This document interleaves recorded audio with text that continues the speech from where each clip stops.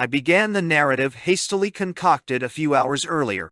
As I talked, however, DeMille's face took on a strangely quizzical expression, somewhere between amusement and astonishment. I was disconcerted, but decided to plow right ahead to the bitter end. When I had finished the story, DeMille looked me in the eyes. "Tell me, Gene," he said, "have you read the play just written by Walter Durrani and Morris Hindus?" "No, I haven't. I knew they were writing a play, but haven't the slightest idea what it's about." "That's extraordinary, almost uncanny," DeMille said. "They gave me the play to read and I just finished it. Well, this story you have just told me is almost the identical story in their play?" It was my turn to be astonished. But perhaps the thing was not as strange as it seemed at first blush. All of us had had approximately the same experience, and in attempting to convey that experience in fictional terms, chose the obvious story. Living Space. Asked to list the cities she had learned to know intimately in her 10 crowded years of life, our genie replied without hesitation. New York, London, Paris, Berlin, Moscow, and Klyazma. The Klyazma, thus bracketed with more notable metropoli, outweighed, at the moment, the others in importance. Its broad, muddy avenues and rowdy children and nude bathing, its easy and earthy ways, must have impressed Jeannie as pleasantly exciting after the trim orderliness and hushed respectability of Lichterfeld in Berlin, where she was being schooled. Klyazma, where we spent the summer of 1932, lay on a meandering river of the same name, about 30 miles outside of Moscow. It retained the externals of its former character as a summer resort and suburban residential town for middle-class Muscovites. Roomy houses, each with its plot of ground and shrubbery, sat well back behind tinted picket fences. But it had a frayed look and a somewhat strained and nervous atmosphere. The more elaborate structures were being used as official vacation places and sanatoria. A good many had been taken over by government organizations for their officials. But many of the houses were still in private hands, those who had managed to hang on to a private home through 15 years of revolution. Never certain of their rights or tenure and tentative in their sense of ownership, were responsible for the nervous overtones of Klyazma. They were chiefly in, between people socially, walking the tight rope of political respectability. A block or two from us, in a ramshackle clapboard house of many rooms and dark corridors and rickety stairways, Jimmy Abbey, the quixotic American photographer, was installed with his family. Besides the diminutive bald-headed Papa Abbe, his attractively buxom Polly, and the 3 children who were destined to celebrity through their book Around the World in 11 years, the menage included the 4 children of Dr. Hecker, an assortment of house guests, a dog or two, a Sanger circus on the Klyazma, as it were, noisy and hectic and irresponsible, far more Russian in these respects than any Russian household. The Abbe hospitality was exuberant and most Catholic. Another ill-assorted dozen guests to share the food, bought with borrowed rubles, meant nothing at all. Ivy Litvinov, wife of the Commissar, and their adopted daughter were there often, and Dr. G. Alkenhirsch's Rolls-Royce, brought from America each time he came to give the Russians his well-paid advice on matters chemical, was parked there frequently, and stray Russians and less routine tourists came and went. Spencer Williams, an Iksu, newspaperman in charge of the American Russian Chamber of Commerce, and his wife, Caroline, were also summering in Klyazma, an enthusiastic motion picture amateur. Spencer came out of Klyazma with the most intimate record of nude bathing available anywhere. The Chamberlains, a few other Americans, and several Viennese families were scattered through the town. Our own household entertained transient Americans. Among them, I recall, Henry Lucet, proprietor of Time magazine, Stanley High, preacher and publicist, and Alfred Stern, head of the Rosenwald Foundation, with his charming wife, the daughter of Julius Rosenwald. All in all, the inhabitants of Klyazma that summer had a close-up view of foreigners and their foibles such as few Russian towns could boast. We shared our house, for our sins, with the director of a trust and his family, one Pantaleiev, pot-bellied and unctuous, his ecclesiastical hair and beard, a carroty red in color and silken in texture, trimmed to a stage version of the old Bolshevik. The company of these Pantalaev's father, mother, and son was far from edifying, but as a sociological study they were useful and fascinating. Perfect laboratory specimens they were, of the newly entrenched bourgeoisie, profiteering on the revolution, loud, vulgar, and self-centered people, greedily garnering comforts and advantages for themselves in the name of the proletariat. Even the oily obesity of all three seemed symbolic. The house ostensibly belonged to the trust, freshly seized for its workers, but it was occupied in expansive ease by the Pantalaevs. The automobile that took him to and from the city and stood always ready, chauffeur and all, for his bidding, likewise belonged to the trust. And the sacks o' pound potatoes with which he filled the cellar, at a time when his workers were standing queues for them, presumably also belonged to the trust. Eventually socialism would give every worker a summer home, an automobile, and plenty of potatoes. For the present. As a beginning, Pantalaiev enjoyed such things in their name. We rented the dacha sometime in May or June from its original owner, a lanky and ineffectual old man named Kalishnik, who held a semi-technical job in one of the commissariats. His wife was a fluttery, old-fashioned little woman, as dried up as an old pea. Both of them, trailed by an elongated son of 15, showed us over the premises, every potted plant and faded armchair spotlessly clean. The house was their little world. They had lived in it these 30 years or more. Having signed the lease entitling us to occupy the ground floor during the summer, and having paid the rental, we considered the matter settled. But nothing in Russia happens quite so smoothly. In a few weeks we were privileged witnesses to one more liquidation. The Kalishniks, it appeared, had negotiated with a state trust for the sale of the house. They would receive in exchange an apartment in the city and a sum in cash. The deal, clearly, had been dictated by these people's fear of losing their home without compensation. A preliminary and unsigned draft agreement was drawn up. In the meantime, however, the government had taken a more liberal tone toward private owners. The Kalishniks took heart and called off the deal. But they were reckoning without Comrade Pantalaiev, director of the trust.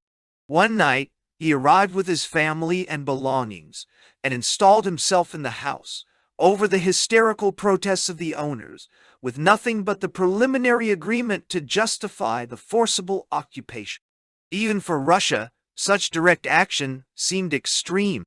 Had the offender been an ordinary mortal, the police would have dislodged him as a matter of course. But this was a communist, a responsible worker with a histrionic coiffure, so the local police preferred not to budge him. The Kalishniks had recourse to the courts. Either the agreement was in effect, in which case the trust should provide them with a city apartment and the specified cash consideration, or it was ineffective, in which case the intruders would be expelled. In the simplicity of their own hearts, the Kalishniks knew that these were the only alternatives, and in the simplicity of my own logic, I agreed with them. It was in the rough-and-ready courtroom of the neighboring town of Pushkino that I had my first view of the oligarchinous Pantalaiev debt. He was holding forth when I arrived, in the flowing periods of a practiced demagogue, and the three judges, one of them a young kerchiefed girl, seemed deeply impressed.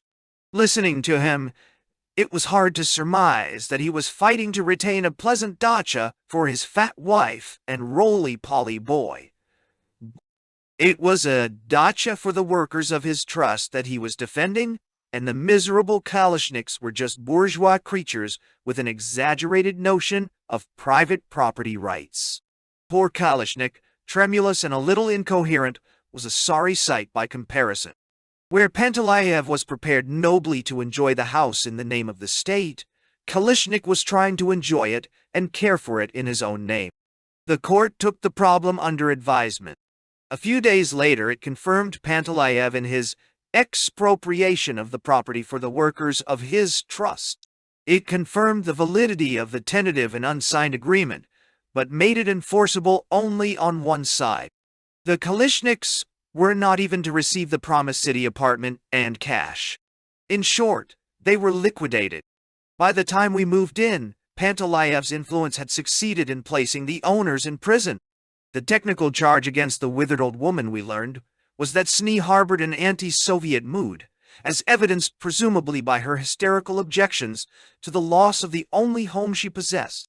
Against her husband, Pantalayev had dug up a faded charge dating back to the Civil War days. True or false, the charge was just a convenient pretext for removing his melancholy face from the vicinity. Only the boy Kolya and his dog remained, living in a sort of outhouse, and dependent on such food as Billy gave them.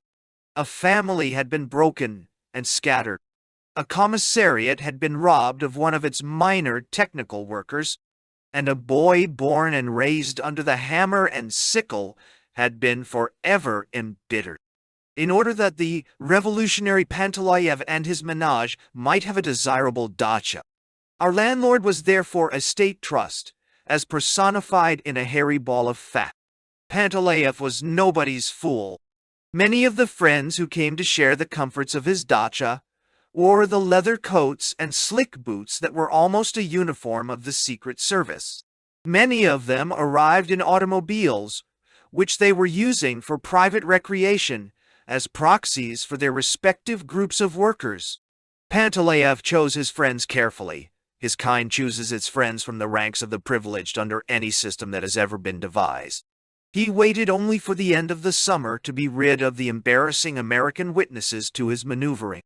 Then he would remain in sole and complete possession of public property, where private property had been shown its place. One day, representatives of the Financial, the finance department of the government, arrived and made a careful inventory of the property on the premises, and every broken-down chair and threadbare carpet was listed. The personal belongings of the Kalishniks had been confiscated for the proletariat along with their house. This or some other Pantalayev would soon be using them for the glory of Karl Marx. Pantalayev was not left in doubt as to what his American tenants thought of his unctuous hijacking. He began with a campaign of petty persecutions which I squelched quickly enough by using some of my own influence. Influence is as efficacious a commodity under totalitarian bureaucracy as money under capitalism. He thereupon changed his technique and tried to make friends of us. Possibly he had become alarmed at the likelihood of such a public record of his methods as these pages. Once he asked me point blank why I didn't like him. I told him point blank. Watching the Pantalayevs at lordly ease on the lawn, Mrs. Kalishnik had tended for 30-odd years was an ordeal to the end of that summer. A stout servant plied them with appetizing morsels. The silken beard flowed gently in the country breeze. The proletarian chauffeur waited for hours for their orders. The revolution had triumphed over another bourgeois family, and all was well with the Pantalayevs' world. Among our regular guests at Klyazma, and after we returned to town, were several American Negro boys and girls, the cynosure of all Russian eyes wherever they went. These were the sorry wreckage of a politico-artistic project that foundered on the rocks of the higher diplomacy. The project, greatly ballyhooed in the American Negro press, had envisioned a superfilm of Negro history, a sort of cavalcade of the colored race in America, its exploitation, and its stirring to proletarian class consciousness. To this end, 22 American Negroes, mostly from New York's Harlem, were engaged and shipped to Moscow, all of them actors and actresses of extremely amateur standing. As may be supposed, they were for the most part members or sympathizers of the Communist Party. The whole undertaking seemed to them token of the New World dawning in Russia. In Hollywood, the Negroes were sentimental mammies or clowning comics, but Moscow would do justice to the epic tragedy of a race in bondage. The arrival of the Negro group in Russia was an occasion for editorial handsprings on the theme of minority races and their eventual emancipation by the Comintern. A German film director who had done a picture about Africa was selected to direct the new film. His familiarity with African savages by Russian logic equipped him to interpret Mississippi and Harlem. I read an outline of the scenario, and it seemed to me replete with absurdity, profoundly ignorant of the American Negro, his psychology, and his problem. Nevertheless, it might have produced some vigorous pictorial symbolism. When news of the project reached the American press, all the professional friends of the Soviet Union were horrified. They acted to avoid the political catastrophe.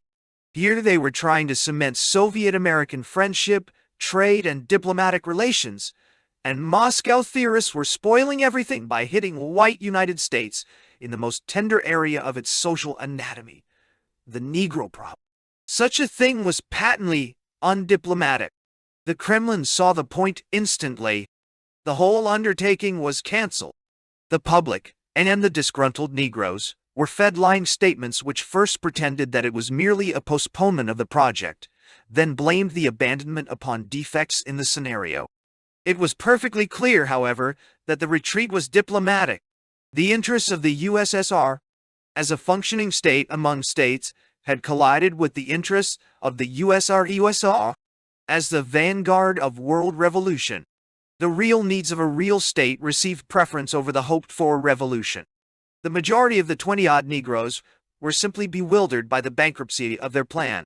The disciplined communists among them meekly took orders, signed the statements drafted for them, and scouted around for jobs. But a minority made no secret of its sorrow. 4 of them sat in my office, sizzling with indignation, feeling themselves insulted and betrayed. American race hatred has reached across the ocean and hit us in the face, one of them exclaimed. Even in Soviet Russia, hatred of our people has caught up with us. This was the disillusionment they carried back to America, where a few were outspoken enough on the matter. More opportunist members of the party decided that there was no use quarreling with a powerful government, whatever its revolutionary slogans. They remained in Moscow, working or studying. One of these was a slim, light-colored, and very attractive young negress from Harlem. Communist politics were above her head, but the admiration and flattery of individual communists quite understandable. The competition for her company was keen and undisguised, with a prominent novelist and a prominent official of the Foreign Office among the more eager wooers.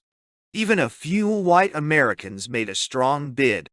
It is to the girl's credit that her popularity did not go to her head.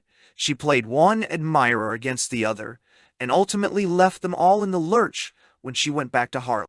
The domestic spaciousness in which we had lived and entertained in Moscow, that spaciousness so widely envied, so celebrated in the folklore of the foreign colony, came to an abrupt end in the fall of 1932.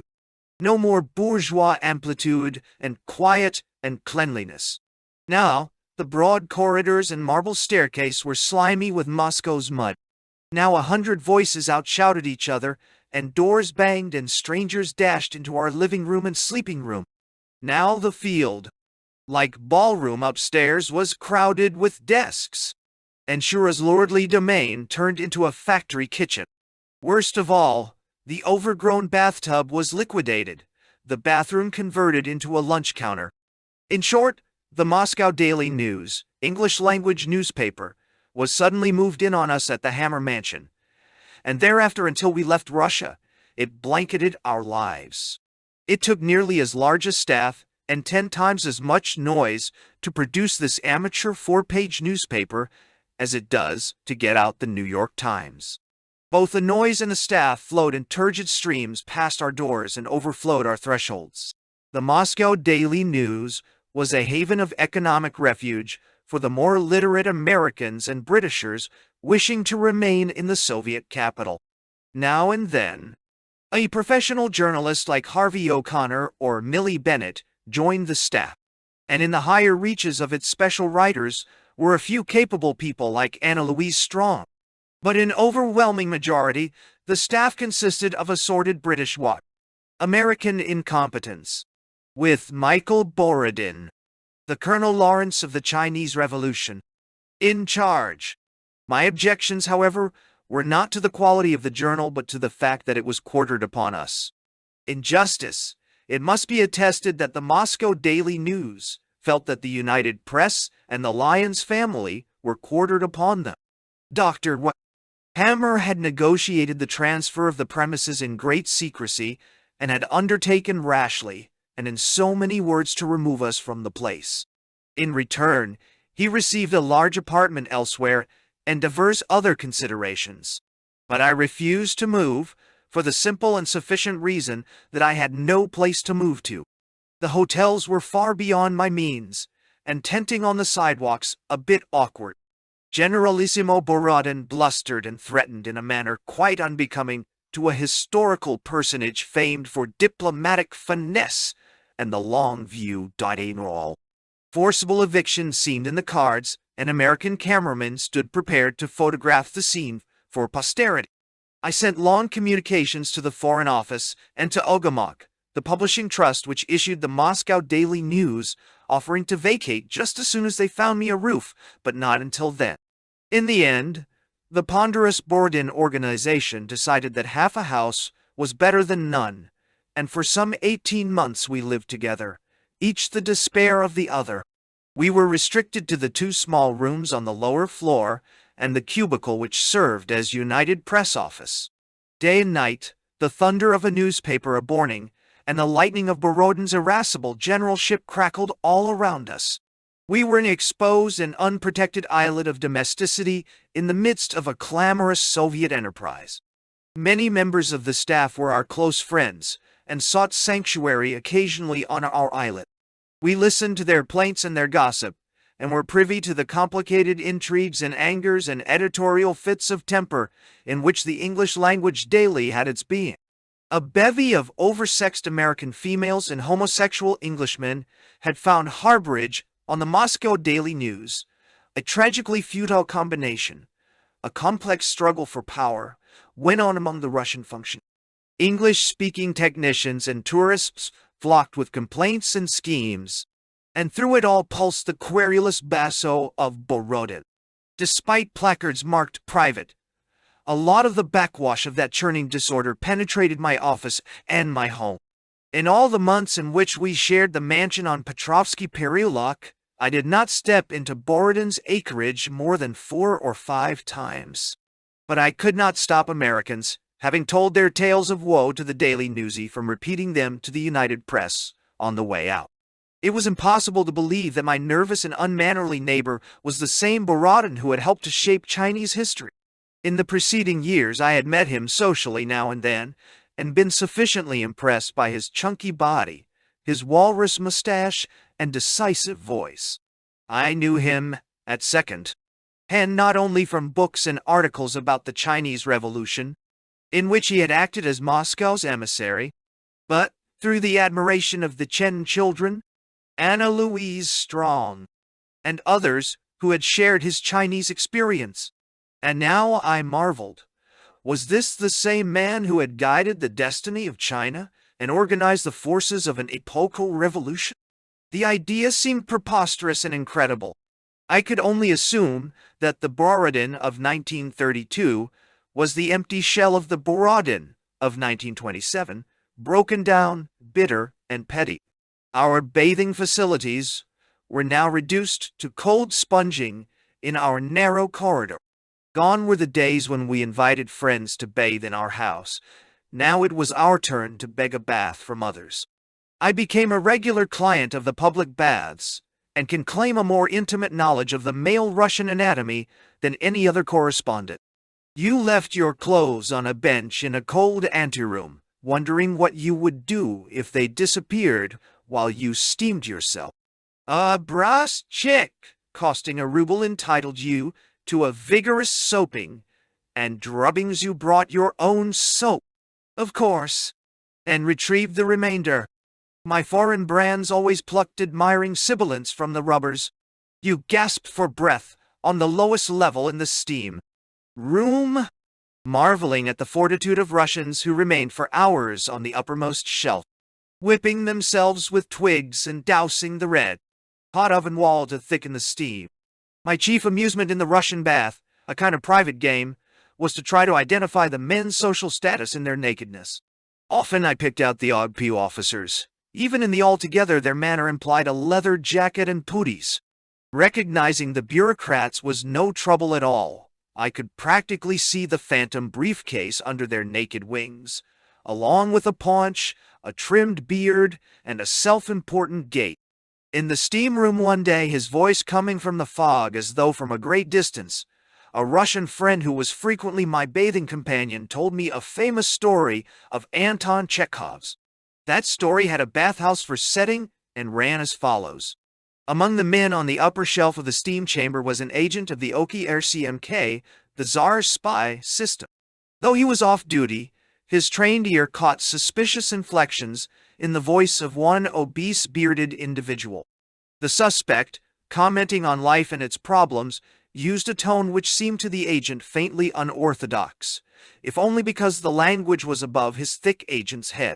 Aha! The spy decided. This customer will bear watching. When the suspect left, the agent followed. From a corner of the dressing room he watched his quarry getting slowly into clothes. Horror of horrors. It turned out to be a priest. Conscience bitten that he should have suspected a priest, the spy approached him, bowed low, and apologized. "Forgive me, Father," he said, "but I thought you had ideas." The Chekhov story was almost worth the loss of a bathtub. Thereafter, when the OGPU took some intellectual of my acquaintance into custody for questioning, when an office wallpaper directed its irony against some hapless old man of doubtful social origin, when the press assailed some leader on the skids, I was able to say sagely, "Forgive them, Father, but they think he has ideas." Now, Borodin and his associates waited for me to clear out as for a deliverance. My infidel bourgeois presence was an embarrassment. More important, my living space was needed as the staff grew from day to day. On my part, I was no less anxious to end the enforced propinquity. Opportunity knocked at my door. A group of Moscow's foremost literary men were building a cooperative apartment on Nash Chokinsky Pereolok. The work was slowed up by lack of transportation. If only they had a few auto trucks, one novelist sighed, they could rush the job. There and then, a kombimsia was born. I would provide them with enough American money to import a truck, maybe two, and they would give me an apartment in the cooperative house. My apartment would be ready for occupancy, I was assured, by the November holidays, by the end of the year at the latest. Actually, it was not completed until the spring of 1934. I was not fated to occupy it, but I had the doubtful privilege of watching over its construction. The sum discussed was $1,500. I was maneuvered into paying $2,500, just enough to buy 2 American trucks through Torgsin. Having accepted my money, the literary cooperative evidently felt that the transaction was completed. From that point forward, for nearly 18 months, my every plea for action in building the apartment and reasonable quality in construction was treated as an intrusion. A dozen times I was held up for more valuta.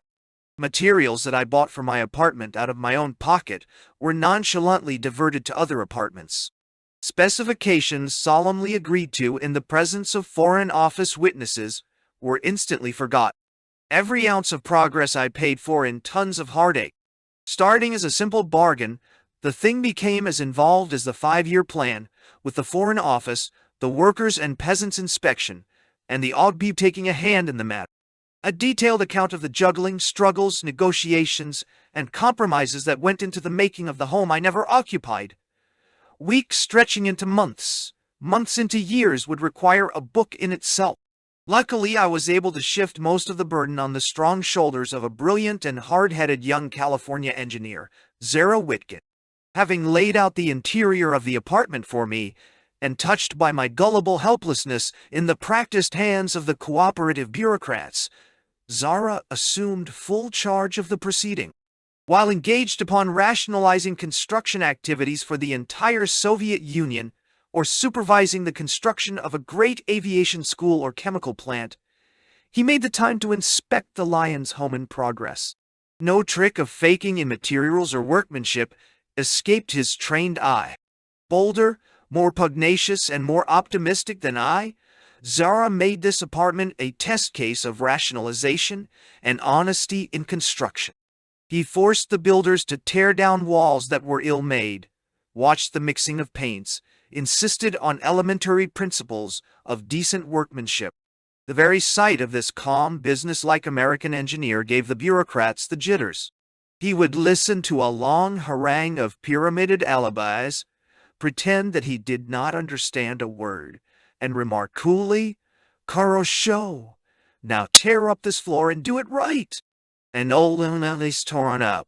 The United Press, which now occupies that apartment, may take pride in the fact that the mind which supervised the building of the Hollywood Bowl and some 200 other outstanding California structures also supervised the building of its Moscow headquarters.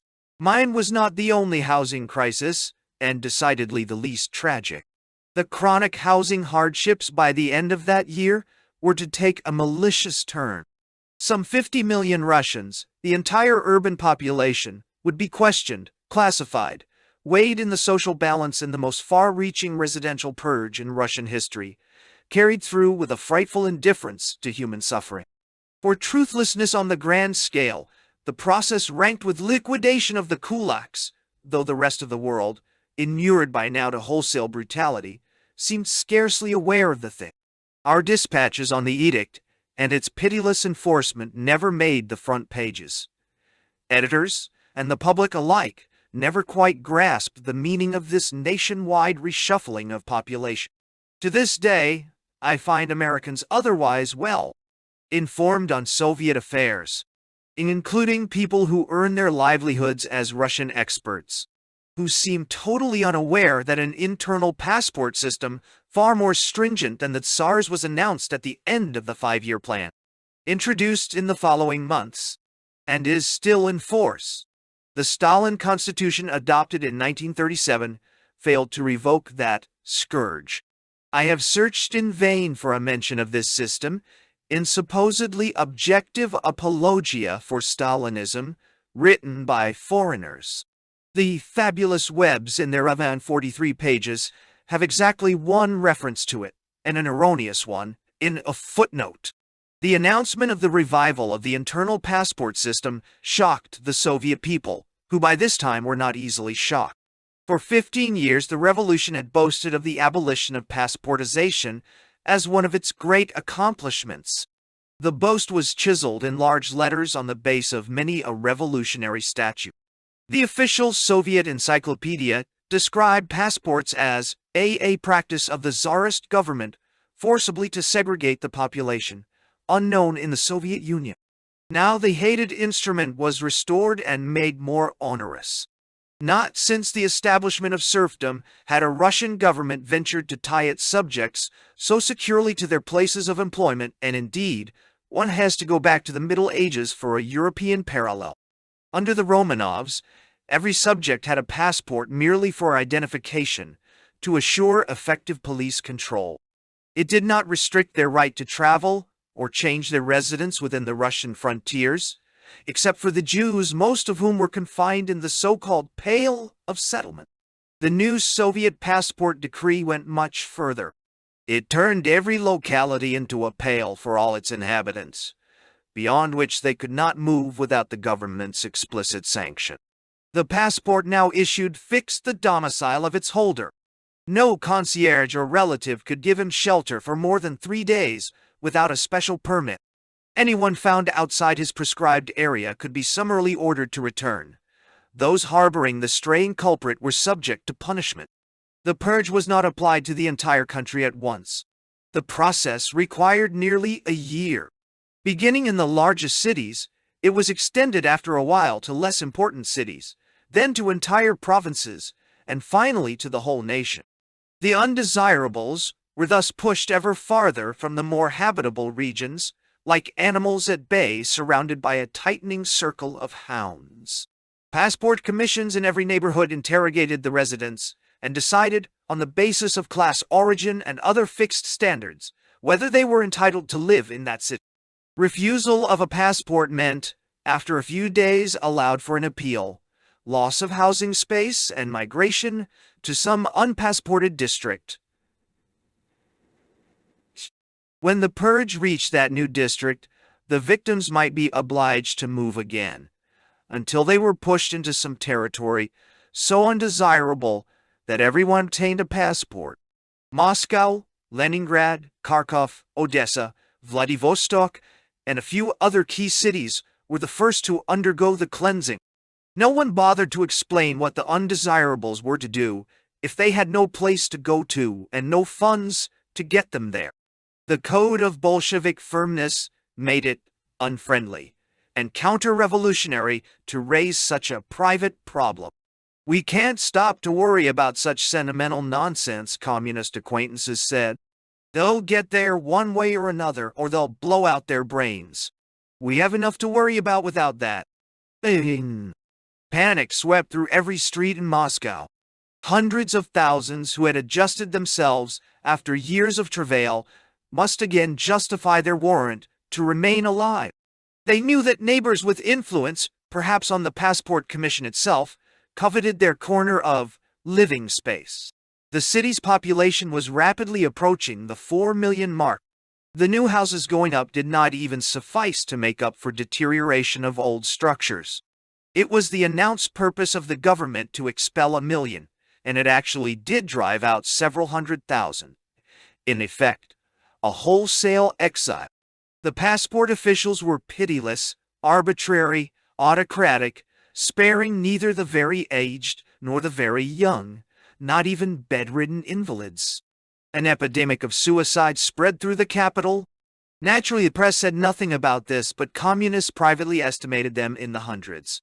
Scarcely a day passed, but I heard the details of some family denied a passport and choosing death as the only remaining alternative.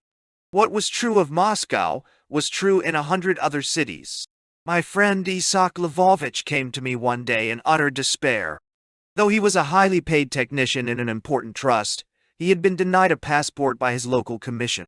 His household, besides a wife and 4 young children, included a father of nearly 80 and a crippled niece.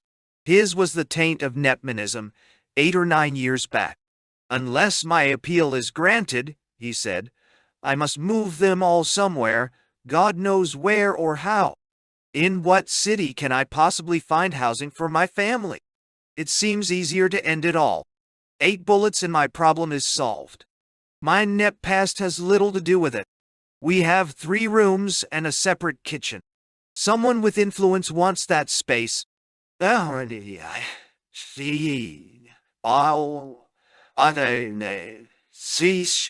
Only 1 in 100 ever obtained a reversal of the commission's decision. Because Isak Lvovich was extremely valuable to his trust, and its director happened to be a courageous communist, he was that 1 in 100. A few days later, he phoned to invite us to a party. He was celebrating the receipt of a passport, as though it were a commutation of the death sentence. His joy was well nigh hysterical.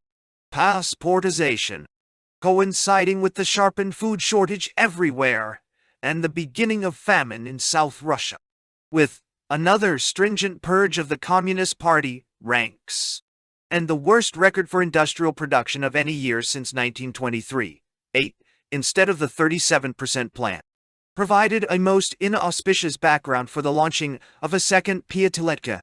Indeed, the moment was far more critical than anyone outside the highest circle of power suspected. Disclosures in the next 5 years have made this clear. Half the country was starving, as we shall see.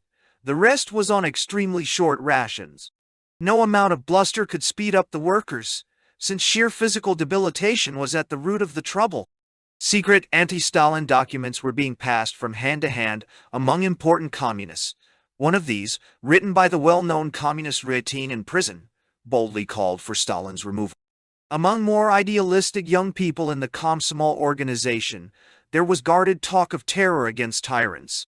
The diary of Nikolaev, the young communist who assassinated Kirov on December 1st, 1934, has never been published, but one who read it has revealed that it reflects the desperate mood of a large portion of youth as the plan drew to its tragic conclusion. Subsequent charges of terrorism and anti-Stalin conspiracy, which in 1936-37 were to bring dozens of old Bolsheviks and military leaders, as well as hundreds of rank and file communists, before the firing squad, grew in the main out of the crisis at this juncture. This was the end of 1932, when the situation in the country was similar to 1921, the time of the Kronstadt Rebellion. An old Bolshevik was to write in a letter smuggled out and published anonymously abroad. In 1932, it is true, there were no actual revolts, but many believe that it would have been better if the government had had to deal with actual revolts. No. On December 27, 1932, in the very last week of the plan, that is, it was decreed that every Soviet worker surrender his passport or other identification documents to the administration, in case of a disciplinary dismissal, for 1 day's absence from work. For instance, the administration must inscribe that fact on the document. No other state institution was allowed to employ a worker with such a black mark for 6 months after his dismissal. In the meantime, he lost his rations and sometimes his home. The proletarians' role by the end of the 5-year plan had been reduced to silent obedience, with starvation as the only alternative. American tragedies. Because of the absence of diplomatic relations between the USA and the USSR, every American correspondent, to his infinite annoyance, became an unofficial diplomat in the eyes of Americans in trouble. I was constantly being maneuvered into interceding for Americans who had lost their passports, or were being forcibly detained on Soviet soil, or were trying to pull a Russian wife out of the country. An ill-gained repute for tender-heartedness won me more than my normal share of these problems. More hard-boiled colleagues were inclined to shun troublesome countrymen, unless they were countrywomen endowed with pulchritude, to Petrovsky Perila. And on occasion, if the truth be told, I wished such annoyances on some colleague.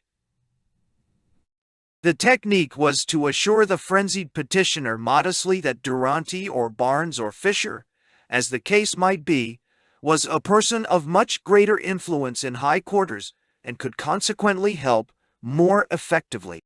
By way of insurance, it was best to add, "But you'd better not tell him I sent you."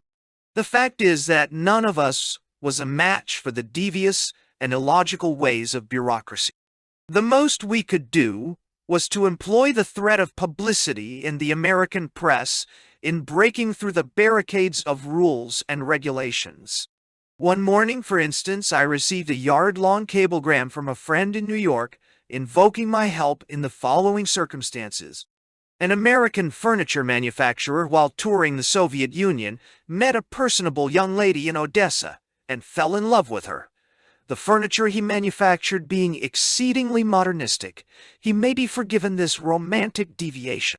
His love brought him back to Russia and Odessa for a second visit, and on this occasion he married the girl and applied for an exit visa for her.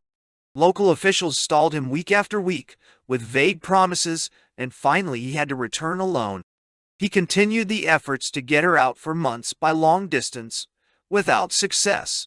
Meanwhile, it appeared that he had left his wife in what used to be called an interesting condition. The gentleman was naturally much distressed and begged that I do something. Upon making certain inquiries in Odessa, I discovered that the Russian bride, soon after the American's departure, had been arrested for reasons that I could not ascertain. Reasons are not important in Russia anyhow. The circumstance that she was of bad birth, that is, good birth old style, and had associated with a foreigner may have had something to do with it. I thereupon consulted my typewriter, and what emerged was a cable dispatch about love and passports. The gist of it was that the Russian bride of an American businessman, a bride who would soon be a mother, languished in prison, while the heartbroken bridegroom and father-to-be fought for her release. This lugubrious tale I laid, with a straight face, upon the desk of His Highness the Censor. The censor read it and blanched in the 2 spots on his face, not covered by beard. This decidedly was not the sort of story he cared to have spread on record in the American newspapers. I pretended astonishment at his astonishment. "Why, this is just an innocent little human interest yarn of the sort dear to the American heart. No one denies you have a right to jail Soviet citizens, even if they're pregnant and married to Americans." He looked at me in a way that made further discussion superfluous. "Just leave it with me, Mr. Lyons, and we'll ascertain the facts." Next day I telephoned to inquire whether the facts had been ascertained. Ditto the day after that. On the 3rd day, the censor's voice had an optimistic lift to it. "I'll have some news for you on that story, I think, in a few hours." That afternoon, he phoned to say that the story was untrue. The lady had been released from jail and had, in fact, been given an exit visa. I had never had the slightest intention of cabling that story, of course. The news that Russia had liquidated unemployment and was in dire need of labor power brought hundreds of foreign job hunters to Moscow. Most of them arrived as third-category tourists, lived lordly tourist lives for the 5 or 10 days specified, then found themselves penniless, homeless, and jobless in the citadel of socialism. Even where they had specific mechanical trades, only 1 in 100 managed to cut through the jungles of red tape around Soviet jobs. Many of them had sold their last belongings to make the trip, certain that the new society waited for them with open arms. By 1931-32, these hordes of stranded Americans became a real problem. There was an American worker who had come with a young son to start life anew in his socialist fatherland. His last dollar was gone.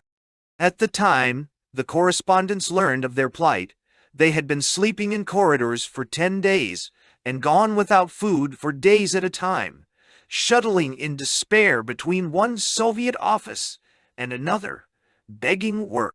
Others were quartered upon already overcrowded American homes. One woman came to spend a night at the Lyons Menage and remained for 8 months. Ralph Barnes of the New York Herald Tribune, whose journalistic courage was always a notch or 2 higher than the Muscovite average, a fact that did not make him too popular in certain official areas, was the first to write a dispatch about the American derelicts on Soviet shores. Other correspondents followed his lead. These stories led the government to issue the sensible order that all tourist tickets must be round-trip, and Soviet agents abroad were instructed to make it clear that no one arriving on a tourist visa could remain in the USSR to work. An increasing number of Russian Americans also found themselves virtual prisoners in the land of their birth and turned hopefully to the correspondents for help. The victims were almost always humble, meek, friendless individuals whose failure to return to the land of their adoption was not likely to excite American public opinion. Not a single instance came to my knowledge of an American of Russian origin with money, education, and influential friends in the USA being claimed as a Russian by the Soviet government. Those naturalized Americans whose passports were summarily confiscated were poor, simple, scared workers. Legally and technically, the Soviet authorities were apparently well within their rights. American naturalization does not wipe out the prior claim of a person's native land. This issue has often arisen in relation to alien-born Americans in other countries and has been adjusted, in some instances, in special treaties. In Russia, there were a number of pound themes strictly taboo for reporters who cared to live on more or less amicable terms with the authorities, and captured Americans was one of them. A large proportion of the profitable tourist trade consisted of Americanized Russians returning for a glimpse of their homelands. Publicity about confiscated passports would have endangered this lucrative trade, and the press department made it clear that such stories would be considered unfriendly acts. For years I tried, as did one or two others, to elicit a clear-cut statement of policy in this respect. If the Soviet government stood foursquare on its rights to claim every Russian-born American at will, we argued it was our duty as correspondents to report the fact, if only as a warning to Russian Americans. Our efforts came to nothing. The taboo was finally broken through as a result of a particularly tragic case of such citizen snatching. A California machinist born in Russia, but raised in America since boyhood, accepted a job in Russia. Being a widower, he brought two American-born children with him. His passport was taken up on arrival, and his every attempt to regain possession failed. After a year or so of procrastination, he was informed that he was considered a Soviet citizen. Perpetual exile from America had been no part of his intention in accepting Soviet employment, and the prospect of his children, typical American youngsters, growing up as Russians appalled. The fellow had more than ordinary courage and raised a howl heard by all the correspondents. The refusal of Russian officials to grant exit visas for the American-born children, in particular, riled us.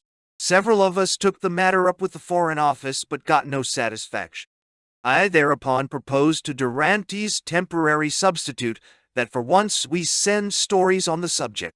Being less of a diplomat than his boss, he saw the facts in newspaper terms as a swell story, and by agreement we mailed our dispatches to London, whence they were cabled to America.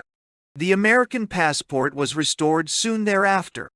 The most pathetic category of Americans held in Russia against their will were those who had voluntarily given up American citizenship through communist patriotism, then changed their mind.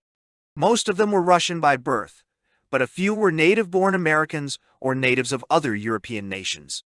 Having escaped the iniquitous capitalist world and embraced the socialist dream, they threw away American citizenship, joyously, defiantly, as though casting off chains. The period of disillusionment ranged from 2 weeks to a year, and the embittered regrets were in direct proportion to the fervor of the original renunciation. It was the finality of their act, the realization that they were trapped and held and could never leave Russia again, which worked on these people, even more than their disillusionment with the USSR. They would come to my office, or the office of some other American, and weep bitter tears. We could offer them nothing but sympathy. When an American embassy was eventually opened, its first and largest headache was the adjustment of hundreds of these passport cases. The love element in our amateur diplomatic work was provided by the American engineers, resident salesmen for American manufacturers, and others who had acquired Russian wives only to find out, when the moment for departure came, that they could not take those wives along. A few foreigners of exceptionally influential standing managed to obtain exit visas for their Russian loves, but the average mortal could not. Americans, without an embassy to intercede for them, were especially helpless under such circumstances. I could fill a book with the strange tales of Russian-American romances in which a most unromantic Soviet passport office figured as the villain of the piece. I knew several cases in which lonesome Americans took women into their homes, knowing that they were little more than prostitutes and spies, but took them in time into their hearts as well, married them, and fought long and tragic battles to extricate them from the USSR. Why the Soviet regime in the Stalin era has been, and still remains, so uncompromising in its determination to prevent its subjects from emigrating has never been clear to me. I have heard all the semi-official explanations and guesses, but they sound unconvincing. The most common alibi is that the emigrants might be unable to find work and become a burden on some foreign nation. This solicitude is hard to swallow. It is particularly unconvincing in relation to tens of thousands with families abroad eager to care for them. Another explanation offered is that the USSR could not spare labor power, a strange reason certainly, for holding thousands of aged and decrepit people eager to join relatives abroad, or tens of thousands of disfranchised persons who were not given the right to work. More candid officials did not resort to such palpably lying explanations. They admitted that if the gates of their country were opened, hundreds of thousands and possibly millions would leave. They would naturally be the most dissatisfied elements, and would therefore be a potential source of anti-Soviet propaganda. The myth of a happy, busy socialist nation and an enthusiastic population might be punctured. A communist friend, whom I pressed on the subject, finally blurted out, "Why should the bastards who hate us be allowed to get out of our control? And why should they be exempted when the rest of us are starving and suffering for the future? They'll stay right here and suffer with us." Whatever the reason for locking the Russian people into their country, it seemed to turn the USSR into a dungeon. It helped to make abroad the most glamorous word, the greatest gift within the power of the Kremlin. The point of poor Larry's experiences in Russia is blurred unless one knows Esther, the wife who remained behind in America. Larry is a chirping and pleasant little man, very intelligent in an academic fashion, but a little helpless in practical matters. Esther, being a large and capable and energetic female, complements him completely. It was Esther who supported the family when I first met them, while Larry studied engineering. That was when she worked with me for the Sacco Vanzetti defense in Boston. I saw them at long intervals in the following years, and she was still the generalissimo of the family. They are both idealists. Their common interest in righting the wrongs of the world, indeed, is one of the strongest bonds between them. Their ideals, like themselves, are on different planes. Esther is rather professional, and Larry's on more rarefied level. Even the study of civil engineering had its idealistic overtones for it. True, it would enable him to make a living, and one must eat. But that was incidental. The important consideration was that the Russian Revolution had need of trained technical minds, and his profession would enable him to make a valuable contribution to the great cause. While he was still in school, back in 1921, this vision of helping Russia invested the studies with a deeper social significance. Just as soon as he was eligible, he joined the various societies for technical aid to the Soviet government and wrote weighty papers on engineering under socialist conditions. The troubles the revolution was having with its technical personnel, to a degree which obliged the Kremlin to shoot and jail thousands of them, mind you, only strengthened Larry's and Esther's certainty that in preparing a trustworthy revolutionary engineer for Russia, they were doing their important bit for humanity. But for one reason and another, lack of money, the arrival of babies, Larry didn't actually get to the USSR in construction until the 5-year plan was far underway. He made his contract with Amtorg in New York and set off joyously to consummate the dream of a lifetime. Esther remained in America with the babies, on the understanding that as soon as he was nicely settled in Moscow, they would join him. Meanwhile, he would send them part of his earnings. The contract gave him 500 rubles a month, an apartment, and other privileges. Surely he would not need all of $250 a month, that's how he thought of the rubles, and a large slice would go to Esther. I heard that Larry was in Moscow, and though I pretended to be amused by his failure to visit me, I was a bit hurt underneath. But I could understand his shyness. After all, I was a bourgeois correspondent, and had the wrong attitude toward the revolution. Personal friendships must be sacrificed to the cause. 4 or 5 weeks after he had reached the Soviet land, however, lo and behold, Larry was on my threshold, the same diminutive, chirping, and helpless Larry we had known in Boston. There was that forbidden fruit look on his face that other American communists wore when impelled by distress or affection to enter a home contaminated by bourgeois ideology. Larry began on a note of affection but soon shifted to his distress. He didn't tell me all his troubles at once, obviously hoping that some of them would be dissipated. But he returned frequently, and soon I was privy to all his worries, and there were plenty of them. You see, Gene, 500 rubles aren't as much as I suppose. Of course, I'd read articles by a lot of counter-revolutionaries like yourself that talked of inflation, But I knew that was just capitalist propaganda. The Soviet journals ridiculed any suggestion that the ruble was worth less than 50 cents. The fact is, he lowered his voice and looked around for eavesdroppers, that in purchasing power my salary is really less than $10 a month. But naturally you know that. It's even worse than that. I can't send a penny of it home because it seems rubles can't be exported and wouldn't be worth anything if they were exported. Mingo! But, Larry, didn't you know that much about Russia? You, a close student of Soviet affairs. I studied those affairs too much in the columns of the Daily Worker, the New Masses, the New Republic, and the Nation, I'm afraid, he sighed. His promised apartment did not materialize, and he was living in a filthy barracks, in a room with half a dozen Russian technicians working with him in the railroad commissariat. A corner in a private home for which he negotiated would have cost him more than half his entire salary. The real trouble, he said, is that they somehow won't treat me like a foreigner.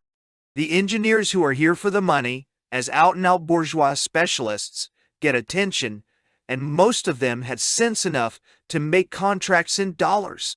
But I'm a communist, one of their own people, so to speak, and they treat me like a Russian. Well, why don't you tell them to go fly a kite and return to New York? And then he told me the most serious disaster.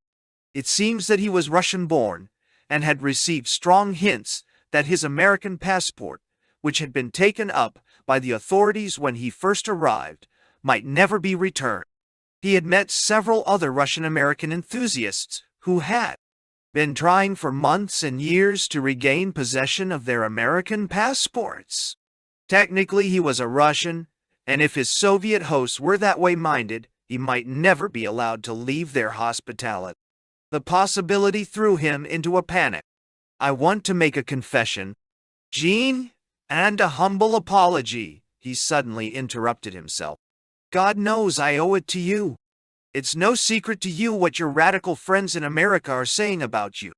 They think that you're a renegade, that you're lying about conditions in Russia. You might as well know that I was one of the most outspoken in the attacks on you. It seemed to me that you were betraying the revolution. Well, I've been here more than 2 months now, and I can testify that you are in fact a liar, a lot more so than I suspect. But you're lying for Russia, not against it. The things you write are mild and pussyfooting compared with the truth that I am seeing with my own eyes. How does Esther take your disappointments? Larry went pale. He wrung his hands. Among his multitudinous troubles, Esther was by all odds the most serious. Esther doesn't know about it, he said. I realized right away that all my incoming letters are being read, and I've learned enough to suspect that the same applies to outgoing mail. With my passport in their hands and all, I don't dare write the truth. Maybe it's nerves, but they have me completely scared. Poor Esther can't understand why I write so little. She sends me a letter every day. And why I don't answer the 1,000 questions she asks about life here. And I can't tell her. I just keep on repeating that everything is all right and it's wonderful to be in the Soviet Union at last, and that sort of thing. I'm sure the poor girl can't make out what's happened to her Larry. It's all perfectly terrible. Now, one day he arrived greatly upset to show me a cablegram from Esther, received several days earlier. She was not the woman to be dilly-dallied with. She wanted to know immediately when she should start out for Moscow. She was all ready. You know Esther, Larry said in a choking voice. She'll sell our last belongings and come over. For all I know, she's on her way now. Well, why don't you wire her not to budge? I did, but she cabled right back wanting to know why. And I couldn't tell her. When he left, he was calmer. We had drafted a message warning her not to do anything until she got his next letter. I undertook to send that letter out in the diplomatic pouch of a friendly courier, and Larry at last was able to tell his Esther the whole truth. He now had only one purpose in life, to obtain his passport and a permit to depart. In a few months he achieved this. Whether he risked ostracism by his friends, all of them communists and near-communists, by telling them why he did not work out his contract or import his family. I have no way of knowing. Perhaps, back home in Depression America, he drifted back into the Hosanna-singing fraternity. I have mentioned Zara Witkin.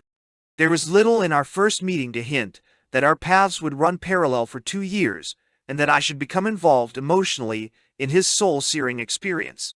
That experience was intensely personal, yet it came to have for me, and for him too, a symbolic quality in relation to the whole Soviet scene.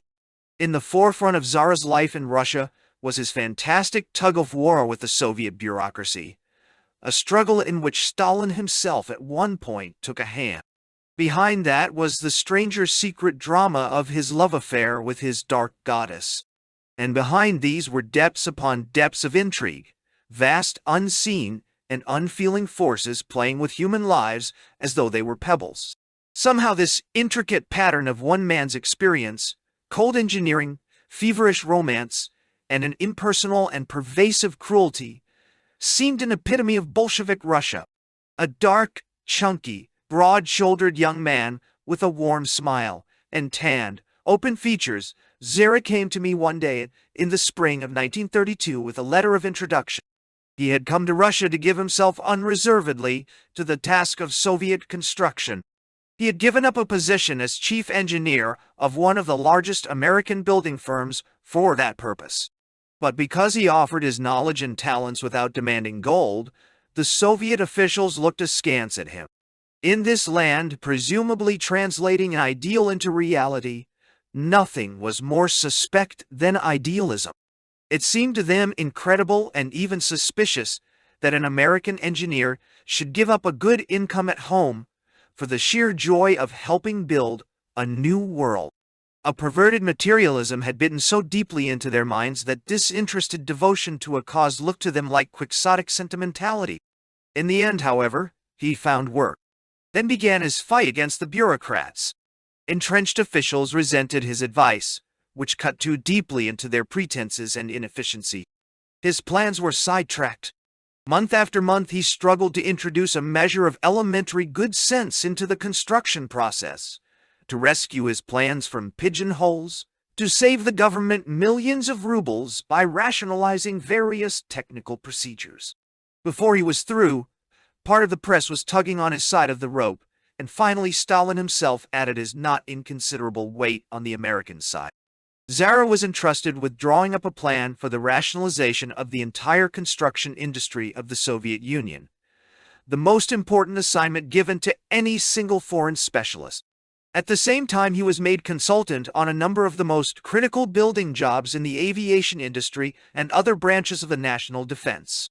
Not even Izvestia and Stalin could budge the entrenched bureaucracy more than a few inches. Tens of thousands of incompetents were too deeply rooted in their places to give way. Their survival depended on the continuation of an intricate system of inefficiency. But it was a lusty battle, which I followed closely and in which I sometimes took a part. Parallel with this struggle, becoming eventually a part of it, was the engineer's amazing love affair. Not until we had met a dozen times or more did he confide to me his love for the woman whom he called the Dark Goddess. He had never met her. Several years before, he had seen a Soviet motion picture in which Russia's best-known cinema actress, Emma Cesarskaya, had a role. Emma is beautiful with that healthy, earthy peasant beauty one sees occasionally in Russian paintings. A vital, deep, bosomed, and fertile beauty beyond mere comeliness. Zara fell in love with her. He wrote to her, but received no reply. Long before this, he had dreamed of going to the Soviet land and of working for the joy of it rather than profit. That dream now acquired a new dimension of passionate consecration. This woman seemed to him the new Russia incarnate. He never doubted that he would find her and that she would respond to his love. His instincts were correct. Billy and I helped him to meet Emma, and they became inseparable companions. From Emma's love he drew the strength for his fight against the bureaucrats. He was doing it for her country. He taught her English, and together they read the letter he had sent her from Los Angeles. It had been unopened all these years. Often they were at our house. Emma grew very fond of Billy. It was pleasant to see Zara and his goddess together. He's so solemn and protective in his happiness. Emma gay and full of the depth. Occasionally the two of them called me into serious conversation. They were planning ways and means of joining the strands of their lives forever in America. On those occasions, there was an undercurrent of fear and sadness, which not all of Emma's gaiety could disperse. They knew, as I did, that larger forces must be propitiated. Moscow would not willingly give up its greatest cinema actress to a foreigner and to America. It is almost blasphemous to tell the story so briefly, but suffice that the enemy Zara had made in insisting upon bringing a little order into the chaos of the construction industry struck back at him through Emma. After some 8 months during which they met daily, Emma was snatched away from him. His every effort to get to her was frustrated. Several times he talked to her by telephone. She begged him in a panic not to call her, to accept the inevitable. He understood that she was under some terrific fear and helpless. For months thereafter, he remained in Moscow, in the grip of a deep despair. Ultimately, he and I returned to the United States together. The Ogpu exploited his tragedy in an unsuccessful attempt to inveigle him into its network of spies.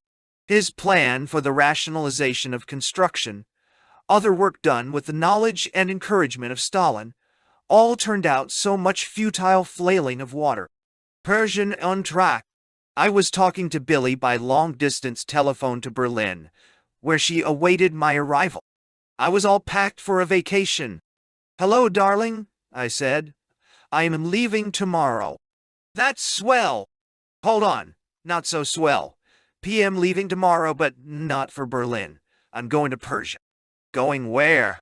"To Persia, Tehran." I repeated it twice more before she grasped the direction of my sudden assignment. "And listen," I said. "Keep this thing under your hat. We don't want any of the opposition to get wind of it.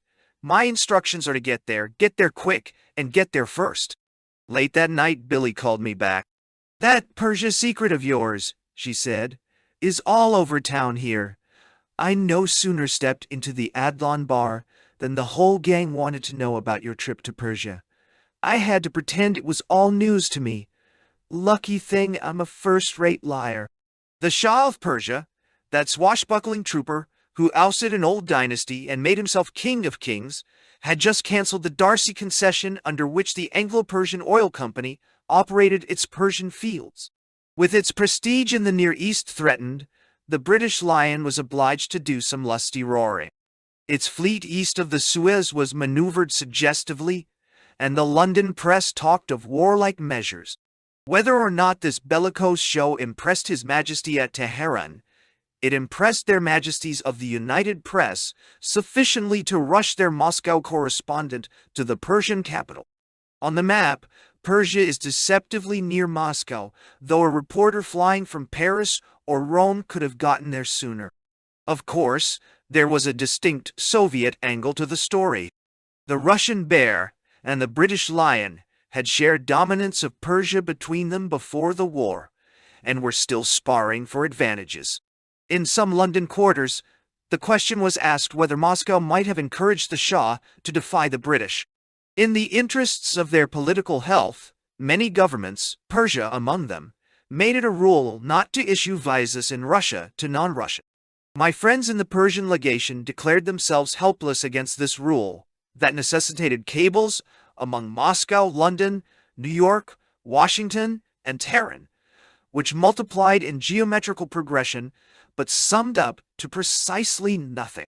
I left for Baku without a visa and exacted one by sheer force of desperation from the local Persian consul, just in time to catch the weekly boat across the Caspian Sea to Enzeli, now Paleb.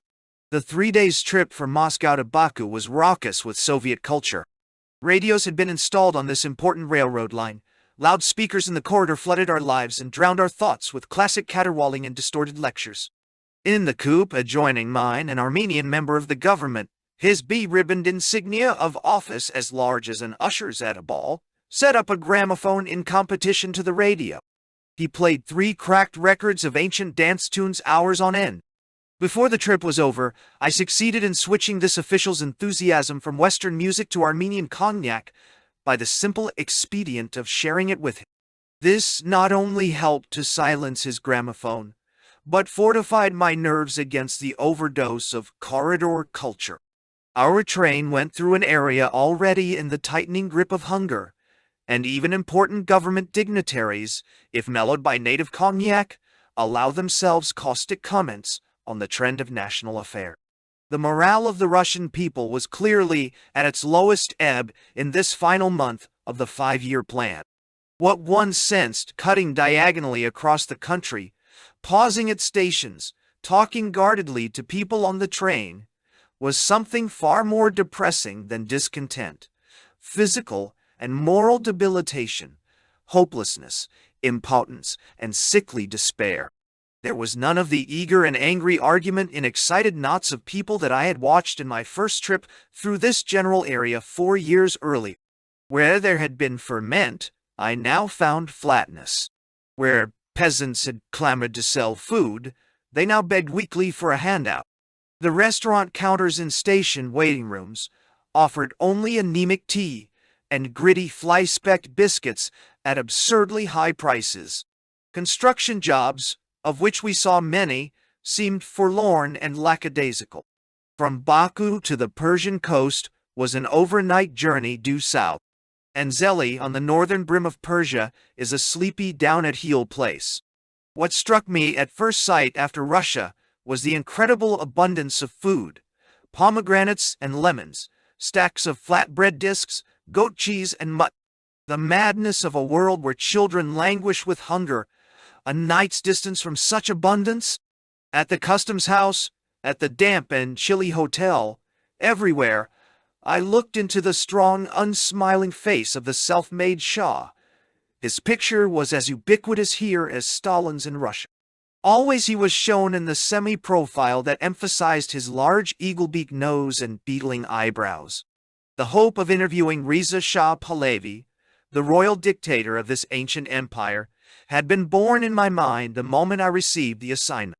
I knew that he had not submitted to an interview by an out-and-out newspaper reporter since he mounted the peacock throne. The hope seemed so remote that I did not mention it to my editors, but it was the obbligato to my thoughts. I remembered reading how Larry Roux and Richard Halliburton and other distinguished colleagues had fought for such an audience and failed, and trusted that my luck might outweigh their skill. Between Anzeli and Tehran are the majestic Elburz Mountains, with one defile that mounts gradually to a snow-covered plateau, more than 8,000 feet above the Caspian level. I hired a dilapidated car driven by a taciturn and most unprepossessing chauffeur. Toward sunset we reached the flattened peak, a limitless world of shimmering white snow and sky. We were in luck. The road, which had been blocked by snowdrifts, was passable. Soon we were in the picturesque, unreal streets of Kavzin, and toward midnight we passed through a gate in the mosaicked wall of Tehran. Despite the hour, the American minister, Charles D. Hart, insisted that I visit the legation residence immediately. I found him charming and generously helpful. The soft rugs, the cheerful fire in the grate, and a few tall drinks thawed the pessimism induced by the wearing mountain journey, and I confided my hope of talking to the Shah, himself a former Washington correspondent, Mr. C. Hart was sympathetic but advised against wasting my energies in reaching for the moon. The next few weeks were crowded with work. The only full-fledged American correspondent on the scene, I made the most of the opportunity.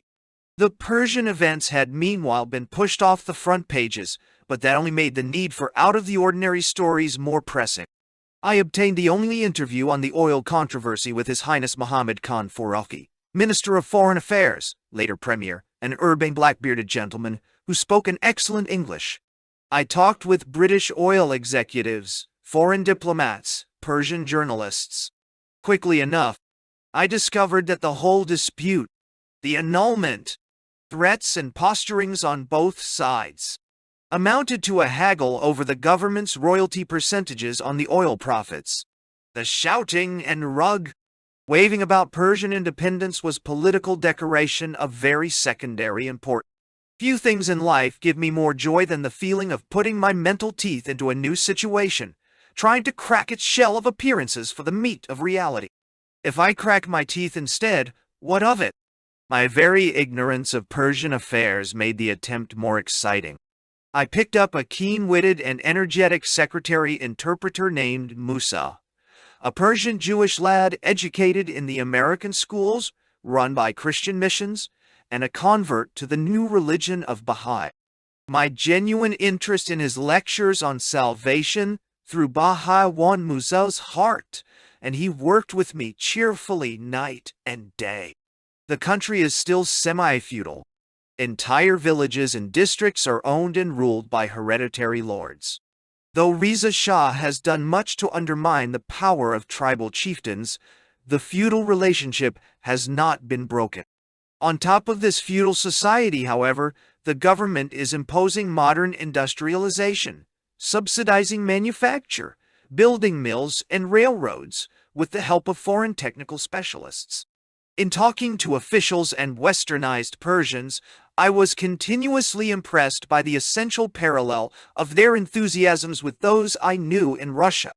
It was not of Iranic art and traditions that they boasted, but of the new cement mixing plant erected outside Tehran, the new railroad mileage added by the Shah, and the progress in unveiling their women. The urge to industrialize was no Leninist invention. The whole East felt it, finding local slogans to express the self-same desire for the West's machines and comforts. For Western democratic government, too, Persians expressed a high enthusiasm, though, as the president of the Mejlis, or parliament, put it to me, democracy is a luxury we Persians cannot as yet afford. The possibility of interviewing the Shah seemed more remote the closer I came to Persia and its leaders. The mere suggestion shocked officials. His Majesty's Minister of the Court, Timurtash, had been, ever since the Qajar dynasty was kicked off the throne, the closest advisor of the new ruler. He was a Grand Vizier in the ancient tradition, wise, magnificent, powerful. When he consented to see me, I felt that the first big step towards the Shah was already accomplished. At the appointed hour, I arrived at Timurtash's palace, but His Highness was not there. The explanation that he had suddenly taken sick seemed to me a low and transparent alibi. His secretaries were embarrassed and flustered. They shrugged their shoulders and assured me that the minister was not only sick, but would remain sick, at least for some months. Indignantly, I drove to Timurtash's residential estate, half an hour outside town, to insist on my journalistic pound of flesh, only to receive the same evasive apologies. The fact was that his agreement to receive me was the Grand Vizier's last official act. That night he was placed by his master under house arrest. If I lost my conference with him, at any rate, I was the first foreigner to learn of his downfall, and to report it to the outside world. Subsequently, Timurtash was transferred to prison, where he died under mysterious circumstances some 6 months later. Only the Minister of Foreign Affairs, it now seemed, might force a path for me to His Majesty. Faruqi was sympathetic, but not encouraging. After a week or so of trying, he announced, formally and definitely, that the Shah and Shah would not talk. It was then that I resorted to an obvious, and therefore neglected technique. The same technique that had helped me into Stalin's presence. I went directly to the Shah. With Musa's assistance, I wrote a letter to His Majesty, as flowery and humble as an Arabian Nights petition, and took certain measures to assure its safe delivery at the Pahlavi Palace. Then I made arrangements to return to Moscow.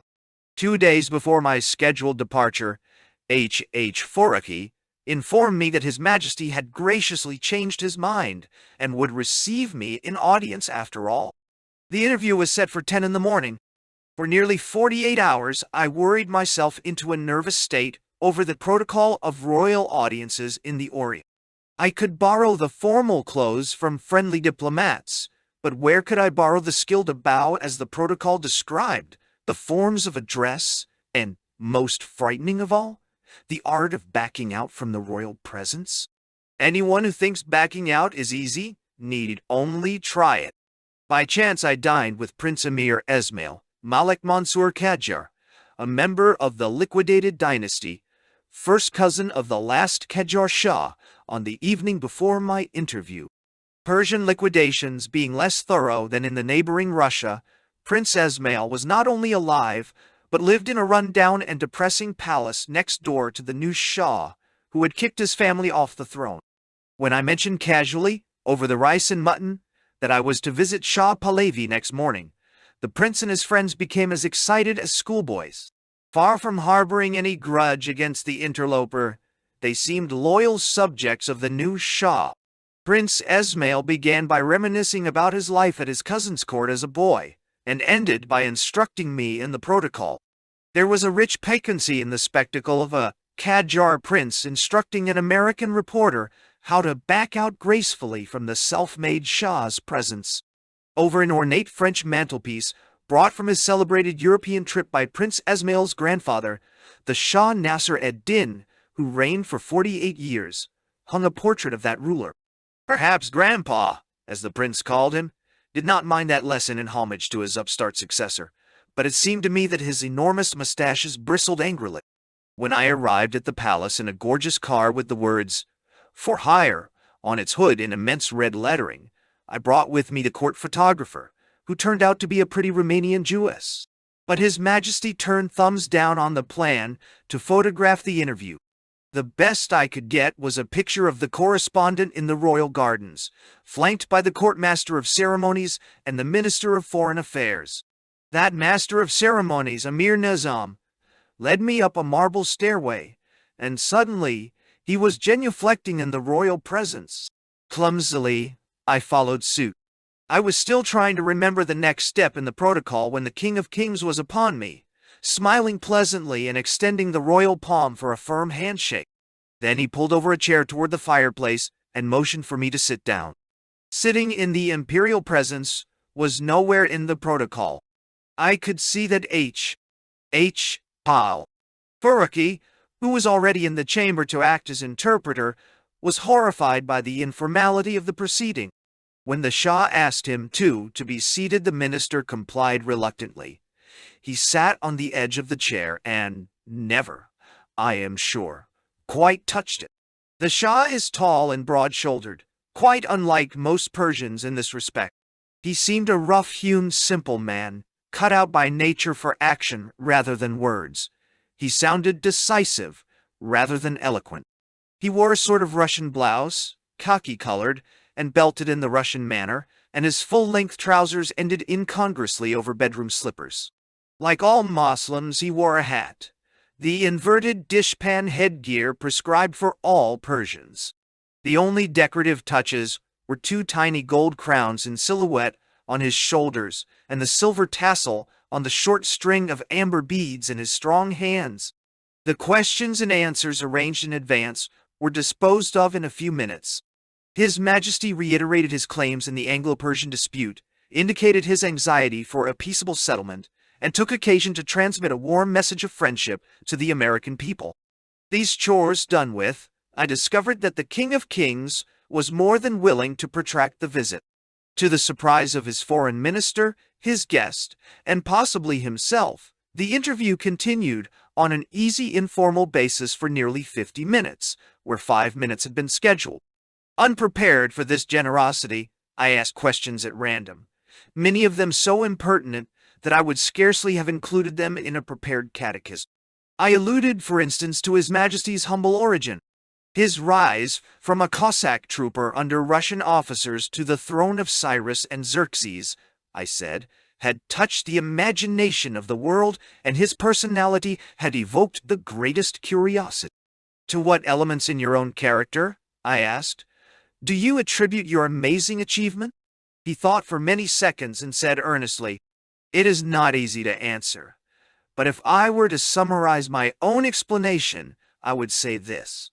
I am a soldier, just a simple soldier, and I love my task." Before leaving, I apologized for the frankness of my interrogation. "I'm no diplomat, but a reporter," I said. The Shah laughed. "I too am no diplomat," he assured me. Not until I was out in the sunshine again did I remember that I had completely forgotten to back out. The news of the interview, a one-day curiosity for the world press, was a sensation in Tehran itself. The pleased astonishment of Mr. Hart was my best reward. By a freak of luck, I was now the first man to have interviewed two Eastern monarchs, Stalin and Shah Reza Pahlavi. Two men born only a few hundred miles apart, and within less than a decade of one another, one the son of a cobbler, and the other the son of poor farming folks. They became absolute rulers of their respective nations. One is called King of Kings and sits on the peacock throne. The other veils his majesty under the title of comrade. One exercises his control with the candid despotism of a Genghis Khan.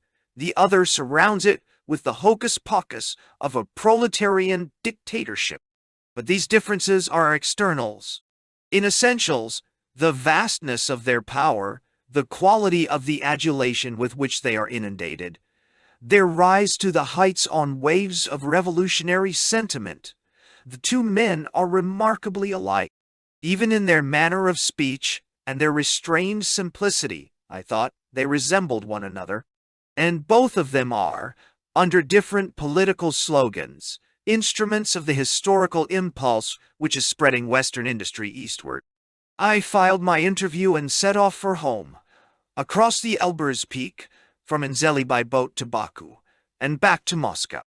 It makes a great deal of difference whether one enters Russia from Europe or from the Near East. Coming from Persia, there is no shock of novelty. Russia seems a natural and easy transition stage toward Europe. After the authentic East, with its rags and smells, its beggars and swarming poverty, the Russian equivalents seem natural. Moscow, so exotically un-European after Berlin and Warsaw, seemed European enough after Tehran. And it took a journey into Asia to make me realize how completely I had adjusted myself to Moscow. I had the feeling of a homecoming, more poignantly than on my return to New York 2 years before. Upon Sodom and Gomorrah, brimstone and fire, the Soviet land presented a tragic picture at the beginning of 1933. The 5-year plan was ended. Instead of an ampler existence along socialist lines, it had brought undernourishment bordering on hunger. A scheme for fixed residences amounting to restoration of feudal disciplines. Laws prescribing death for theft. Destruction of the last semblance of popular control of working conditions. Deepening discontents in the communist ranks. Fascist reactions in the outside world. Lopsided and chaotic development of the planned economy. The national supply of livestock had dropped 50 to 60% below 1928. Grain exports, resumed in 1930 and large enough in 1931 to alarm the international markets, had ceased abruptly. The political police had become the largest single employer of labor, and inquisitional methods were being used to scrape up gold still in the possession of the citizenry. But of all the misfortunes that afflicted the country, the most disastrous for the common people was the circumstance that the last months of 1932 coincided with the end of the Piatolet. The hopes and enthusiasms blown up at home and abroad with the bellows of propaganda made face-saving the most compelling motive in shaping the Kremlin's policies. Candor and compromise might have been considered at any other time. They could not be made to jibe with the paramount political need of this juncture, which was to claim a successful completion of the plan with a straight face. No sacrifice in life or suffering seemed exorbitant for the maintenance of appearances. The prestige of the ruling oligarchy was at stake. An inviolable party line, an infallible leader, an omniscient central committee can be maintained only on a diet of bigger and better successes. Where none of the power is shared with the populace, none of the responsibility can be shared either. The consequences of brute force must be covered with more brute force. As Pravda kept repeating, this was no time for weak nerves. Food difficulties in southern Russia were fast reaching famine proportions. Admission of this fact would have made celebration of the completion of the 5-year plan impossible. Ruthlessness in killing doses was therefore prescribed for the Ukraine and Northern Caucasus. an area with some 40 million inhabitants. The area of 100% collectivization. It would be futile to argue whether these millions were themselves to blame for their fate. The mentality which presumes to judge and punish 40 million human beings operates in a dimension beyond mortal logic, in the mystic clouds of a mad god of vengeance. For all the sophistries of wishful thinking friends, of the USSR, and cynical apologists, 40 million people can never be either innocent or guilty, but rather the creatures of forces beyond their control. No one at this time advanced the theory of guilty millions responsible for their own impending doom. That was a post-mortem theory, a cynical coroner's verdict of mass suicide, brought forward by the Webbs and others much later, when the famine was over and the debris of corpses removed. At the moment, common sense on a mortal level could not compass the possibility of Jehovah-like vengeance against regions as large as half a dozen European countries put together. The New York Times correspondent cabled that if conditions did not improve, the Soviet leaders still had an alternative. They can either import food and other needed commodities from abroad, either on credit, where they can get it, or by using a part of the gold reserve. Or they can follow Lenin's example and backpedal in favor of private enterprise. By an ironic accident of personalities, the New York Times had become, in defiance of all Marxist laws of economic determinism, the mouthpiece of the Kremlin abroad. Its Moscow correspondent in November, however, was obliged to devote a series of articles to the food shortage, with an optimism sadly contradicted by events in the next 8 months. He declared that it is a mistake to exaggerate the gravity of the situation. The Russians have tightened their belts before to a far greater extent than is likely to be needed this winter.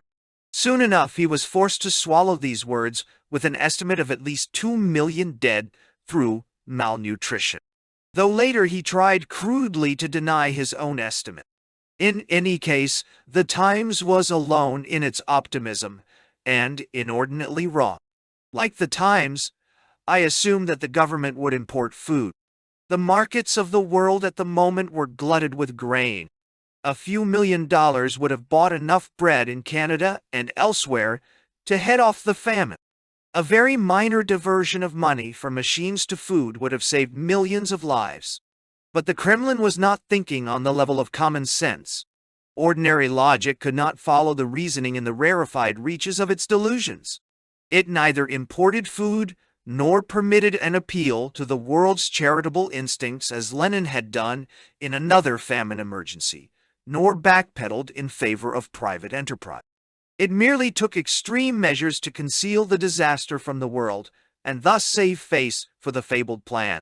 The decision made Stalin and his underlings as directly responsible for every death from typhus, every bloated baby stomach, every wagon load of corpses in the following months, as if they had strangled the victims with their own hands.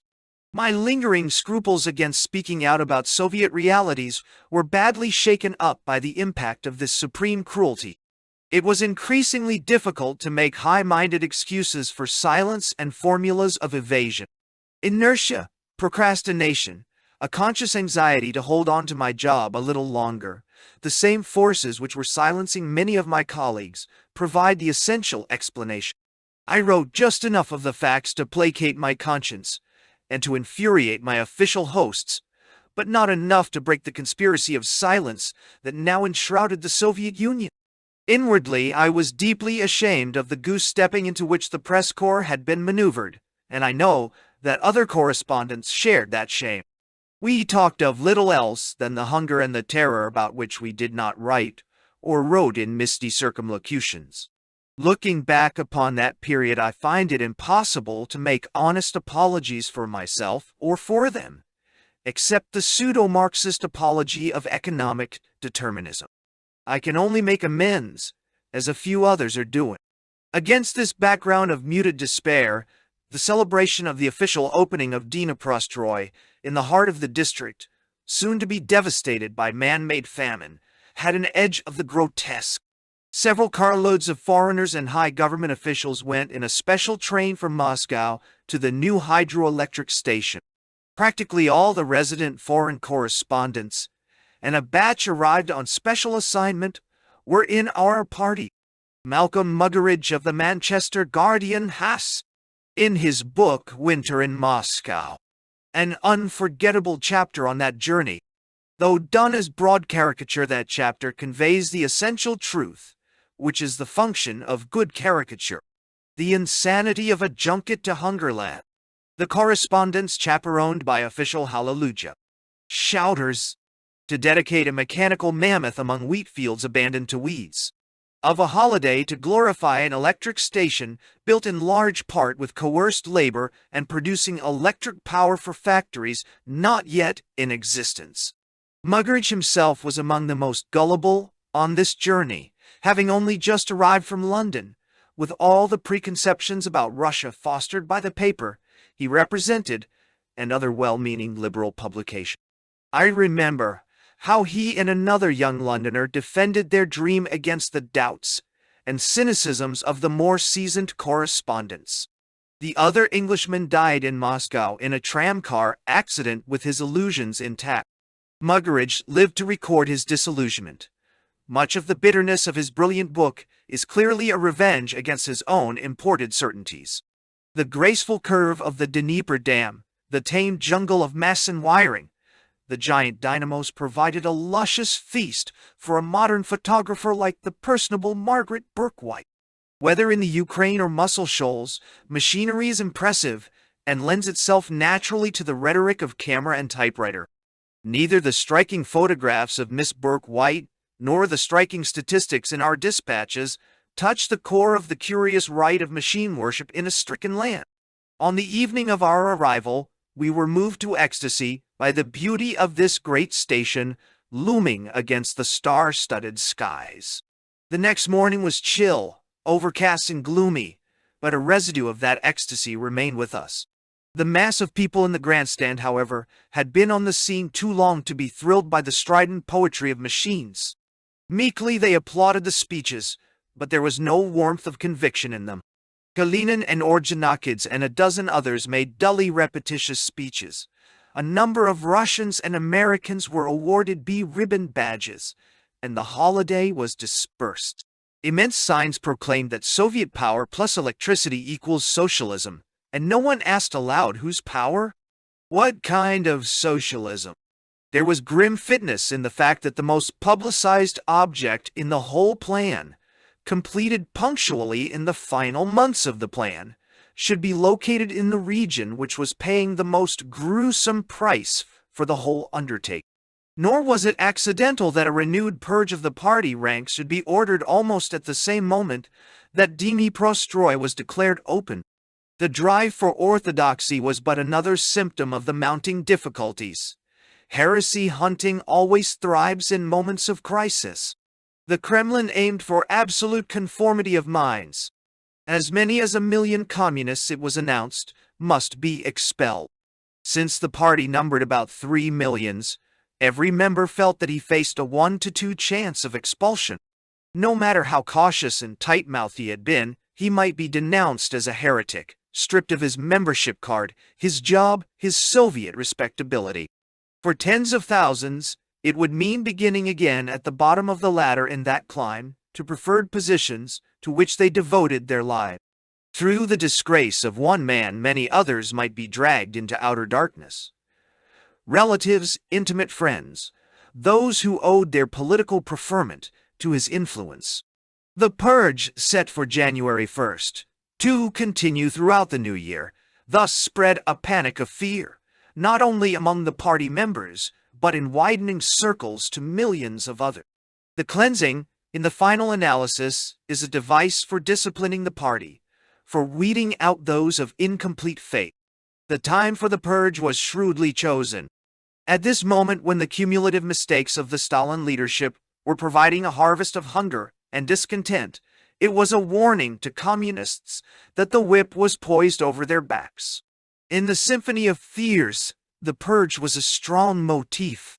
In a play then popular in Moscow, Alexander Afanagiev's fury, an old Bolshevik woman, Klara Spasova, recalls the horrors of Russia's past.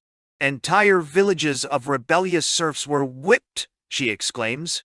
In January 1933, the rulers of Russia's present, too, whipped rebellious villages.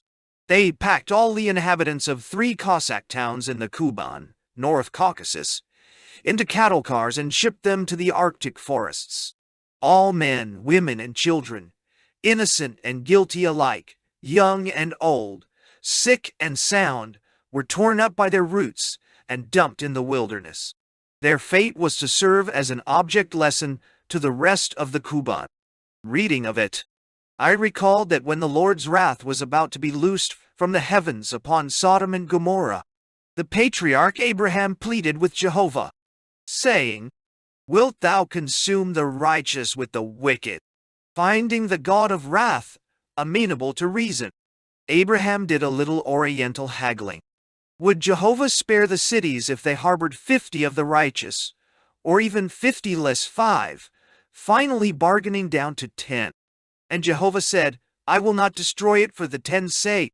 Even when Jehovah rained upon Sodom and Gomorrah brimstone and fire from Jehovah out of heaven, he spared Lot. There was no Abraham to plead and bargain for the Kuban towns. He would instantly have been convicted of rotten liberalism and petty bourgeois idealism, and forced to share the doom of the Cossack sinners. The Bolshevik gods of wrath in the North Caucasus, moreover, had none of Jehovah's Trotskyist strain. On the contrary, they boasted in the Rostov and other local newspapers that no one, not a solitary lot, was spared, and the righteous were indeed consumed with the guilty as a warning to other districts, which loved not collectivization. They boasted of it in 8-column headlines, and told how Red Army veterans would be quartered upon the land and in the houses from which the owners had been driven. By chance, I saw those newspapers. A European journalist, under instructions to play ball with the Soviet leaders and therefore unable to send the story himself, turned the papers over to me. For 5 years, the press department had insisted that anything published in the Soviet press was by that fact alone exempt from censorship. I therefore wrote the story and submitted it to Comrade Umansky. He was exceedingly distressed that the Kuban atrocity should have reached the ears of a foreign correspondent. Yet he could not see his way clear to forbidding the cable. I had the Rostov clippings with me. For many minutes he scratched his long hair and gritted his golden teeth, and suddenly he saw a way out. "But, Mr. Lyons," he smiled, "you say that 40,000 are involved in this mass deportation. Where do you get the figure?" "That's simple. I looked up your latest official census. The population of the 3 Stamtses settlements has given their totals about 40,000. In fact, my dispatch cites the official source for the figure. All the same, I'm sorry I can't let you use that figure. That was the population 2 or 3 years ago. How do you know what it is today?" "All right, you tell me how many were deported. Surely someone in your government knows." "No, your cable can't go unless you eliminate the figure. Just say that the inhabitants were exiled, without specifying how many." I was willing to compromise for 15 or 20,000 to get it by, but refused to send the story without some approximate figure, which was precisely what the censor wanted to accomplish. There was the glint of victory in the golden fangs. A few days later I was in Berlin, on the vacation trip that I had postponed for the Persian assignment. I discussed the censored story with Fred Kuh, head of our Berlin bureau, and he agreed that it was too important a piece of news to be suppressed. He filed it for me from Berlin. The world was horrified by the story. More than the generalized talk of peasant troubles, this concrete instance of many thousands of human beings exiled en masse, without regard to individual guilt or innocence, dramatized the Soviet agrarian tragedy. Questioned by their editors, all Moscow correspondents were obliged to corroborate my facts, though there were different guesses as to the number affected. My own editors showered me with congratulatory messages on the clean scoop. 2 Moscow colleagues Ralph Barnes of the New York Herald Tribune, and Bill Stoneman of the Chicago Daily News were emboldened by the interest stirred up by my Cuban scoop to make a surreptitious journey into Ukraine and North Caucasus. They were picked up by the OGPU and ordered back to Moscow, but not before they had been surfeited with horror and close. Barnes' account of the trip began with ominous words about hunger and terror stalking southern Russia. Correspondents being an imitative clan. Others were led to write more daringly of the facts we all knew. My Cuban story, it thus transpired, started the first serious breach in the conspiracy of silence around the famine. The Soviet authorities, I had reason to learn, never forgave me. At the same time, a series of mail stories that I had written in Moscow began publication all over the world. In these I summarized the cumulative increase of official pressures amounting together to a new reign of terror.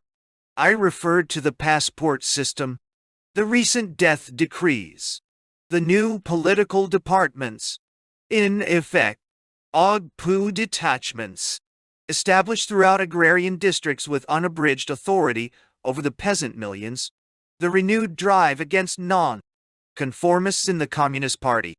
None of this was news. We had all cabled these things in brief, isolated dispatches. Drawn together in one series of articles, however, they could not be so easily lost upon the outside world. Any one of these things might be explained away. Taken together, they revealed a state of crisis at the end of the 5-year plan. The sin of my Cuban dispatch was thus made 100-fold more culpable. Several of the German newspaper clients of the United Press were featuring the series, and word was conveyed to me that the Soviet embassy in Berlin was boiling over with indignation. I was still in Berlin on January 30th, the day Adolf Hitler assumed power. Several of us were loitering at the Adlon bar, rolling poker dice with toothpicks for chips, when one of the players was summoned to the telephone. He emerged from the booth in great excitement. "Hitler's just been made Reichschancellor," he threw over his shoulder as he rushed to his office. A little later, 4 or 5 of the American correspondents gathered for lunch. Their talk seethed with fateful questions. The impossible, the ludicrous had come to pass. The half-hysterical Austrian, the fantastic over a beau-fait Napoleon, was actually at the head of Germany's government. Did that mean full-blown fascism? Did it presage a personal dictatorship? Was it merely another brief episode in the country's travail? Despite the millions of pound votes accumulated by his mongrel National Socialism, the very name a political hybrid of incompatibles, seasoned reporters had refused to believe that he would succeed in strangling the Republic. Even on this day of his triumph, in fact, I still heard correspondents of international repute scoff at the notion of a Nazi dictatorship. Was not the democratic machinery still in force? They asked. Were there not von Papen and von Hindenburg as brakes on Nazi ambitions? They moderated their skepticism long before midnight. That evening they watched Hitler and Hindenburg reviewing the Nazi victory parade. The aged president seemed a pathetic supernumerary in that show. As uniformed Nazi battalions by the 100,000 marched past the balcony on the Wilhelmstrasse yelling, "Heil Hitler!" The genie released from the bottle could never be stuffed back again. Thereafter events moved with the swiftness of catastrophe. The providential fire, the suppression of all civil liberties, and the abdication of the Reichstag in favor of the brown shirt dictatorship, lawlessness enthroned and sadistic orgy, haloed by nationalist and racial phobias. Less than 5 months earlier, the Comintern, in a resolution on the international situation, had hailed its phantom successes everywhere, including Germany. Solemnly, it had attested the imminence of proletarian revolution in Spain and Poland, and Germany. The Machiavellism inspired by the Kremlin had begun by duping others, and ended by duping itself. In Germany, as elsewhere in the world, it had erected a paper Mache movement of sonorous names for make-believe organizations, the United Front from below, Moscow wanted its foreign creatures uselessly occupied with noisy toys. With red, this and proletarian, that, no, so that it might build socialism in one country without the additional bother and responsibility of revolutionary movements abroad. A hollow intransigence made the most noise and involved the least likelihood of practical action. All communists any but thou exact brenda sanctioned by Moscow, where, therefore, renegades and the chief danger of the wall present period now all labo leaders and socialists were social fascists and therefore worse than the unsocial fascists of the old Hitler stripe. While the Nazi movement was rolling up strength, Moscow's policies continued to splinter the labor and liberal opposition. German communists who recognized the danger and begged for a strategy dictated by German realities rather than Russian sectarianism were expelled and pilloried as enemies of the proletariat.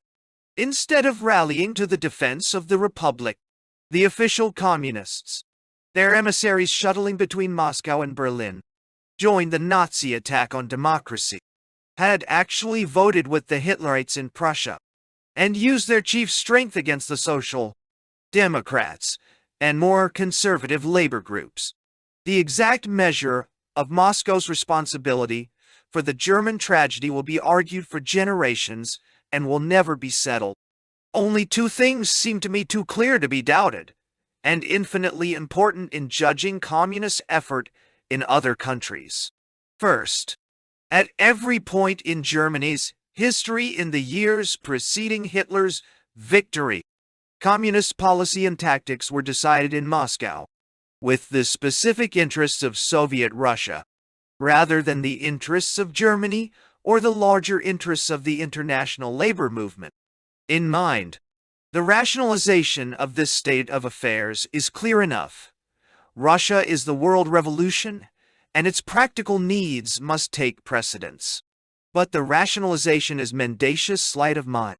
As long as the Communist International is little more than another name for Russia's political power, as long as the Russian tail wags the international dog, the sacrifice of the proletariat in one country or 24 countries will seem small enough price for some immediate political advantage to the Soviet regime.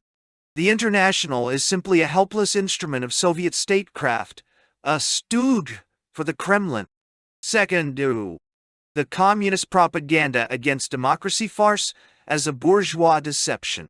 Its cavalier attitude toward civil rights, its ridicule of humanistic squeamishness over mass slaughter and organized brutality, all played directly into the hands of the Hitler legions.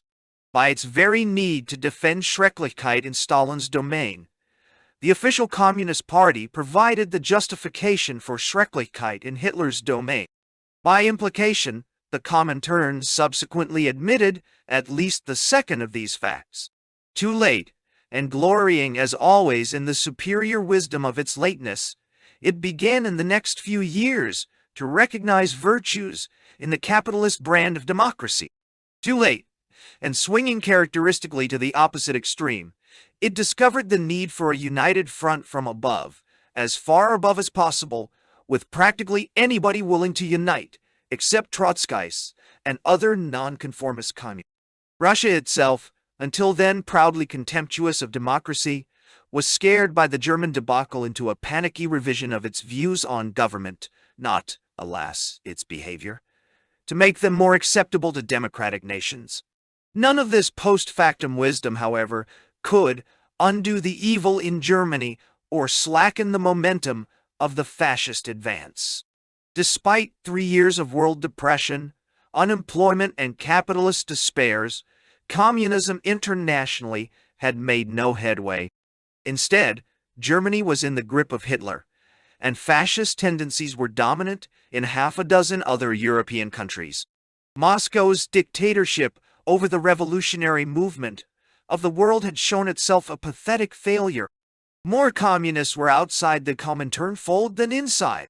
Whatever strength the movement had was hopelessly splintered. The Soviet consulate in Berlin, for the second time in my experience, held up my visa for Moscow. Having left my passport as usual, I returned for it in a few hours, which in the past had sufficed. A minor functionary spoke out of turn. "Visa for Lyons," he said. "Oh, but that is not yet decided. It is being discussed at this very moment inside there." When I called the following afternoon, I was ushered into the office of one of the embassy secretaries. On his desk lay a stack of clippings of my articles. He fingered them, shook his head sadly, shrugged his shoulders. "Ah, such things?" he sighed. "Such things are very bad, especially now. They help the Hitler cause." "Precisely, I agree. That's one reason why I object to such things. The sooner Moscow quits them, the better for everybody, especially correspondents." Things to which he referred, however, were my articles rather than the Soviet facts they embodied. Apparently the Stalin regime had every right to rain upon Sodom and Gomorrah brimstone and fire from Jehovah out of heaven, consuming the righteous with the wicked. It could slaughter its peasants and imprison its heretics. The Kremlin was blameless. But a correspondent who reported such triumphs of monolithic madness was grievously at fault. The secretary could not see that Stalin's crime in deporting the Kuban peasants was at least as serious as mine in recording the fact. Or, who knows, perhaps he did see it. I have never envied Soviet spokesmen at home or abroad their unsavory job. The mild reprimand having been administered, my visa was duly issued. In Moscow, the second installment of the reprimand awaited me. Comrade Umansky took a friendly, sarcastic tack, one of his most practiced roles. Apparently, I had been mischievous. Correspondents will be correspondents. And he, for one, would like to guard me against the wrath of his government. "But what can I do?" he asked, pursing his lips in a cherubic expression of impotent philanthropy. "You have placed the press department in a position where we cannot intervene in your behalf if certain other branches of the government decide to take action against you." "What action? Are you hinting at expulsion for that story of the deported Kuban Stanislavskis?" "I cannot tell what they might do." "Well, I'm prepared to take my medicine. Nobody questions the truth of the story. You have confirmed it yourself. After all, I didn't deport them, you did." I transmitted the gist of this conversation to the United Press in New York. I told them that an order for my expulsion for the story that elicited the congratulatory cables was not out of the question. When the order finally did not come, I was surprised. My sojourn in the land of the 5-year plan, however, was from this time forward on sufferance only. I had broken a taboo by giving the outside world a peep into the official closets where skeletons were stored. The miracle is that I survived 9 months longer. 30. Did the first 5-year plan succeed? Mountains of statistics have been piled up, sorted and resorted, tunneled and dynamited in attempts to ascertain whether the 5-year plan succeeded. There is no amateur economist so humble that he has not ventured an analysis.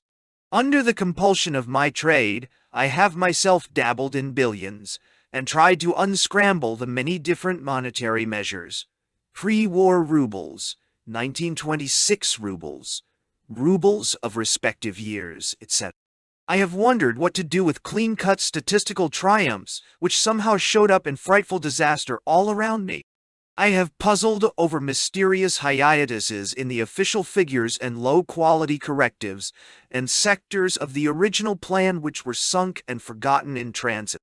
In my heart of hearts, I have always felt the futility and the ghoulish cynicism of reducing these years of travail to arithmetic. Fine mathematical successes in agriculture had no place for the famine cadavers, liquidations, death edicts, the conquest and pacification of 100 million peasants. Try as I would to marshal figures, I could not be thrilled by furnaces and electric stations, per se, without reference to the human beings who built them and worked in them. The forms of political and economic power, the happiness and dignity of the myriads of men, women, and children outweighed for me those mountains of statistics. Was the first 5-year plan a success? For whom and for what? Certainly not for the socialist dream, which had been emptied of human meaning in the process, reduced to a mechanical formula of the state as a super trust and the population as its helpless serfs. Certainly not for the individual worker, whose trade union had been absorbed by the state employer, who was terrorized by medieval decrees, who had lost even the illusion of a share in regulating his own life. Certainly not for the revolutionary movement of the world, which was splintered, harassed by the growing strength of fascism, weaker and less hopeful than at the launching of the plan. Certainly not for the human spirit, mired and outraged by sadistic cruelties on a scale new in modern history, shamed by meekness and sycophancy and systematized hypocrisy. If industrialization were an end in itself, unrelated to larger human ends, the USSR had an astounding amount of physical property to show for its sacrifices. Chimneys had begun to dominate horizons once notable for their church domes. Scores of mammoth new enterprises were erected. 250,000 prisoners. A larger number of slaves than the pharaohs mobilized to build their pyramids. Then Peter the Great mobilized to build his new capital. Hacked a canal between the White and the Baltic Seas. 100,000 survivors of this success were digging another canal just outside Moscow as the second plan got underway. The country possessed 32 blast furnaces and 63 open hearth furnaces that had not existed in 1928. A network of power stations with a capacity 4 times greater than pre-war Russia had, twice as many oil pipelines as in 1928. Hundreds of machines and tools, formerly imported or unknown in Russia, were being manufactured at home, and large sections of mining were mechanized for the first time. The foundations were laid for a new industrial empire in the Urals and eastern Siberia, the impregnable heart of the country. 2/3 of the peasantry and 4/5 of the plowed land were socialized, that is, owned and managed by the state employer as it owned and managed factories and workers. The defensive ability of the country, in a military sense, had been vastly increased, with new mechanical bases for its war industries. Measured merely for bulk, the plan achieved much, though it fell far short of the original goals. On the qualitative side, the picture is much less impressive. Here, we find reflected the low caliber of the human material through which the plan was necessarily translated from paper to life. Overhead costs were greater all along the line than expected. All construction allowed 50% for overhead, compared with 12% allowed in America. Error and spoilage surpassed the worst fears of the Kremlin. A conference on quality production in 1933, for instance, disclosed officially that spoilage in textile mills ranged between 13 and 47%. The productivity of labor did not rise as expected, so that twice as many men and women as planned had to be drawn from leisure or agriculture to make up the difference. The costs of the plan, reckoned in any terms, were tragically exorbitant, more so than even the keenest Soviet enemies had prophesied. These costs were not merely bookkeeping tragedies. They were paid for in hunger, terror, privation, epidemic diseases. But let us look at the plan in its most mechanistic aspect. Speaking at a party conference in January, Stalin claimed a quantitative fulfillment of 93.7%. The figure, close enough to 100% for all practical purposes, remains the Kremlin's formal estimate of the results. At the start of the final year, 1932, it was officially announced that the plan would be carried out fully if a growth of production by 37% were achieved. In point of fact, as Molotov has stated, the growth that year was only 8.2%. Simple arithmetic shows that when it requires a 37% increase to finish a job, and only 8.2% is attained, the job is no more than 79% complete. This is prima facie evidence that Stalin's figure of 93.7 is suspiciously optimistic. How did he reach that figure? The government summary showed a gross output for census industry in 1932, the last year of the plan, of 34.3 billion rubles production in the values of 1926-27. The plan allegedly called for a total of 36.6 billion rubles in the concluding year. That is where Stalin got his percentage. But the statistical method involved is open to question. Stalin's figure assumes that the plan started from scratch and reached 93.7% of what it aimed to accomplish. In sober fact, the plan started with an output of 15.7 billion rubles in the year preceding its launching. What was actually aimed at was an increase of 20.9 billions.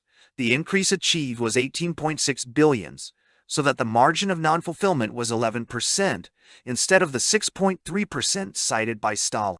This statistical method deserves a little consideration, since it is typical of jugglery such as an American income tax chiseler might well envy. The sleight of mind is so deft that I followed this method myself for years, until Zara Witkin, whose engineering mind is proof against statistical magic, pointed it out to me.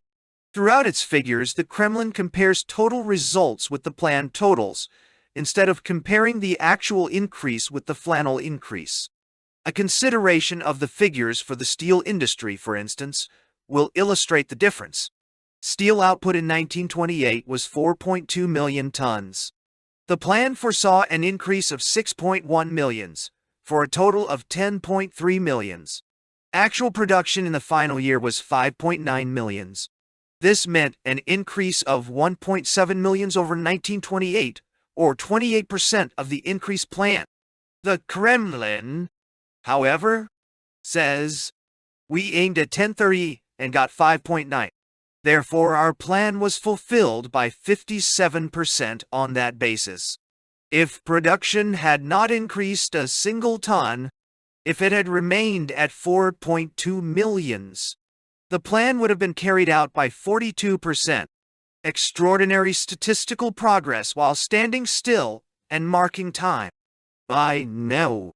When this cute piece of arithmetical legerdemain is liquidated, many of the Kremlin's proudest boasts are strangely deflated. Steel output, instead of increasing by 57%, in itself a sad failure considering the staggering investments, shows up as only 28%. New housing, with an official credit of 84% increase, actually increased only by 44%. The need for new housing, at the same time, grew by several 100% because of the increase of urban workers. The mileage of railroads in operation, instead of reaching 89% of the plan as claimed, showed an increase of only 44%. Petroleum production, manufacture of steam turbines, and a very few other items actually exceeded the quantitative totals of increase called for by the plan. The margins of failure in important branches of national economy may be judged from the following percentages of increase compared with the 100% planned. Tractors, 28% automobiles, 13% brick, 28% cement, 37% lumber, 40% electrification, 77% of lumber. It is not without interest that the official Soviet summary of the fulfillment gives no production figures for such important industries as non-ferrous metals, copper, zinc, lead, aluminum. Although tremendous amounts of capital had been poured into those industries, it emits output in the textile industry, sugar, rubber shoes, salt, and many other branches catering to the everyday needs of the people. These emissions may reasonably be assumed to reflect a breakdown in those sectors. The disastrous conditions in transportation and the railway system were not denied by the government spokesman. But these were the funnels through which the entire industrial program must of necessity filter. The insistence on success when transportation has all but collapsed is, to say the least, extraordinary. By a little judicious juggling, the impression is created that the very success of the plan, in overtaxing the transport facilities, was to blame. One of the major failures is thus revamped into a counterfeit proof of success. The fact, however, is that transportation was not only badly planned, but even those defective plans were not carried out. The Piatoletka called for the completion of 17,000 kilometers of new railway. Only 6,500 kilometers were accomplished. In the 10 preceding years, 1918 to 28, despite civil war and without the bloodshed and ballyhoo of the 5-year plan, there had been completed 18,500 kilometers, or nearly 3 times as much as during the plan. The failure in steel, cement, lumber, and brick is particularly significant. Certainly new construction, the essential factor in the whole plan, could not go beyond the construction materials available. Stalin's claim of 93.7% fulfillment is illogical and patently doctored when the increase in construction materials needed for that fulfillment ranges between 28 and 40%. The doctoring evidently can be traced to the confusion in ruble values on which Stalin's figure rests. The official publication of the 5-year plan gave 1928 production in census industry, to which alone Stalin has reference, as 8.1 billion pre-war rubles. The equivalent in 1926 rubles is given as 15.7 billions. The government thus recognized the 1926 rubles as about 1/2 the value of the pre-war ruble. The same published plan gave the planned production for the final year as 21 billion pre-war rubles. On the same ratio, this would be about 42 billions in 1926-27 rubles. Strangely enough, however, the planned production is set down arbitrarily as 36.6 billions in 1926 values, or some 5 billions less than it should be according to the government's own valuation. Reducing the whole business to pre-war rubles, in which we are merely following the method of the original plan, the actual increase of 18.6 billions in 1926-27 rubles cited by Stalin amounts to 9.3 billions in pre-war rubles. This means only 72% of the scheduled growth, a far throw from the 93.7% claimed by Stalin. Even that figure is vastly inflated, since it takes no cognizance of quality factors, increased cost per unit, inadequate production per man. My personal estimate, and I make no pretensions as an economist, is that the 5-year plan in terms of production was only half fulfilled. Colleagues more qualified to judge statistical mysteries regard that as a conservative estimate. In any event, it is a more responsible figure than Stalin's in relation to the official statistics for available construction materials. It is also more nearly in logical relation to the power resources in actual use. The plan called for an increase of power by 3.5 million to W.Dl capacity. The actual increase was only 2.7 million W.Dl, or 77%. While there are no reliable statistics as to what portion of this new power capacity was utilized, no competent observer claims that more than 3/4 of it was in use. 3/4 of 77%. The most optimistic reckoning gives a 58% increase in power, much more nearly in line with a claim of half fulfillment than with Stalin's claim of almost complete fulfillment. In agriculture, and there is a nauseating cold-bloodedness about measuring the agrarian tragedy statistically, we have the Kremlin's own figure of 699 million centers of grain in 1932, the last year of the plan. This compares with 801 million centers in 1913 and 733 in 1928. The area under grain increased, but the unit output fell. 1913, 8.4 centers per hectare. 1932, 7 centers per hectare, a decline of about 20%. Despite the abolition of the strip system, The staggering cash investments, the immense accretion of farm machinery, and the sacrifice of millions of human lives. The tragic failure in the domain of livestock, which can be translated as food, leather, draft power, etc., was too evident to be denied or juggled arithmetically. Agriculture, standards of living, housing facilities were as much a part of the 5-year plan as production and census industry, to which Stalin limits himself. When these are considered as part of the whole setup, when the costs in life and suffering and political terror are added, the plan must be regarded as one of the most startling failures in all human history. One searches the records of mankind in vain for a more miserable return on a vast investment.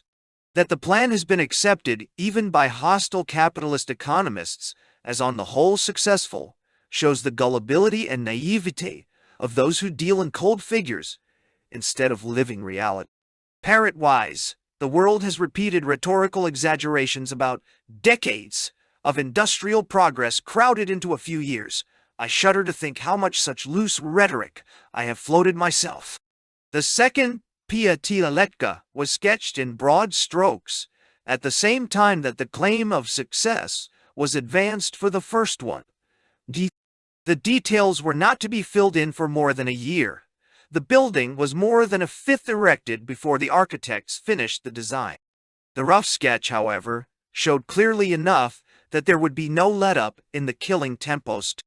Still panting and out of breath from the harrowing effort of the first plan, the Russian people were confronted, early in 1933, with a second and no less strenuous one. The loud official enthusiasm awoke no echoes in the breasts of the masses.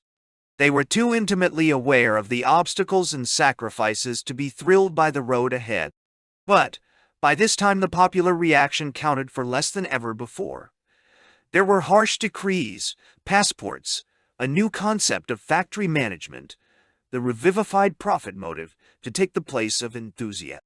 Viewed in sufficient perspective so that the human factor fades out, the launching of the new plan occurred under propitious circumstances. The high pageant of Soviet economic and social daring was dramatically set off by the worldwide economic crisis.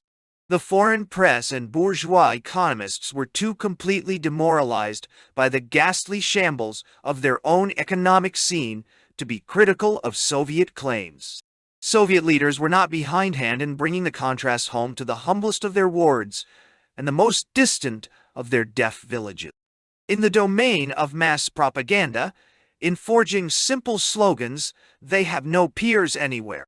Every newspaper and billboard and factory bulletin in the land carried a schematized reminder of capitalist troubles, over there and over here, with the items listed, selected arbitrarily, and with small regard for completeness. This international scoreboard was etched on the consciousness of the Soviet population with all the acids of press, radio, screen, and school.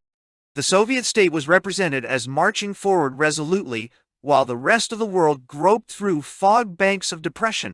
The gods who managed such things had provided a setting for the new plan, as effective as though made to order for the Kremlin. But at closer range, the moment was not nearly so auspicious. The world crisis itself had had strong repercussions on Moscow's economic plan. It undermined the foreign markets through which Russia must pay for imported machinery, equipment, and brain. If the second 5-year plan must rely almost entirely on domestic machinery and native brains, it was not altogether a free choice. Despite all its international scoreboards, the USSR was as eager to overcome the world depression as any other nation. Even more important, the concluding year of the first plan had turned out the most difficult. Defects and failures are no less cumulative than successes. Notwithstanding the barrage of alibis, many of them true ones, the ordinary citizen judged the plan just ended in personal terms, in meat and herrings, and shoes and personal freedoms, rather than in kilowatt-hours or ton-kilometers. His private balance of the plan was not nearly as cheerful as Stalin's. The resolution on the new plan adopted by the party conference at which Stalin spoke undertook nothing less than the actual introduction of socialism. The first plan, it asserted, had laid the foundations for socialism. The second would erect the final edifice. The conference holds that the chief political task of the second five-year plan is to do away with the capitalist elements and with classes in general, to destroy fully the causes giving rise to class distinctions and exploitation, to abolish the survivals of capitalism in economy and in the consciousness of the people, to transform the whole working population of the country into conscious and active builders of a classless society, having redefined socialism to mean merely state monopoly of all branches of economy. A feudalistic serf, socialism, undreamed of by socialist theorists and philosophers and agitators before the Soviet era. Stalin's conference thus attested its impending triumph. In due time it would announce that the triumph was completed. To explain the palpable failures and hardships despite claims of such towering achievements, Stalin resorted, as usual, to the machinations of foreign and internal enemies. He warned that espionage and sabotage were rife. A strong and powerful dictatorship of the proletariat, he exclaimed. That is what we must have now in order to shatter the last remnants of the dying classes and to frustrate their felonious designs. Forgetting utterly that the state was to have evaporated as socialism triumphed, he called for a stronger, more ruthless, more arbitrary state, even while announcing the triumph of socialism. The Obpu took up his challenge. Scapegoats were found. Again the arrests were counted by the score and the hundred. In March 35 agrarian specialists, among them high officials of the Agricultural Commissariat, were shot at one sweep. Posthumous charges, even more incredible than those against the 48 similarly shot in 1930, were advanced. Perhaps there was an element of truth in these charges, but the accused were safely dead and could not refute them. And on the very day after this wholesale execution, which was to symbolize the difficulties in agriculture, half a dozen Englishmen and several dozen Russians were arrested on similar charges in relation to industry. The second plan, like the first, began with a demonstration trial. 14 Britishers on trial. On March 12, 1933, a free day, in the Soviet six-day week, Linton Wells, then representing the International News Service, came into exclusive possession of one of the biggest news stories in many a Russian year. Lunching at the British Embassy that day, he learned that 6 Englishmen as well as a few dozen Russians, employed by the Metropolitan Vickers Company on its projects in the USSR, had been arrested and were being kept incommunicado. They were apparently charged with high crimes against the Soviet state. Ogpu agents had rounded up the Metro Vickers people the night before, and the embassy had not as yet been permitted to see any of them. It was the first time since the shady affair in 1928 that a group of foreigners had been arrested and was certain to stir up intense interest throughout the world. Linton did the most heroic thing that any newspaperman can possibly do. Risking life is a minor matter by contrast. He called all the British and American correspondents to his apartment and shared his information with us. We were too excited by the news to be properly grateful. With capital charges facing 6 foreigners, some of whom were his friends, Linton placed their interests above his own professional glory. Only a reporter can appreciate the mettle of that heroism. We sent a test dispatch to the home of censor Mironov and apprised him that we would be up to see him with our final stories at a definite hour. This gave him time to check up on the facts. At the appointed hour, more than a dozen of us climbed the long flights of stairs and presented our cables. "I am sorry, gentlemen, very sorry." Mironov smiled the smile that brought his nose within a few centimeters of his protruding chin. "The story can't go. This is, as you know, a free day. We cannot obtain confirmation. As far as I'm concerned, I know nothing about such arrests." Bizarre. For the first time in all my Moscow years, the entire press corps was acting together. Even Duranty spoke up boldly. Being an Englishman himself, he could scarcely do less. This story did not concern 6 million Russians, but 6 Britishers. The unanimity and grimness of our protest yanked Myronov's nose from his chin. He did some frantic telephoning to mysterious places. Finally, he emerged with instructions to pass brief dispatches giving no more than the bare fact of the arrest. The united front of Anglo-American journalism scored a victory of a sort. Most of us rounded out the victory by telephone. Since telephone communications with Berlin and London had been opened, the correspondents had fallen into the habit of evading the censorship occasionally. Technically, we were expected to get the press department's consent before transmitting anything by telephone.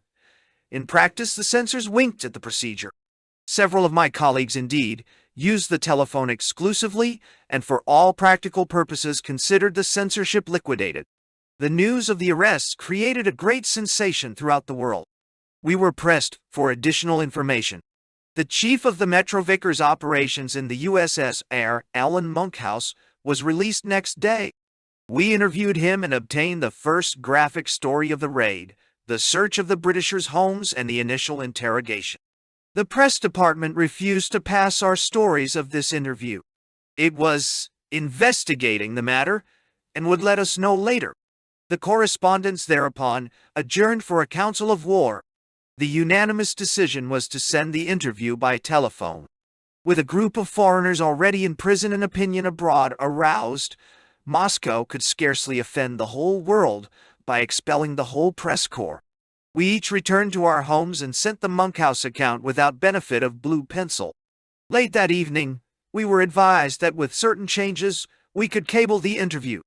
Umansky in person would be at his office to censor the dispatch. Apparently, Umansky waited and waited in vain.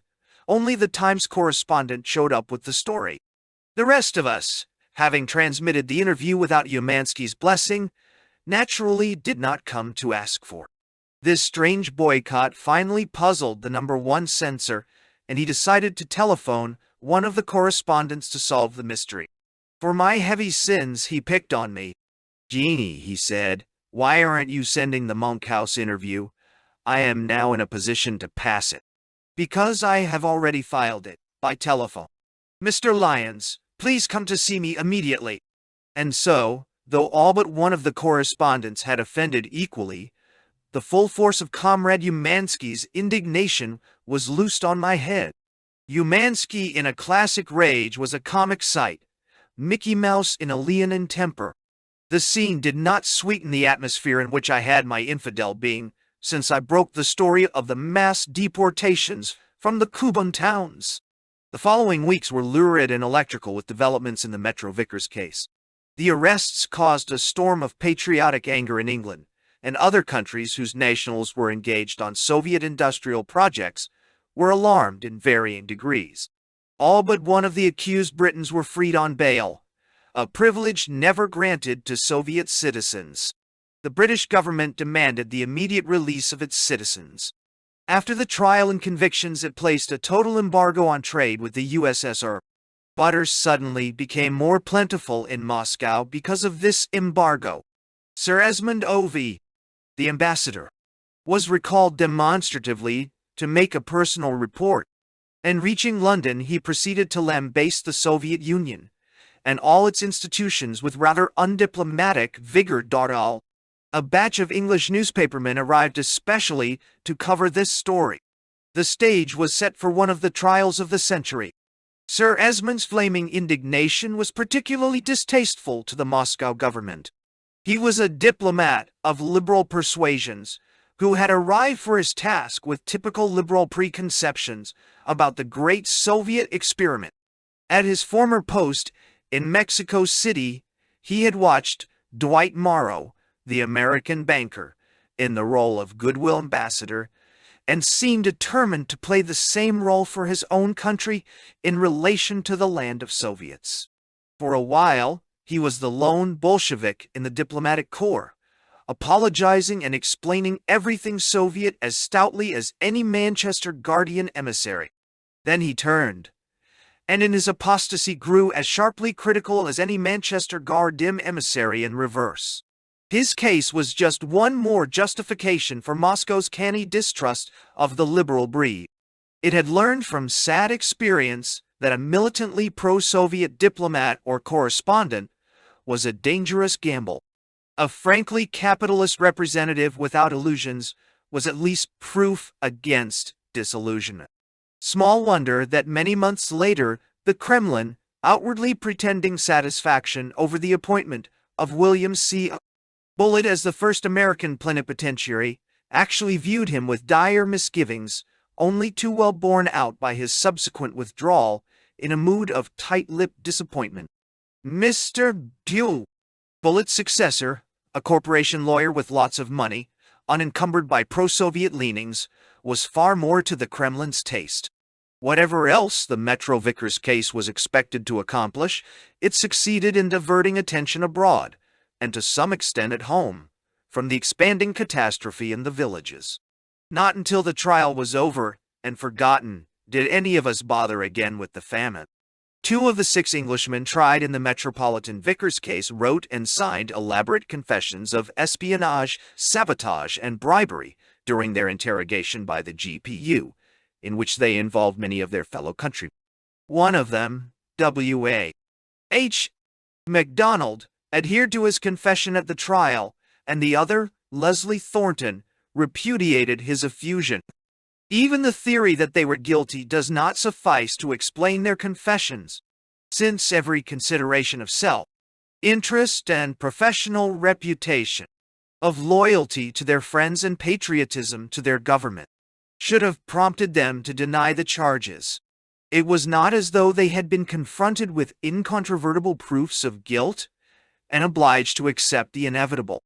Not one tiny scrap of independent evidence to support their admissions was offered by the government, though all foreigners are under constant surveillance and a thorough search had been made of the Britishers' homes and offices.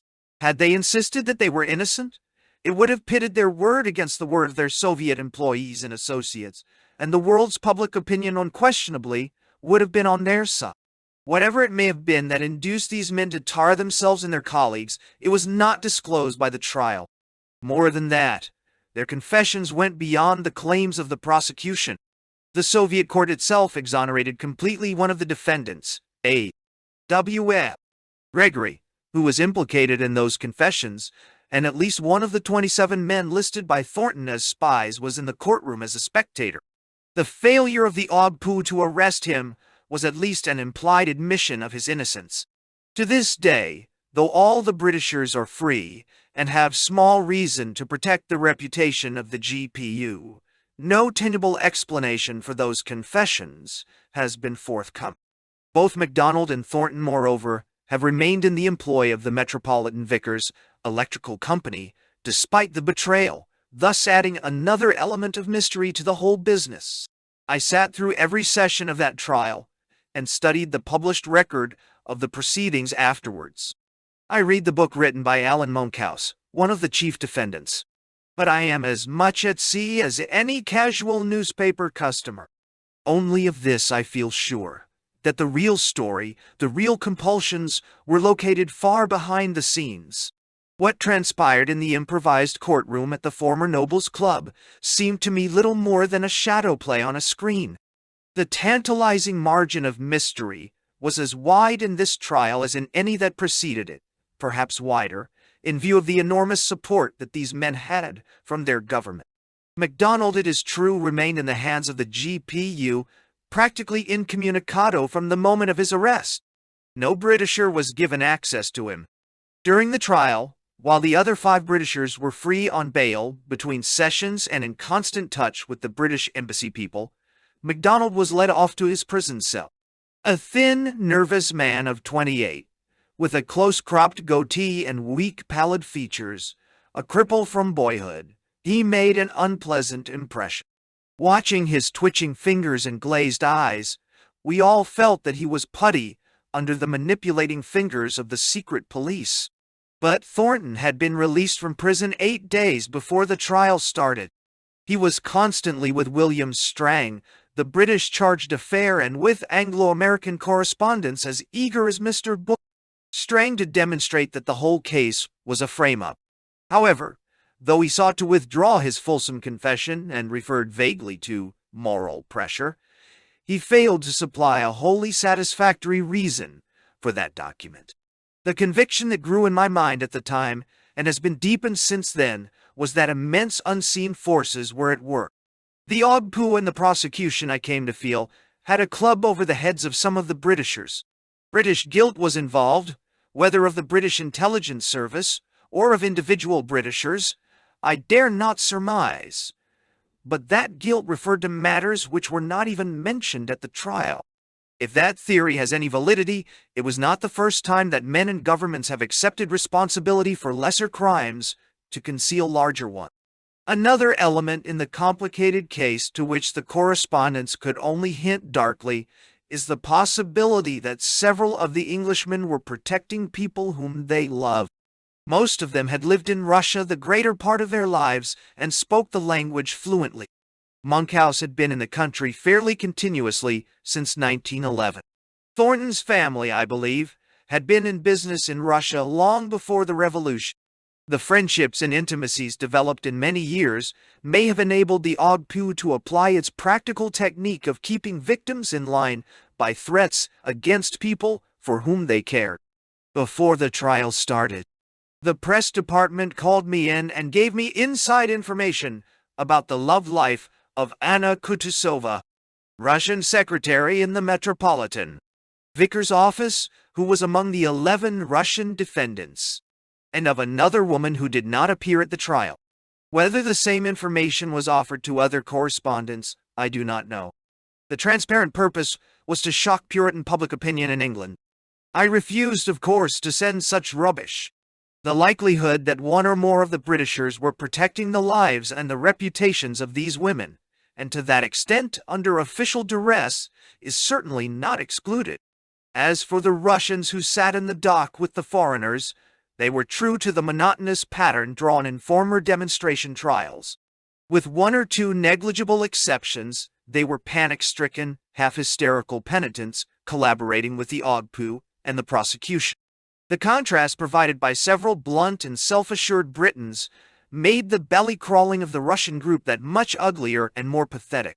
A blundering, demoralized little man named Gusev, director of the electrical plant at Zlatoust, confessed to gathering military information and wrecking machines at his own plant and concealing alleged defects in English equipment, all for a bribe of 3,000 rubles, about 15 pounds sterling in real money. Another Russian engineer, Kotlяревsky, testified that he turned over to MacDonald important secret plans, wrecked a turbine, and hid defects in imported machinery for the munificent bribe of 1,000 rubles, worth perhaps 5 pounds. The sole witness not himself under arrest, a certain Dolgov, testified to receiving from Thornton a bribe of 5,000 rubles. Both Thornton and Monkhouse insisted it was a loan, ultimately written off as a gift when Dolgov failed to repay it. Against the seriousness of the sabotage and espionage in question, these sums were ludicrously small. There were few foreigners in Russia who had not loaned or even made gifts of a few thousand of the inflated, nearly worthless rubles to Russian friends in distress. The dreary and repetitious confessions of the Russians provided the background for the trial. All of them watched for the flick of Prosecutor Vyshinsky's whip and obeyed with the frightened alacrity of trained animals. In their last words, they begged for their lives and promised to do penance in the tones and the words that had become a familiar refrain since the shady trial. The real interest centered around the Englishmen. There was the morning when Monkhouse stepped to the microphone and in a clear, precise voice charged that this trial is a frame up against Metropolitan Vickers engineers based on evidence of terrorized prisoners. But he failed signally in the following days to substantiate that charge. There was the sensational moment when the pallid, limping MacDonald, as though awaking from a long trance, suddenly withdrew his confession. A short recess was called after this sensation, during which MacDonald was removed along with the Russians. When court resumed, MacDonald seemed to have relapsed into his stupor of hopelessness. Again he attested the truth of the confession. A fiery little Welshman, the red-headed Gregory, talked to the Soviet judges and the prosecutors as they had never been talked to before. He kept exploding with his sense of insulted innocence. But the state never really pressed its accusations against him. John Cushnie, a tall, swarthy, stolid fellow, was firm and impressive in his denials. Nordwall, too, would not be shaken in his repudiation of all the charges. Few of us pretended to understand the convolutions of this trial, staged at a critical moment to show the Soviet population and the world at large why Russian industry was still so ineffective and living conditions so low, though the 5-year plan was finished. Those who had the key to the mystery did not use it, have not used it to this day. But that the case was not proved against either the Russians or the foreigners seemed plain enough. There were defense lawyers, Soviet citizens all, timorous pre-revolutionary gentry frightened for their own skins, but there was no defense. The most amateur of American or British criminal lawyers could have shattered the proceedings by asking questions that were never asked. Questions that would focus general charges down to specific dates, places, sums. Questions that would pursue relentlessly the teeming contradictions in the testimony. The lineup of beards at the defense counsel table, a very museum of beards, was most impressive, but the accused were left to stumble and flail through the trial without real guidance and without coordinating their testimony. And always in these ballyhooed political trials, the case ended as it began, with confessions and confessions only, unsupported by external and unimpeachable proofs. The presiding judge was Comrade Ulrich. I had seen him a year ago baiting and browbeating and taunting a half-imbecile boy, Judas Stem, whom he was about to condemn to death for shooting at a German embassy car. In Ulrich's round podgy face the gods had modeled a mask of impish, gloating cruelty. His flushed, overstuffed features were twisted continuously into a grimace of brutal sarcasm. The muscles of his mouth seemed incapable of anything suggesting a judicial expression. That melon face hovering above the trial, sneering and jeering, was a caricature of the very idea of justice. Ulrich's snarl and grimace had taken the place of Krylenko's in demonstration trials. In a judge, they were infinitely more obscene than in a prosecutor. One day, Ulrich later achieved international notoriety as presiding judge in the Zinoviev Kamenev Radek Piatakov and Tukhachevsky trials, a former dining hall of the Nobles Club, holding perhaps 300 spectators, was the scene of the Metro Vickers show. The blue walls, the Ionic columns, a frieze of dancing figures at the ceiling line, gave the proceedings an incongruously frivolous setting. The elaborate broadcasting and photographic arrangements of previous trials were absent, but the international character of the case gave the court a resonance that carried to the farthest corners of the earth. A number of prominent London journalists had arrived to cover the trial, and the American press was also keenly interested. The diplomatic corps was well represented. All of us came and went constantly. Our messengers rushed back and forth with dispatches. The atmosphere was informal and almost sociable. The fact itself that defendants on trial for such grave crimes were free between sessions set this demonstration off sharply from all previous ones. To the Russians, such official largesse was beyond belief. The lobby outside the courtroom was given over chiefly to the press. A small room off the lobby was used by the censors. It was labeled Doctor and was the place, we wisecracked, where they performed surgical operations on our dispatches. Competition among the Anglo-American newspapermen was extremely sharp. The press agency men especially were working at an ungodly tension. Every split second was important in the fantastic race which had developed for priority in transmitting testimony. In retrospect, that struggle for a few seconds' advantage in reporting what Monkhouse or Cushnie or Wyszynski said seems sufficiently grotesque, but at the time, it was all very earnest. I blame upon this tension the farcical climax of the competition. Those chiefly responsible were genuinely ashamed of what happened, and one by one proffered sheepish apologies to me in the days after the trial. Whether or not the Metro Vickers firm was implicated in a plot, there was at least a full-size plot among the Anglo-American correspondents. Through a few lucky accidents, and perhaps because I was able to follow the testimony without benefit of interpreters, I had scored a long series of scoops. In England, where the British United Press was distributing my dispatches, I had been pretty consistently ahead of Reuters. Although writers had sent in a brilliant journalist, John Fleming, brother of the much-traveled Peter Fleming, he was at a disadvantage because of language barriers and lack of familiarity with the Soviet scene. In any case, my puny triumphs had gotten under the skin of immediate competitors to an extent that I never suspected. Came the night of the verdict. The judges were deliberating. It was the last lap in our absurd race against time. Speed in flashing the verdict was of immense importance to every one of us. In the lobby, I noticed the American and English reporters whispering mysteriously.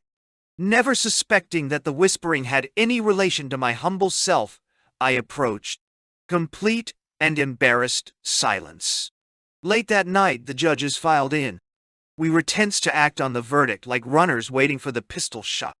I had made no special arrangements for the final dispatch, knowing from past experience that there were no shortcuts.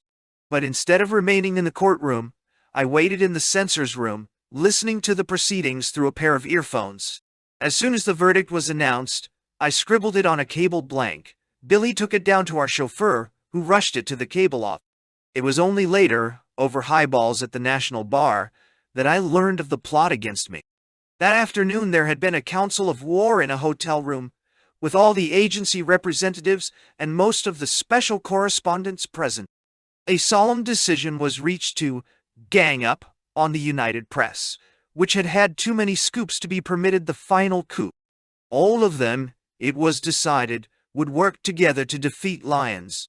All contingencies were discussed and arranged for. The verdict would be relayed from the court to the corridor. Even the time for running downstairs would be saved. Envelopes weighted with sand were prepared, and they would be thrown from the window to conspirators waiting on the sidewalk. A telephone line would be kept open between the courthouse and the telegraph building, with a conspirator stationed at either end. Another would take instant possession of the second phone. Everything was prepared for the collective defeat of my unsuspecting self. At the last moment, of course, everything went wrong. The window jammed. The telephone connection was cut off. An incoming call from London tied up the second phone. The collapse of the strategy meant a last-minute scramble, every man for himself, with consequent loss of time. By a fluke of luck, that incoming call was for a Russian secretary covering the trial on the side for a minor British agency, and he was able to beat us all. I was second by a good fat margin on all the others. In America, I was first. Without any special effort, helped rather than hindered by the plot, I had beaten the gang. At the bar, a few hours later, I could not resist exhibiting a batch of congratulatory messages, specifying the time by which I had scooped Reuters in London and the opposition agencies in America. The conspirators looked at one another, shook their heads sadly, and proceeded to disclose the plot that failed. I had not the slightest hesitancy in standing drinks on that story. All but one of the Russians were given prison sentences. Thornton and MacDonald received 3- and 2-year terms, respectively.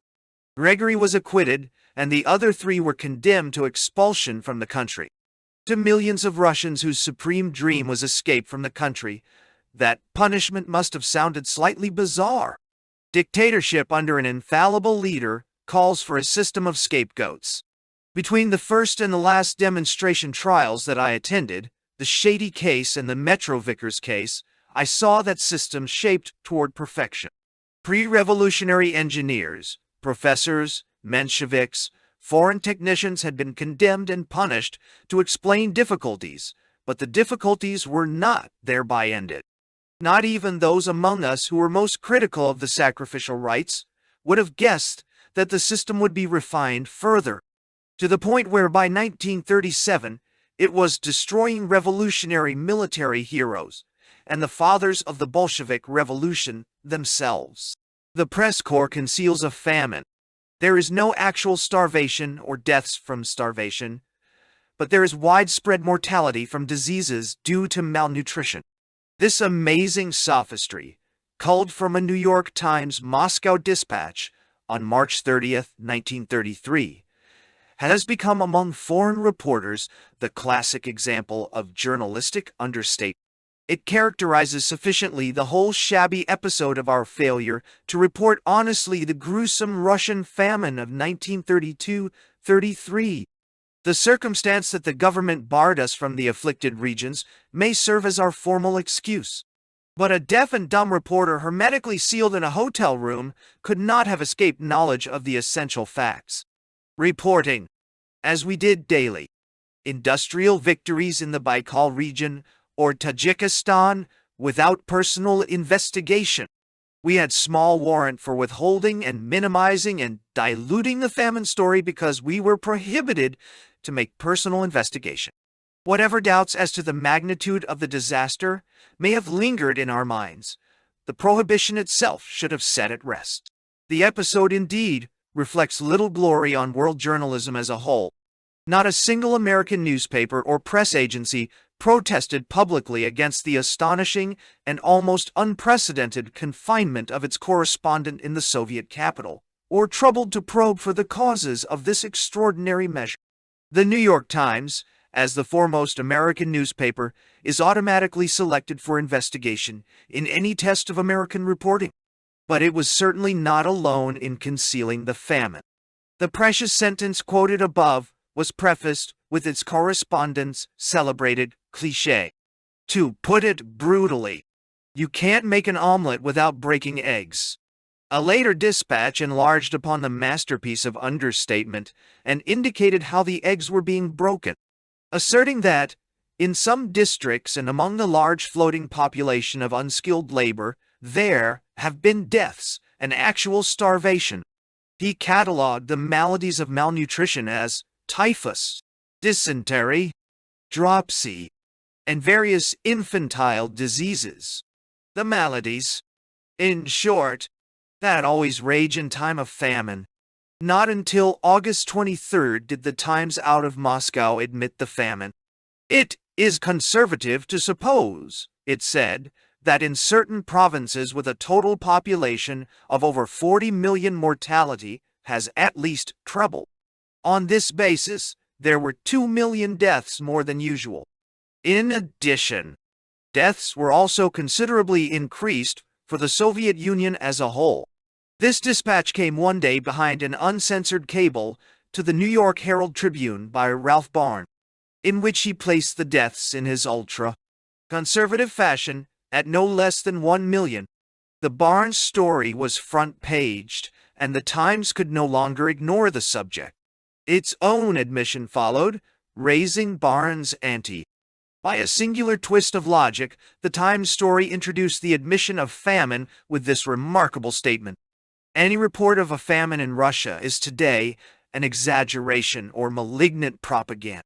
The food shortage, which has affected almost the whole population in the last year, and particularly in the grain-producing provinces, the Ukraine, North Caucasus, the Lower Volga region, has, however, caused heavy loss of life.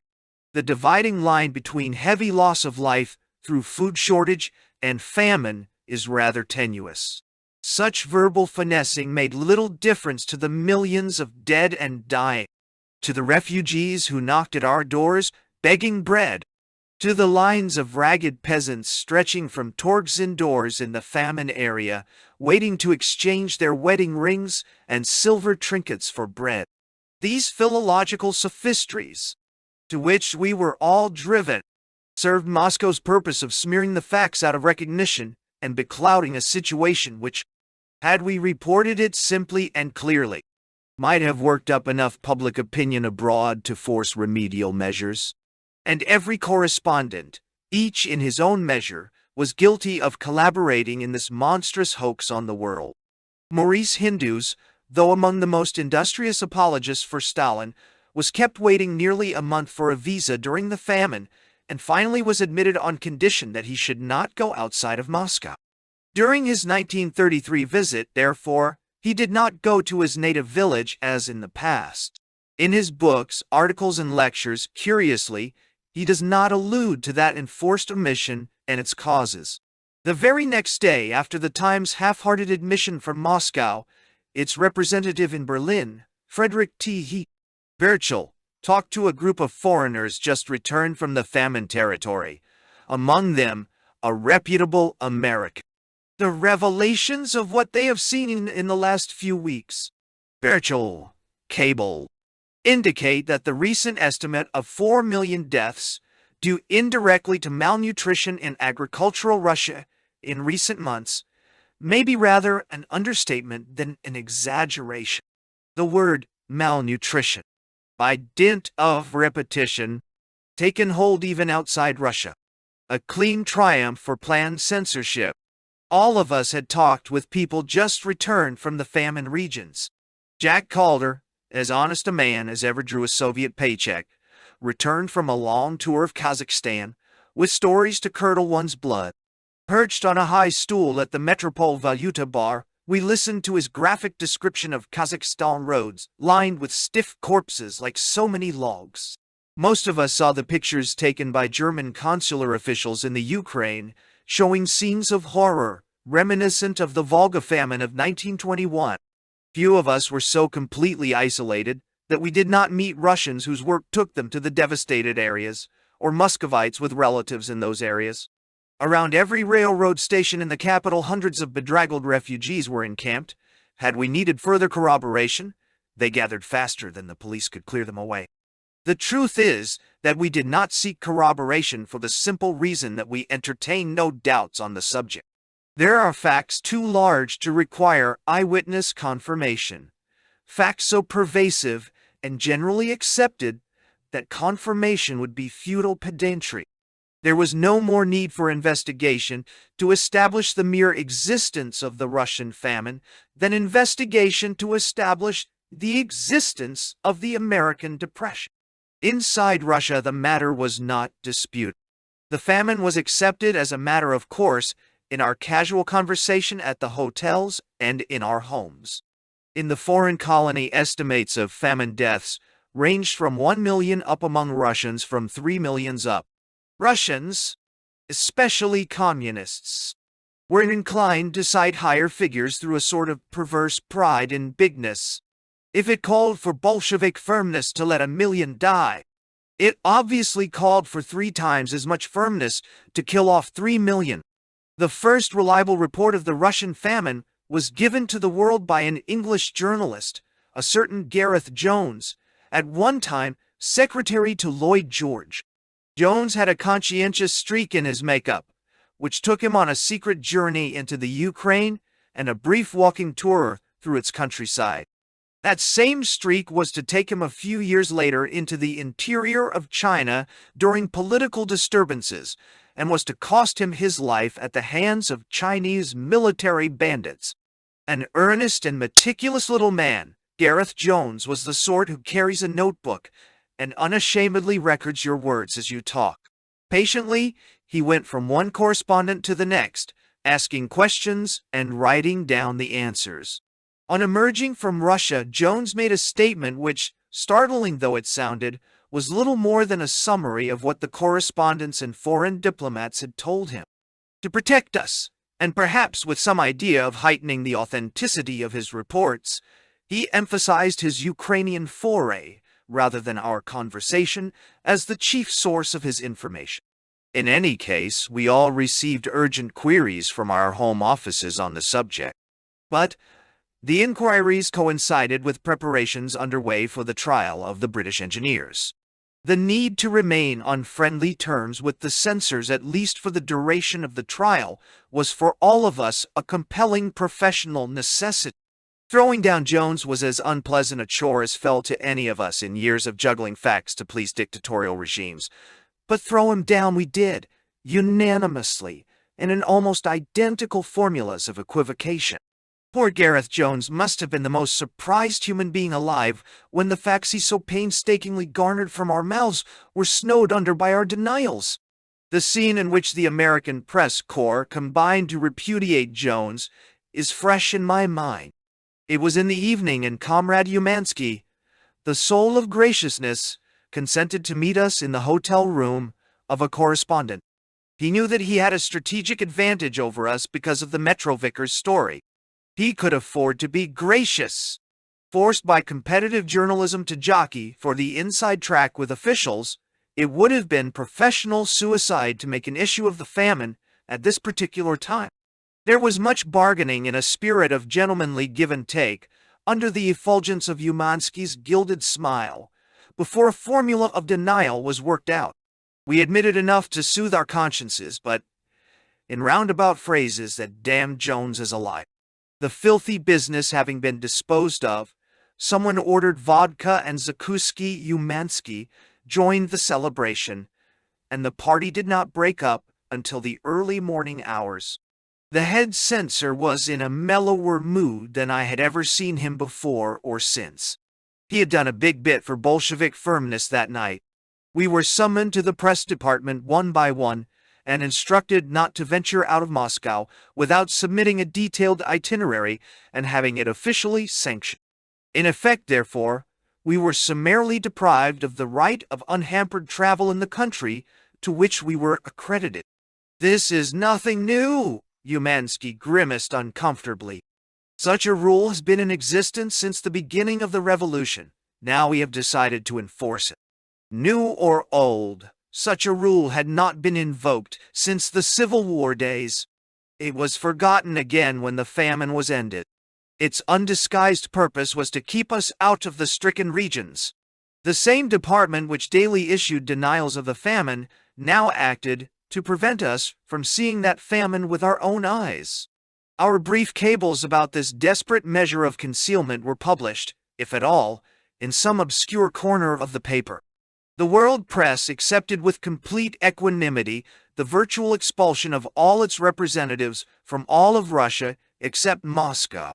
It agreed without protest to a partnership in the macabre hoax. Other steps were taken to prevent prying. Until then, foreigners arriving at the frontier received their passports as soon as the train got underway. Now the passports were retained by the authorities until just before the train pulled into Moscow, thus guaranteeing that no foreigner would drop off en route for unchaperoned research. When M.A.E. Harriet, the liberal French statesman, arrived in Russia at Odessa, the one French correspondent in the country, M. Luciani, demanded the right to meet him. The press department finally gave its permission, on Luciani's solemn undertaking to remain with the official party and not to stray into the countryside. M. Harriet, conducted along the prescribed road between Odessa and Moscow, completely surrounded by high functionaries, was able to say honestly when he returned to Paris that he had not personally seen any famine. Neither had Luciani. I was not the first Moscow observer to remark that God seems to be on the side of the atheists. What the Kremlin would have prayed for, had it believed in prayer, was perfect weather, and that is what it received that spring and summer. Perfect weather and bumper crops. The fields had been planted under the aegis of the newly established politaudials, political departments, with unlimited authority over the peasants. Food rations barely sufficient to sustain life had been distributed only to those actually at work in the fields. Red Army detachments in many places had been employed to guard seed and to prevent hungry peasants from devouring the green shoots of the new harvest. In the midst of the famine, the planting proceeded, and the crops came up strong and plenteous. The dead were buried, for the living there would be bread enough and to spare in the following winter. Belatedly, the world had awakened to the famine situation. We were able to write honestly that to speak of famine now is ridiculous. We did not always bother to add that we had failed to speak of it, or at best mumbled incomprehensibly then, when it was not ridiculous. Cardinal Initzer, Archbishop of Vienna, made the first of his sensational statements about Soviet agrarian conditions on August 20th, when those conditions were already being mitigated. Certain anti-Soviet newspapers in England and America began to write about the famine at about the time it was ended, and continued to write about it long after it had become history. Their facts were on the whole correct, but their tenses were badly mixed. The most rigorous censorship in all of Soviet Russia's history had been successful. it had concealed the catastrophe until it was ended, thereby bringing confusion, doubt, contradiction into the whole subject. Years after the event, when no Russian communist in his senses any longer concealed the magnitude of the famine, the question whether there had been a famine at all was still being disputed in the outside world. In the autumn, the Soviet press was exultant. Lazar Kaganovich was given most of the credit for the successful harvest. It was his mind that invented the political departments to lead collectivized agriculture, his iron hand that applied Bolshevik mercilessness. Now that a healing flood of grain was inundating the famished land, the secrecy gradually gave way. Increasingly, with every passing month, Russian officials ceased to deny the obvious. Soviet journalists who had been in the afflicted areas now told me personally such details of the tragedy as not even the eager imaginations of Riga and Warsaw journalists had been able to project. They were able to speak in the past tense, so that their accents were proud boasts rather than admissions. The Kremlin, in short, had gotten away with it. At a cost in millions of lives, through the instrumentalities of hunger and terror, socialized agriculture had been made to yield an excellent harvest. Certain observers now insisted in print that the efficacy of collectivization had been demonstrated. Nothing, of course, had been demonstrated except the efficacy of concentrated force used against a population demoralized by protracted hunger.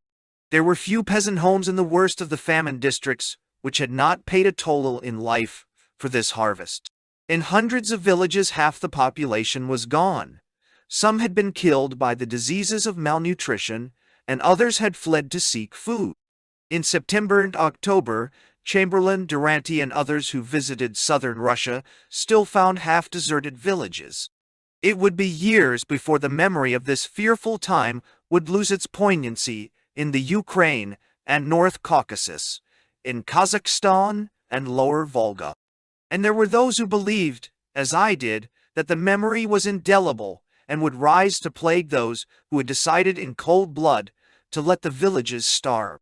But in the cities, at least, a new optimism was born. The attitude of the professional friends of the USSR on the famine went through a curious cycle. First, while the disaster was underway, they made furious denials. Since then, they have tended to admit the facts but to explain them away as unavoidable, and as a just and proper punishment meted out to a rebellious peasantry. Why harp on something that is by now history? Sums up their reproachful objection to a reminder of the period. But all great social crimes, given time, become history. By that fantastic logic, time has wiped out the guilt of those who perpetrated the Inquisition and the St. Bartholomew's Night massacres, the World War and the fascist destruction of Vienna's socialist housing, the Reichstag fire, and the fascist attack on democratic government in Spain. The Kremlin had foreseen the famine and permitted it to run its course of death and horror for political reasons. The philosophy which made such a decision possible, the mad arrogance of rulers condemning millions to death, are not justified by the fact that the dead are buried and the survivors being fed. How many millions actually died will never be known accurately. It is not generally understood abroad that the Soviet government stopped the publication of vital statistics for the period in question, although such statistics were published as a matter of routine in previous years.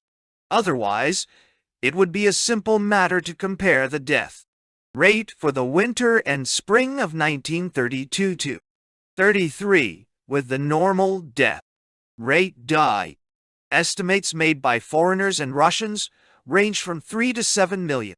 Chamberlain, after his journey through the devastated districts, described in detail in his Russia's Iron Age, placed the cost in life at 4 million. Durante, after a similar journey, withdrew his previous estimate that the death rate had increased threefold as far as the North Caucasus was concerned, but stated that he is inclined to believe that the estimate he made for the Ukraine was too low. A more than trebled death rate in the Ukraine would bring the famine deaths in that one area alone to 1.5 million. Maurice Hindus, after years of vagueness on the subject, finally settled on at least 3 million as his estimate. Southern Russia, after many months of total news blockade, was open to foreign correspondents in easy stages. The first to be given permission to travel in the forbidden zones were the technically friendly reporters, whose dispatches might be counted upon to take the sting out of anything subsequent travelers might report. Durante, for instance, was given a 2 weeks advantage over most of us. On the day he returned, it happened, Billy and I were dining with Ann O'Hare McCormick, roving correspondent for the New York Times, and her husband.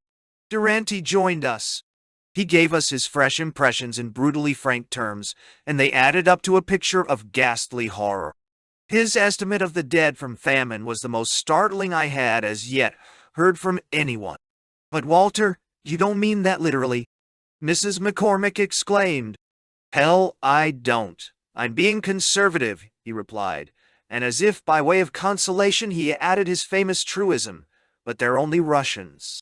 Once more the same evening we heard Durante make the same estimate, in answer to a question by Lawrence Stallings at the railroad station, just as the train was pulling out for the Polish frontier. When the issues of the Times carrying Durante's own articles reached me, I found that they failed to mention the large figures he had given freely and repeatedly to all of us. 60 byte forebodings. Like the proverbial candle about to expire, my reputation in official eyes flared up again brightly before it was snuffed out utterly. My attitude toward the trial of the Britons threatened briefly to restore me to the good graces of the Soviet powers. Almost alone among the Anglo-American reporters, I had taken an undeviating stand on the right of the Soviet government to try foreigners accused of crimes within its frontiers. London's peremptory demands for immediate surrender of its citizens seemed to me to smack of extraterritoriality. The trial itself, at least as far as it applied to the accused foreigners, seemed to me a closer approximation of justice than any previous demonstration trial. Outwardly correct, the British embassy crowd soon made me feel that my point of view was not to its liking. Certain of the embassy officials were outspoken in their criticism of my dispatches, which were being widely used throughout the British Empire. I was permitted to attend the general press conferences, but carefully excluded from the more intimate embassy gatherings. I was never invited, for instance, to lunch with the defendants between sessions, as were several other Americans and all the British reporters. Soon after the trial, several communist friends brought me the same message in almost the same words. Government circles, they said in mysterious undertones, were fully cognizant of the British hostility toward me, and greatly impressed with my handling of the trial. Comrade Umansky himself began to look at me less venomously. Everyone was in a mood to forgive past recalcitrants. They were only watching to see whether the change was permanent or a passing whim. Let no one suppose that official favor is a small thing in the atmosphere of an authoritarian state. In 100 ways, life becomes simplified, mellowed, warmed by an inner sense of strength. Over and above the physical and professional advantages is the feeling of being integral with power. Think of the glow in which Americans who have made themselves spokesmen for the Soviets to their countrymen march through each day, feeling themselves monitors of communist respectability. Think of their heartwarming illusion as they join the political shop talk of local pomposities that they are in some measure architects of a new world. The real medium of exchange in Moscow, buying that which neither rubles nor dollars can touch, was power. And power meant Comrade Stalin, Comrade Umansky, the virtuoso of Kamsia, the fellow whose uncle's best friend has a cousin on the Collegium of the Ogpu to be invited to exclusive social functions, to play bridge with the big bugs, to be patted on the back editorially by Pravda, to have the social ambitions of one's wife flattered. Such inducements are more effective in bridling a correspondent's tongue than any threats. I know, sense of importance that comes with being accepted tacitly as an accredited interpreter for ideal and entire government weighs heavily in the scales of mundane judgment in deciding how to phrase an embarrassing piece of news or whether to transmit it all. By the same token, the consciousness of being rejected by the new environment and dictatorial governments are past masters in the art of salting the wounds of ostracism is not easy to bear. Whether in Moscow or Berlin, Tokyo or Rome, all the temptations for the practicing foreign reporter are in the direction of conformity.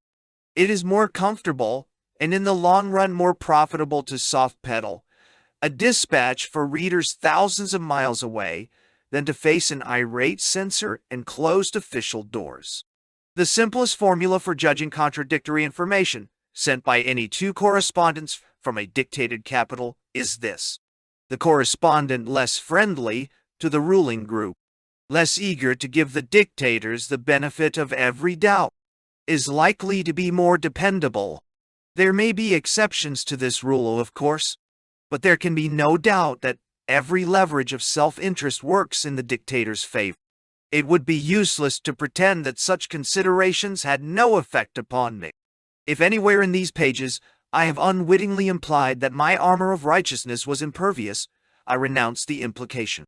The sudden easing of tension in my relations with the authorities was more than welcome. If I relapsed again all too quickly into waywardness, it was despite myself. Some pestiferous element in my makeup, call it a social conscience or some less polite name, led me astray.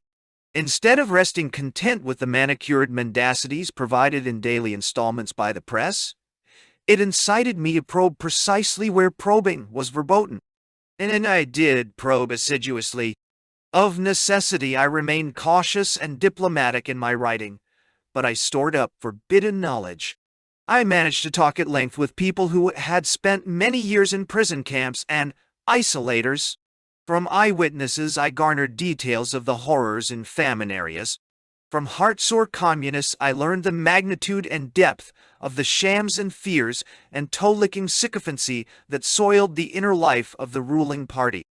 I had shed the last of the veils of political inhibition in searching out the facts behind the formula. In retrospect, I now recognized how painstakingly I had fooled myself in the earlier years, how I had been wont to take long detours in my observations, and longer ones in my thinking to avoid truths that hurt too much. The need for evasion to spare my own feelings had fallen away.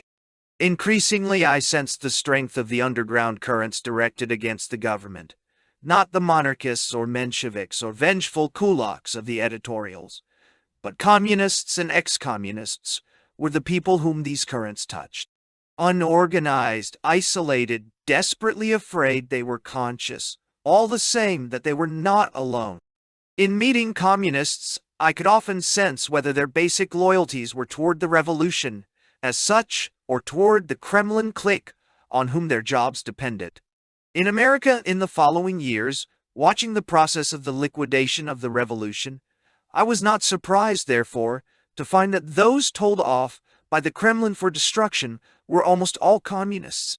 The process, first unmistakably manifest in the abolition of the Society of Old Bolsheviks, led inevitably to the physical annihilation of most of the remaining leaders of the 1917 revolution. It led to the purging of the old pew of the Chekist elements, whose psychological commitments were to the original revolution, rather than to the present incumbents of the Kremlin. It led to the killing off of military leaders whose careers stemmed from the pre-Stalin years. These things were still in the future, but sensing them as I did, a genuine reconciliation with the powers that be was out of the question. Karl Bickel, president of the United Press, arrived for his second visit to Russia during my incumbency. Fully aware of the hardships of covering a beat like mine, He seemed on the whole perturbed by the change that had come into his correspondence relations with the Soviet authorities since his visit 4 years earlier. The first and irreducible need of a press agency is for the most cordial relations possible with all governments. An individual newspaper might refuse to play with obdurate dictatorships, but an agency cannot afford the luxury of independence. It must accept the rules of the game set by a Mussolini or Hitler or Stalin, since it must cover the entire map all the time. It is geared, moreover, for instantaneous reporting in which a margin of a few minutes is of crucial competitive importance. If that margin must be paid for with an occasional reticence, the price does not seem unreasonable. Americans who suppose that editors are inclined to cheer their correspondents in the fearless pursuit of truth have a naively idyllic view of modern journalism. They forget that the principal commodity of the newspaper is news, not truth, and the two do not always coincide. A newspaperman with a crusading streak will soon be out of a job. The correspondent who gets himself expelled or even disliked for talking out of turn puts his employers to great expense and, more important, endangers their sources of information. Bickel realized that I was no longer happy on my Moscow post. He realized, too, that the man who survives 6 years under a dictatorship without becoming a messenger boy for the ruling dynasty has something of an achievement to his credit. He sounded out whether I was interested in taking over the management of the Tokyo bureau. But the Tokyo assignment at the time called for more executive work than straight reporting, and I declined the tentative offer. Bickel was one of those rare press agency titans with a genuine interest in world affairs aside from their commercial value as news. A thoroughgoing liberal by nature, the Russian Revolution touched his imagination from the very beginning. He watched its evolution with sympathy, which often bordered on enthusiasm. On this visit, too, he was indefatigable in gathering views and facts. The interview that impressed him most was with Karl Radek, the puck of the Communist Revolution. We remained with Radek in his penthouse home overlooking the Moscow River for more than an hour. The conversation ranged freely in time and space. The scope of Radek's information was little short of miraculous. He could discuss the local politics of Chicago with as intimate knowledge as the politics of Moscow. There was a gargoyle quality in Radek's face, a sort of fascinating ugliness. His features, in a frame of unkempt brownish hair, seemed curiously out of focus, his teeth charred and uneven, his eyes very much alive behind thick glasses, like frisky pups behind plate glass. Aside from his looks, Radek's personality was memorable not because of his astonishing erudition, but because that erudition was coupled with a sparkling sense of humor. We left his presence feeling as though we had watched a one-man circus crowded with incredible feats of intellectual agility. The larger part of that summer I spent with my family in San Remo, soaking in Italian sunshine. This time we took Jeannie back to Moscow with us. The school in which she had spent 4 years was still permitted by the Hitler dictatorship to carry on, but only after its progressive tradition of several generations had been crushed. After some investigation, we placed Jeannie in one of Moscow's model schools, on Pimenovsky Perilak, where the 2 young children of Stalin were her schoolmates. The modernistic experiments in education which had won the hearts of the John Deweys had by this time been thrown out. The children now sat with their hands behind their backs, took regular examinations, and concentrated on the 3 R's. The classrooms, 50 to 60 pupils to one teacher, reminded me of my own elementary school days in New York 30 years before. From an extreme of Daltonesque modernism, the Soviet school system had apparently swung to the opposite extreme of stodginess. Jeannie's celebrity in the school overshadowed that of the Stalin children. She was an Amerikanka, from the fabulous land of skyscrapers and wondrous machines on the other side of the world.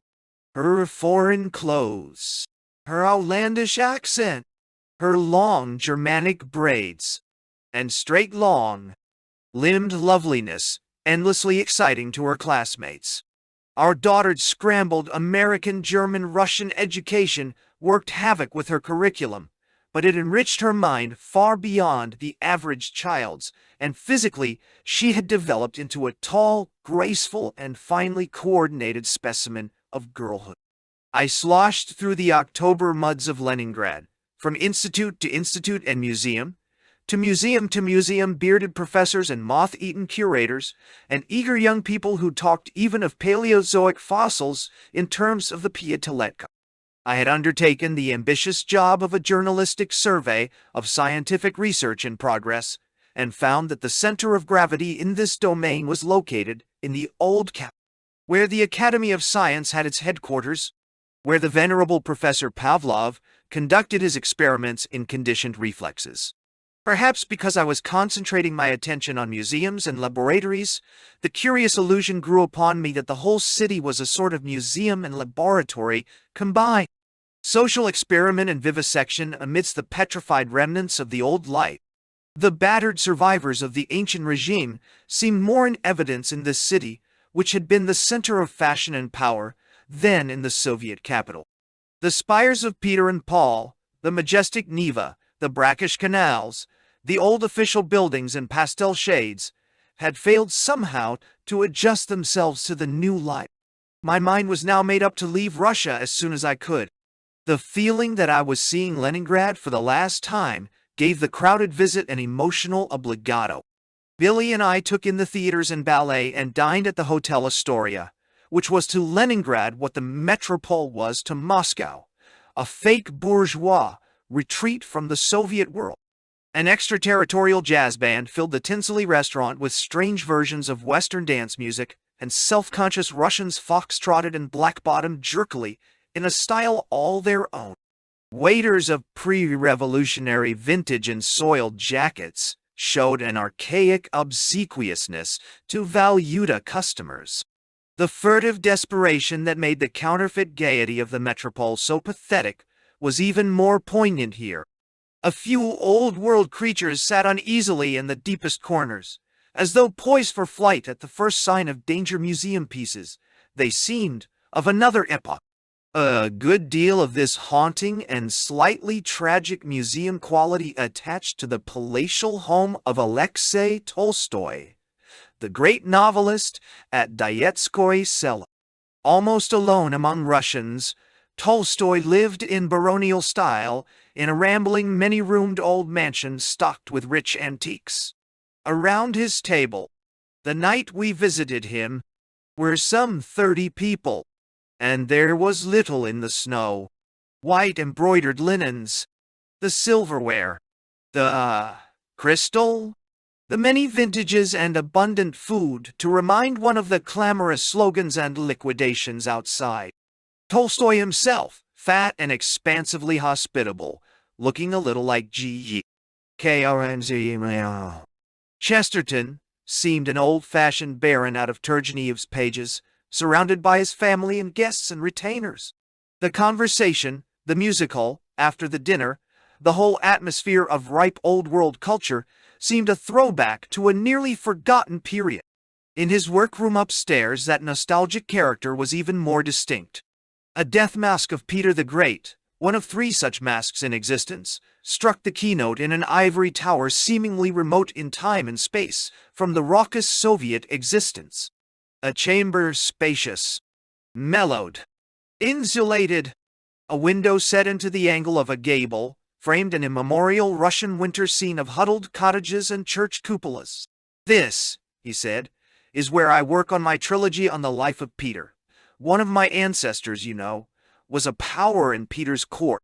Returning far past midnight from the Tolstoy mansion, the crisp snow crunching under the wheels of an Astoria Hotel Valuta car, I felt as though I had visited a perfectly preserved section of 19th century Russia. Leningrad is a city of lurid memories. This swampland turned into a modern city by the ferocious will of one Asiatic despot. The flesh and blood of 100,000 serfs kneaded into its foundation has known more of orgy and extravagance, of autocratic blood, letting and popular fury, than the rest of the country put together. The name of Lenin has been pasted on it, but it is still essentially the city of the fabulous Peter, that savage in Western garb. Under the drabness of the city's latest incarnation, there is a teeming ghost world of purple and crimson shadows. Exploring its byways, strolling along its embankments, inspecting the dungeons under the old fortress, I had the sense of nearness to the past, the feeling that the Soviet episode is but a moment in the long life of Peter's hand-tooled capital. My scientific prowling was cut short by an urgent summons from Moscow. President Roosevelt had invited President Kalinin to discuss the resumption of diplomatic relations between their governments, and one had to take the next train back to Moscow. The hasty retreat from Leningrad meant the cancellation of an interview scheduled with the Stalin of the North, Sergei Kirov, a member of the Politburo and one of the strong men of the ruling party. Kirov had never been interviewed. Few foreigners had even seen him.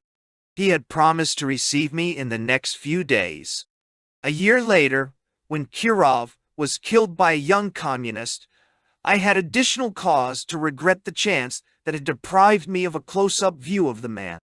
The establishment of diplomatic relations with the United States was the consummation of the Soviet Union's most cherished political dream. Regardless what we felt about Soviet internal affairs, we were gratified by this sensible American move. Anything which helped to break down Russia's isolation, which made the Kremlin more concerned with the public opinion of the outside world, seemed to me urgently desirable from the vantage point of the Russian masses. The deeper Russia was driven into its own Asiatic skin, the less hope there seemed to me of salvaging the gains of the revolution.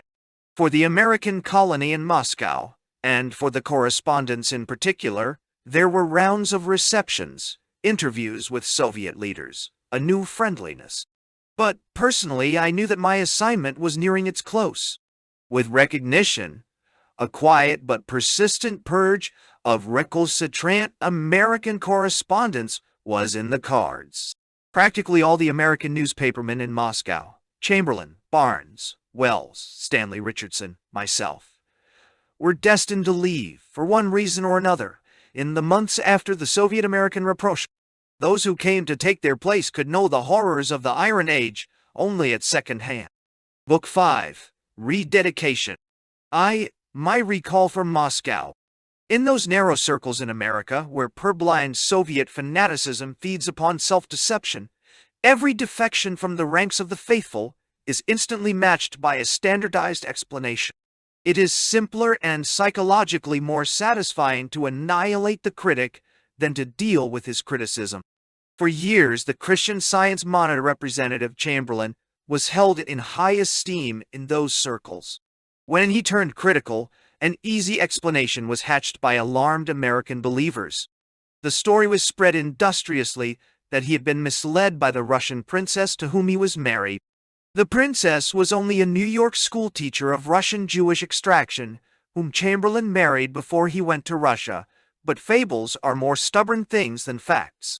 Unfriendly reports by correspondents were explained airily on the basis of economic determinism, hirelings of the kept press doing the bidding of their capitalist masters. But friendly reports by no less capitalistic reporters were exempted from this Marxist law. Every returning engineer who hinted that all was not rose-tinted in the land of Soviets was obviously an incompetent giving vent to his private grudges. But engineers who joined in the hallelujahs at Friends of the USSR banquets, though they were making fortunes out of Soviet contracts, were high-minded gentry in no wise affected by crass considerations of self-interest. Around my own recall from Moscow and my decline from official grace, that inclement fanaticism has woven a dark saga of intricate absurdity. Years after the event, new fantasies continued to be embroidered on the somber fabric. Ever so often the echoes of some new and more extravagant fable reached me, by way of accounting for my views on the Bolshevik land. Such legendary thrives on its own grotesqueness, each new absurdity sprouting a dozen sustaining absurdities in the hopeless groping for the foundation that is not there. The American move for recognition of the USSR toward the end of 1933 It was generally assumed in both Washington and Moscow, was motivated in large measure by President Roosevelt's anxiety over the war danger in the Far East. It was felt that a sign of American friendship would act as a brake on the ambitions of the Japanese military party. The Soviet press made all the political capital it could out of the impending Russian-American rapprochement. The United States was pictured as a great peace-loving republic which, with the sturdy Soviet Republic by its side, would help preserve international peace. The world at this time seethed with talk of war in the Far East. Huge armies were deployed on both sides of the Soviet-Manchurian frontier, and mutual charges of violating that frontier flew like sparks from the respective capitals. All the tinder was piled up for a conflagration, and any one of those sparks might ignite a war. Border incidents with loss of life were taking place constantly, and it was an open secret that some of those clashes were more serious than the press dared reveal. Early in November, the Soviet press charged Japanese warplanes with flying over the Soviet border. Tokyo papers countered with similar charges against Russian planes. Probably both sides were telling the truth. It was only to be expected that each army would reconnoiter the other's terrain, at the risk of being shot down as intruders. There were also charges of equivalent violations on the rivers and the sea. Tokyo talked of Soviet coastal batteries having fired on Japanese fishing trawlers. Despite the formal denials, Russians close to military affairs chuckled knowingly. The fishing trawlers, they hinted, were disguised naval reconnoitering parties, and they only got what was coming to them. The annual November parade in Moscow was, more than ever before, a pointed military demonstration, climaxed by an unprecedented turnout of warplanes that blackened the skies over Red Square. Instinctively, all of us on the reviewing stands turned our eyes toward the Japanese military and naval attaches as the planes roared overhead. And the Soviet newsreels a few days later cut in significant glimpses of these foreign observers as the tanks and cavalry divisions and airplanes were shown. At the formal reception to the diplomats and correspondents on the evening of November 7, at the Spaso-Peskovsky Palace that later became the American Embassy, the whispered talk revolved around the dangerous situation in the Far East. Several diplomatic acquaintances spoke to me of the reports going the rounds about serious incidents in the Far East. It was at this reception, incidentally, that I first met Alexander Troyanovsky. When I confronted him with the news that he was scheduled to go to Washington as his country's first ambassador, the tone of his denial only confirmed the correctness of my information. That very evening I cabled that Alexander Troyanovsky was the likely choice for Washington, pointing out the fact that his long experience in Tokyo gave a fine political point to his choice. Litvinov had left for the United States, accompanied by several other officials, among them Comrade Umansky. For reasons that surpassed our understanding, or possibly from an ingrained habit of mystery, their departure was treated as a major state secret. The entire press corps was therefore on the station to watch them going off. Umansky, characteristically, went out of his way to throw us off his trail, under a comic illusion that his movements were of international moment. At a banquet given by Interest, he took the trouble to announce publicly that he was on his way to Spain, so that no one was surprised when he showed up in New York. On the evening of November 9th, I had several guests at my home, among them a Japanese newspaperman. Inevitably, the Far Eastern incidents, particularly the airplane and fishing vessels episodes, were mentioned. No one doubted the authenticity of the reports, least of all my Japanese colleague. His attitude suggested, indeed, that he knew more about it than he cared to discuss. I did not dream of cabling those reports, of course. Several days later, I was preparing to go to a concert. Just then, two Russian friends, both of whom I knew to be well connected in the higher circles of the GPU, arrived for an unexpected visit. I told Billy to go on to the concert alone while I entertained the guests. Even today, when the whole strange business is surely known to the Soviet authorities in its minutest details, I am inhibited against using the names of these guests. I shall refer to them as Ivanov and Petrov. They were both in exceptionally gay spirits, not a little heightened, it is true, by vodka. I inquired the cause of their exalted mood, and they proceeded to tell me, interrupting one another to add gleeful details to the recital. Their hilarity, it seemed, derived from the stinging lesson their military forces had given to Japanese intruders in Soviet territory in recent weeks. The sons of she-dogs will be more careful about poking around where they're not wanted, Ivanov exclaimed. And Petrov, slapping his thighs and smacking his lips, confirmed this conviction. Between them, they presented me in startling detail a complete account of the two Far Eastern episodes that were being so widely discussed in the capital. Japanese bombing planes which had penetrated far into Siberian territory had been shot down by Soviet anti-aircraft batteries. Prowling Japanese naval boats had been destroyed by the Coast Guards. They even described how the Japanese bodies removed from the airplane wreckage had been returned to the Manchurian side. I never doubted the truth of their stories. Everything they said fitted perfectly into what I had heard elsewhere. They provided the missing pieces for the jigsaw puzzle of reports and rumors. But I wondered why they were speaking to a correspondent so freely and fully on a matter of grave international importance. Not in all my Soviet years had critical information been conveyed to me by responsible communists quite so candidly. "This is sensational news you are giving me," I said. "Aren't you afraid I might use it? You've confirmed what many of the correspondents have picked up in the last few days from other sources. You know, it's a great temptation to cable the story. Normally, the hint of publication gives Soviet citizens the jitters.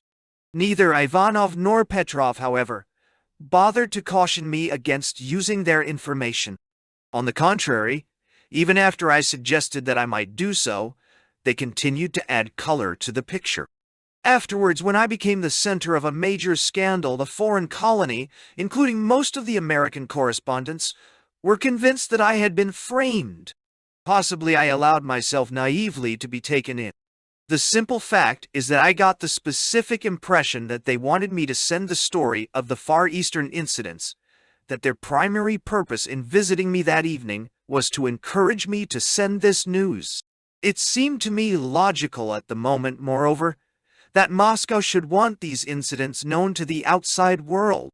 The tension in the Far East was one of Litvinov's best cards in his negotiations with Roosevelt.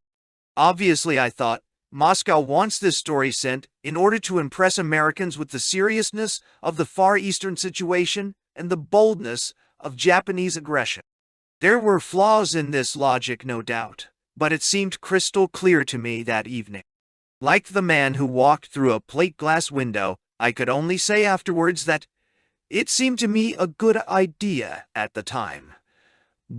When Ivanov and Petrov left, I typed out a brief dispatch on the subject of their disclosures.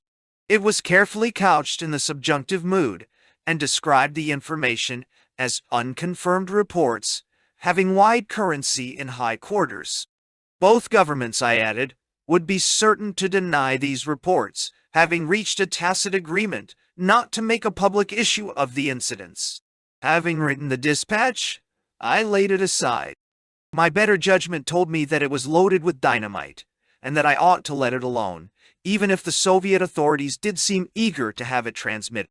My better judgment, however, was not equal to the occasion. As hard luck would have it, a long-distance call came through from the London office of the United Press, on a totally different matter. At the end of the conversation, the voice at the other end said, "Anything new in Moscow, Gene?" And I yielded to the temptation only a newspaperman can fully appreciate, of scoring a scoop.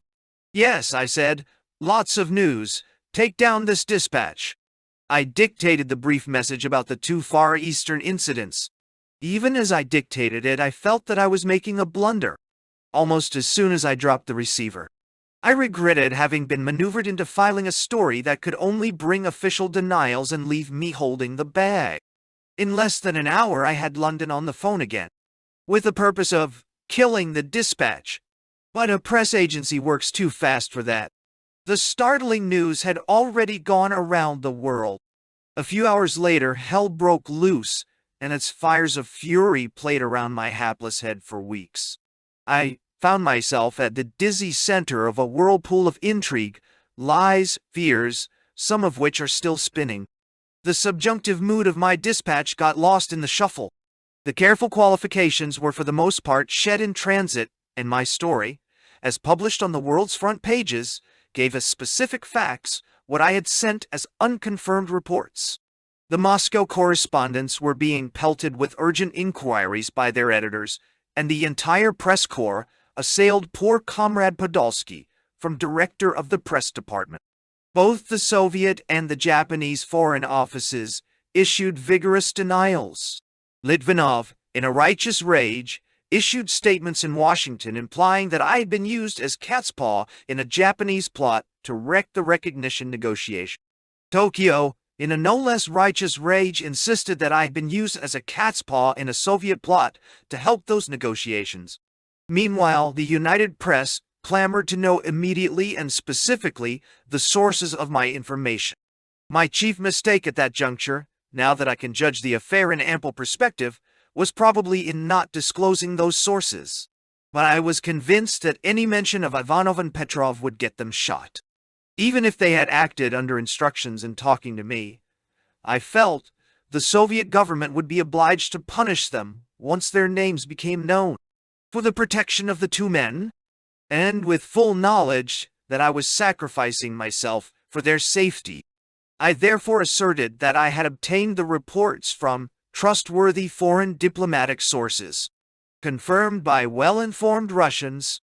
Beyond this formula, I refused to commit myself. Angry, insistent, cajoling cables from the UP chiefs poured in on me.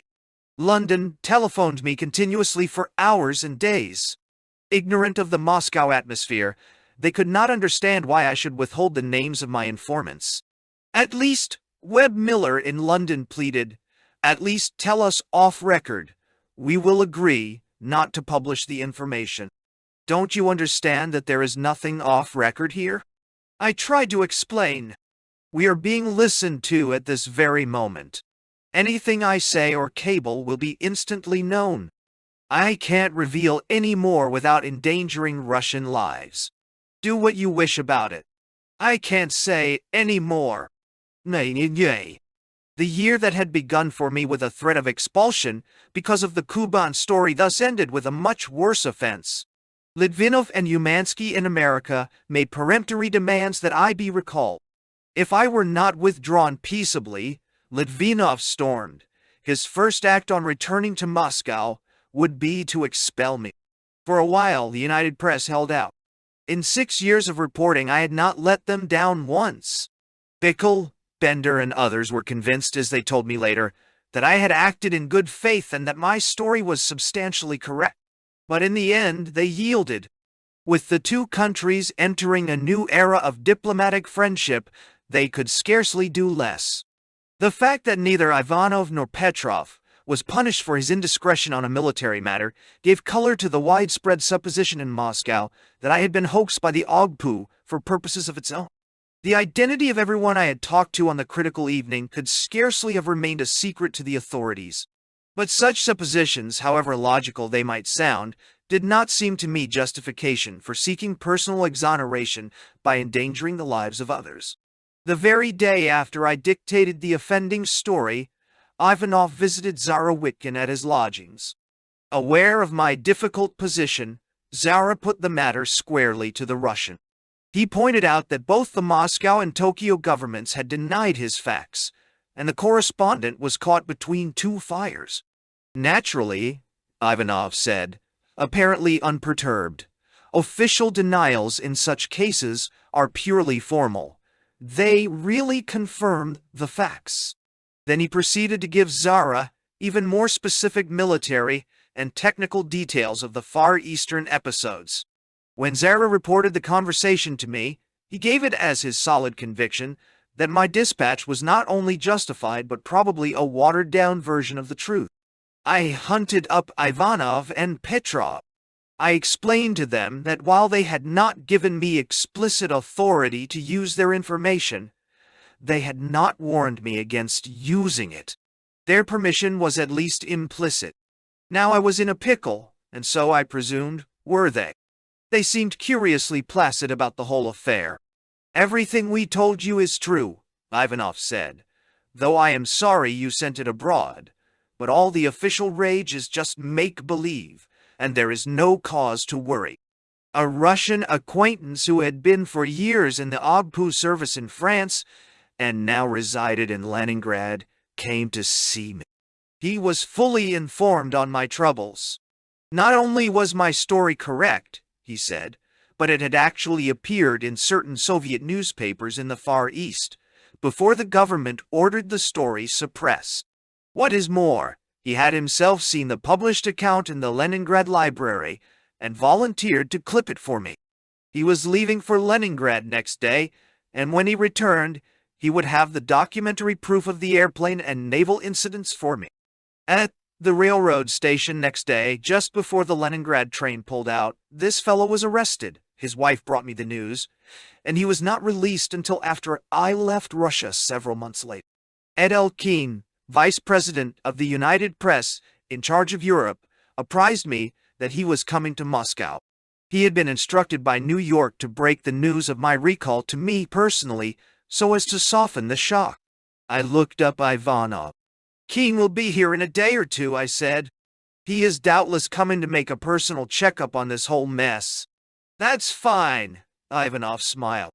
"I shall be glad to meet him and to confirm all the facts. You might as well know that I have seen the OGPU archive on the map. There are many clippings from our own Far Eastern papers that tell the story exactly as I have told it to you." When Keen arrived, I tried in vain to find Ivanov. During all the time Keen was in Moscow, Ivanov was in hiding. When I ran into him again weeks later, he looked at me apologetically and shrugged his shoulders.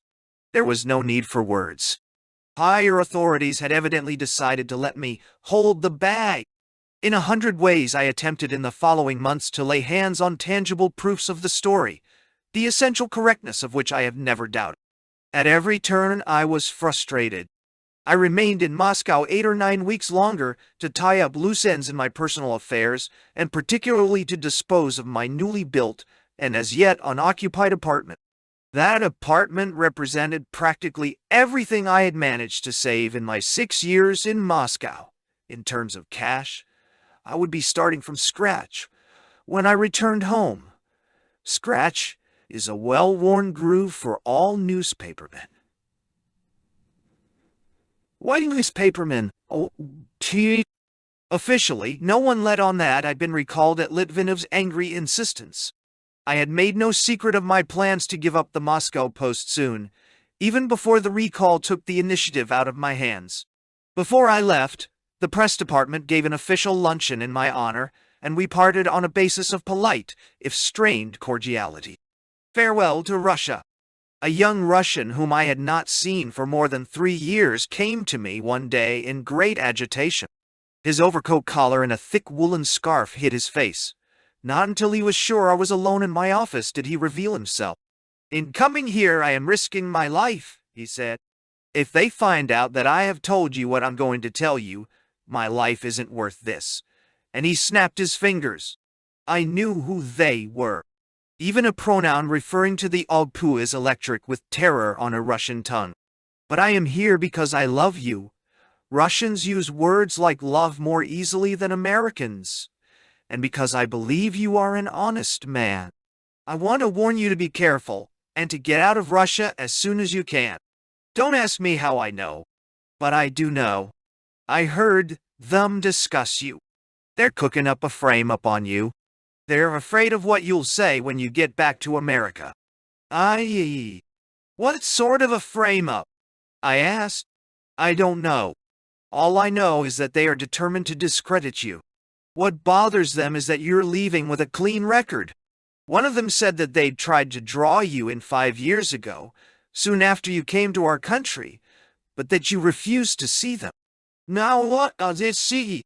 Well, what in the world can I do about it? I can't possibly leave for another month or more. I have about $3,000 invested in an apartment I bought from the Writers' Housing Cooperative. I must at least rent it to someone before I clear out.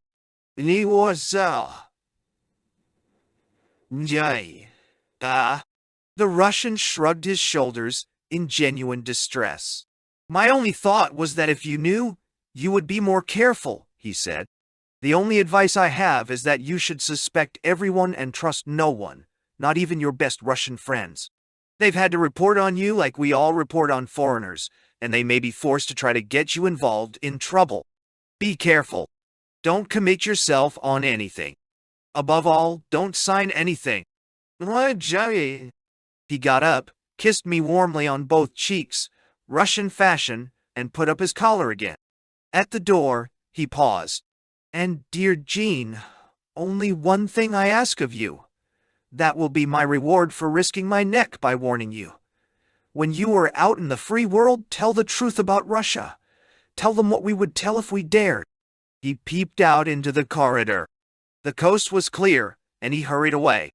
That this Russian was close enough to the OBPU to overhear secrets of the sort he conveyed to me was not a surprise. Long ago, I had ceased being surprised to learn that gentle, inoffensive people were inveigled into the network of spying. I pretended not to be aware that men and women whom I saw frequently were reporting on me. I bore them no ill will, knowing that they had been forced into the service, and hated it. Once after a Russian acquaintance left me, I found a piece of paper he had dropped accidentally. On it were notations all too clearly intended for the odd puel for a minute. I smiled at the idea of returning it to him and watching his discomfiture. Then pity for the man and his compulsory avocation overcame me. I destroyed the scrap of paper and never mentioned it to him.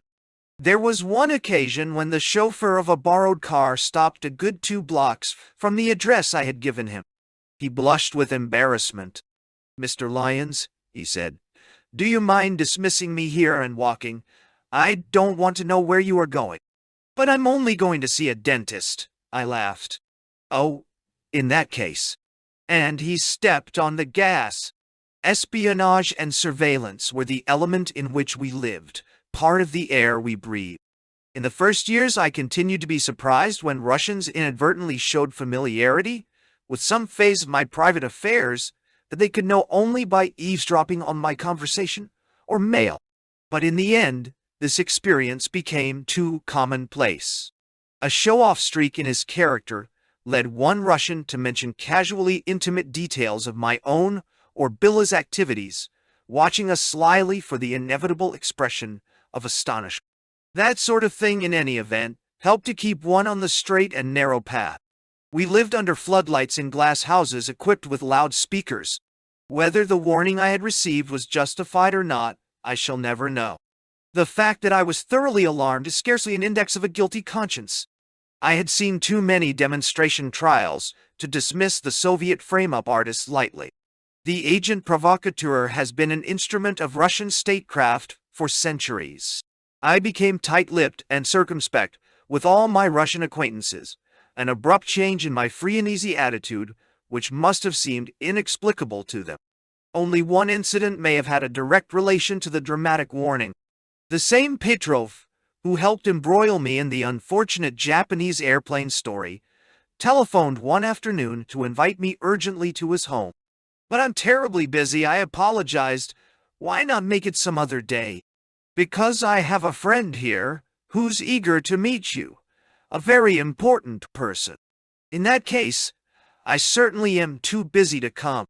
"All right, Jean, I'll be frank with you. You are leaving the country soon. Why should we separate as friends? You can help us, and we can help you." "Well, you tell your friend, no matter how important he is, that there is nothing he can do for me, and even less I can do for him." I never heard about the matter again. But several friends talked to me in terms too parallel to have been quite accidental. They sought to impress upon me the wisdom of silence. One put his plea on a personal basis: anything derogatory that I might write would reflect on the loyalty of those who were close to me. A Russian newspaperman put the argument on a professional footing. After all, you can't afford to make an enemy of our government, he said. You will undoubtedly remain in journalism. A war is coming. Think what it will mean to your career to be able to cover the war from the Soviet lines with your knowledge of Russian and your experiences here. Now then, day after day, the Council of Silence was pressed on me in almost the same words. I no longer doubted that it was an inspired campaign. The appeal to professional cupidity did not touch me. I was too seriously compromised in the Kremlin's eyes to reconquer a friendly label by keeping my mouth closed. The danger of embarrassing the scores of Russians with whom I had associated in the course of 6 years, on the other hand, did impress me. It was to be the most effective curb on my candor. Even in these uninhibited pages, it has served as a brake on eloquence. Parting with a beloved city is like parting with a beloved friend. In the sentiment of separation, one forgives much and idealizes much. My experience had been sufficiently galling. It is not pleasant to feel your hope changing inexorably into despair. But at least I had lived on a high emotional level. Moscow would be forever associated for me with heights and depths. Those who dwell on a humdrum level of apathy and intellectual comfort can never know that it is the intensity of the years, not their quality of pleasure, that makes them precious. The thought that I might have remained an ignorant Confederate in the horrors I witnessed is frightening. Distressing as my experience has been, I treasure it. The knowledge that I was leaving Moscow, perhaps forever, made me look at the city and its people with a sharper vision. Things were suddenly focused more clearly, and I allowed the image to soak into my consciousness. In the outer chambers of my mind, I was pleased, on the whole, by the impending change. But at its core, I felt already premonitory twinges of homesickness. I knew for a certainty that I should never again touch Russian music, Russian pictures, Russian memories, without a gnawing nostalgic pain. I have no need to reconcile my detestation of the soul of Bolshevism, its cruel, morbid, Jesuitical soul, with my affection for Russia and the Russians. People who hated the pogrom-mongering Tsarist autocracy too, often found it possible to love Russia, sometimes impossible not to love it. Much of my resentment against the organized brutality that I witnessed derived, as a matter of fact, from my affection for the Russians. More and more with every passing year, I had identified myself psychologically with them. I rejected the assumption underlying the condescending objectivity of certain foreign observers that the Russians are a peculiar breed, set aside by destiny for sacrificial rites and laboratory experimentation. To this day, nothing riles me more than the placid acceptance of Russian sacrifices by comfortable friends of Soviet Russia in the spirit of vivisectionists. I was parting from Moscow in its huddled, mysterious winter embodiment, precisely as I had first made its acquaintance. It was a white city of brief days and long enshrouding nights, whose life was hidden away deep within its many garments of fear and intrigue. In every city there is a world below the surface, beyond the reach of the five senses. Anyone who has sought to know more intimately New York or London, Paris or Rome, has become aware of this elusive nether reality. But in Moscow the secret seems more profoundly buried. The absence of a free press, the L.Y. powerful secret service, the outlawry of all independent thoughts and feelings, the Tom monotony of surface slogans. All these things that have been the country's portion for 1,000 years seem to have driven the Russian people underground. Their essential life seems subterranean, a life of secret thoughts, unspoken hopes, vague dreams, clandestine satisfactions. If this sounds mystical, the fault is with my lack of skill in expressing the idea. It is a real, almost a physical essence to which I refer. Every Russian man and woman lives automatically a double existence, has lived it for numberless generations, one public and obviously conformist, the other private and untrammeled. For a moment, in the throes of revolution, The inner existence broke through the surface restraints. Then it was driven back to its lair. The fissures have now been completely filled and sealed, and the outer life is again policed by the ancient threats and compulsions. These people whom I was leaving behind, my heart reached out to them in sympathy. Some were pariahs, hiding in corners, disguising their voices and their faces. Others were adjusted to the new system, but living in continuous dread of a new persecution. The mass of workers had had a moment of intoxicating glory when they marched and shouted and waved flags and felt themselves masters. Now they were under the heel of arbitrary power again, terrified by teeming threats, loss of bread ration, loss of passport, loss of their squalid living space. The peasants, still the great majority in the nation, had won their land only to lose it again, were being chastised with flaming sword for preferring their instinctive way of life, felt themselves in their frustration indentured laborers slaving for absentee landlords in the Kremlin. Every liquidation disclosed another class needing to be liquidated, and the flaming sword was being whetted on the prostrate body of the Russian population. At the top, new privileged classes had emerged, with power of life and death over their fellows, using that power with the ferocity of cynical indifference or the more dreadful ferocity of fanaticism. A parvenu aristocracy based on raw and naked power.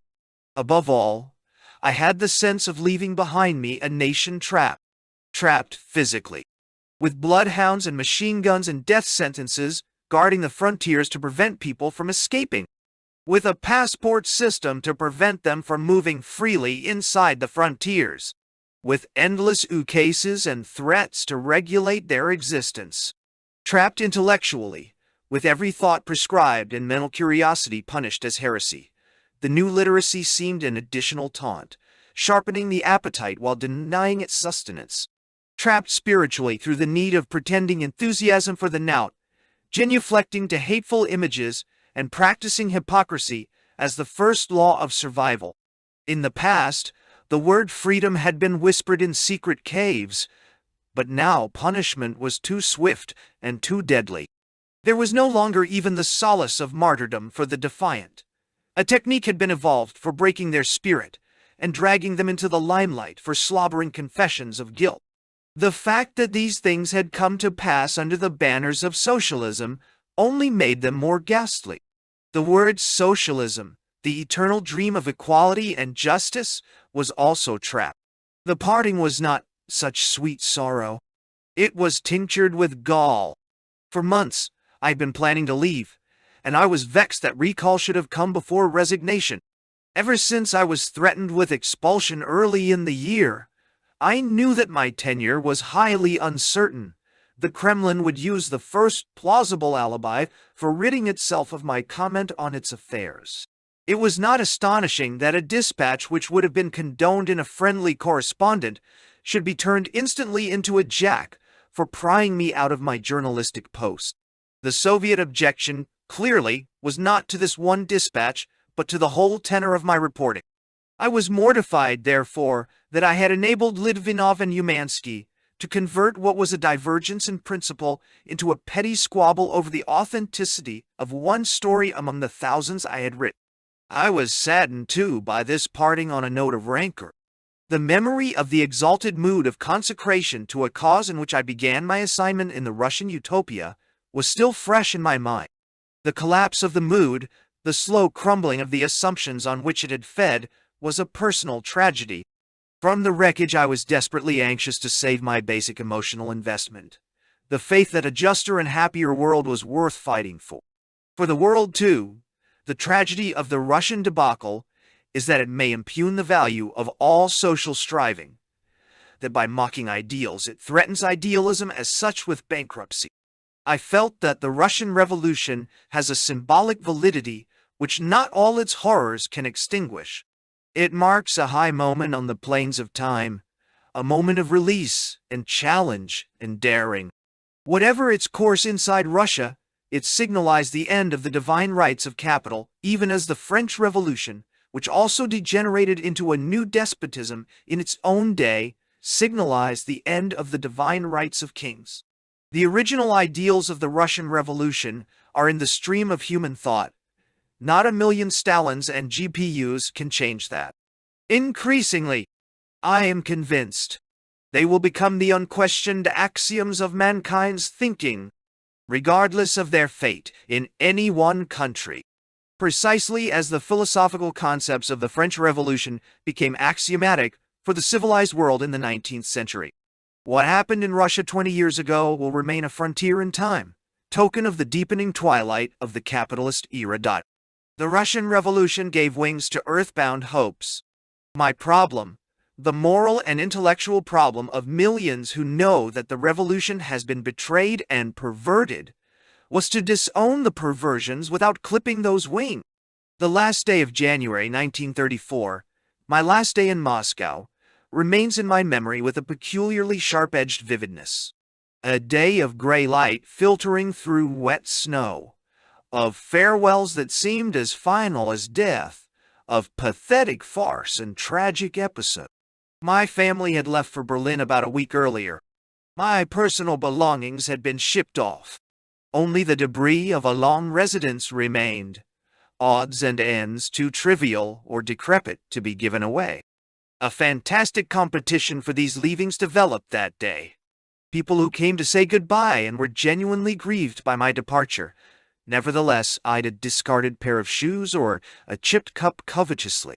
I gave them carte blanche to help themselves, a little ashamed of the poverty which made people so tremulously acquisitive at an almost solemn moment. Then I discovered that my generosity was working havoc with Shura's temper. As our housemaid and cook for so many years, she considered herself justifiably the heiress presumptive to all leftover property. A well-known Russian cornered me for a last-minute appeal to hold my peace when I emerged from his country, and if I must talk, at least never to mention his famous name. Nathalie's last chore as my secretary was to wrench from Glavlit, the literary censorship office, the delayed permit for my notes, clippings, and other materials. No written words may leave the country without that bureau's authority. Long and weary months of waiting were about to bring the Moscow Daily News their reward. Borodin and his lieutenants had looked hungrily at the space occupied by the United Press and its correspondent. They regarded my going as a divine deliverance and scrupled not to show their jubilation. But their joy was not undiluted by apprehensions. What if my successor or some other influential foreigner seized the coveted area? What indeed? But not while the mind that directed an epochal revolution in China, a revolution whose echoes will thunder down the ages, was still capable of strategy. Generalissimo Borodin stationed guards in the corridors, and even the limping old doorman was mobilized, all under instructions to apprise the commander-in-chief as soon as an enemy was sighted. The arrival of a large suitcase nearly precipitated hostilities, until I explained that I was taking it with me to Europe, and that it did not foreshadow a new tenant. And everywhere that last morning the city's life was disrupted. Unexpected orders had come through for a spontaneous mass parade in the afternoon, so that work in offices was all but suspended. The endless formalities incident to leaving the country, many of them postponed to the last day, were therefore snarled in alibis. Papers, tickets, permits were in the end obtained only by heroically hacking through the wild disorder. Every messenger returned with a tale of procrastination, elusive functionaries, and helpless apology. A parade and routine business were not missable. But what's the parade about? I asked. Semychesov, my chauffeur, thought he knew. It was, he opined, in honor of the brave airmen who had gone up in a stratosphere balloon the previous day. The morning's papers headlined the fact that they had set a new world's record in altitude, surpassing the record established by a previous balloon earlier in the year. Others made the same surmise. But few people seemed to know specifically what triumph was to be celebrated, what sudden and spontaneous sentiment was to be demonstrated. It was not, alas, the stratosphere flight. The foreign correspondents, like a few others in Moscow, knew of the gruesome tragedy in which the record-making flight had ended. Having reached and reported an unprecedented height, the Belouse radio suddenly went dead. Hours later, the spherical, gaily painted gondola and the shattered bodies of its occupants were found. The facts were already spread on the front pages of the outside world, but they were being concealed from the Soviet people in order not to dampen the spirit of the parade. In reporting the flight and hiding its catastrophic climax, the Soviet press was deliberately lying to its readers. As always, news was doled out to the people like bread rations, or suppressed altogether in the interests of the higher truth. By the time the parade got underway, of course, the marchers knew that they were displaying their unbounded enthusiasm for the party conference in progress at the former Nobles Club. The prepared banners were clangorous with panegyrics of Stalin and his party and his Central Committee and his unmatched genius. I had seen parades in these years that had in them the throb and the lift of holiday. But this, my last parade in Russia, was a funereal and leaden-footed thing, weary men and women by the 100,000 dragging their iron weight under soggy banners, for hours through a gloomy. Even before the hall door was closed, I saw Borodin's stalwarts rushing to take possession of the rooms we had occupied. Great tears rolled down Shura's chapped cheeks as I shook her calloused hand. Timidly, she had given me a parting gift, a large lacquered palek box with the picture of a Ukrainian peasant girl on the cover. I remember wondering through all the excitement how such a thing had come to her, since it could be bought only at Torgsen for valuta. 2 years later, reading Cummings' book on Russia, I learned in its pages that he had presented it to her. The entire press corps and a batch of diplomats were at the Alexandrovsky railroad station to see me off. This mass turnout for foreigners going out is a Moscow tradition. A few more intimate Russian friends were there, timidly keeping their distance from the untouchable foreigners. 2 or 3 of them wept softly.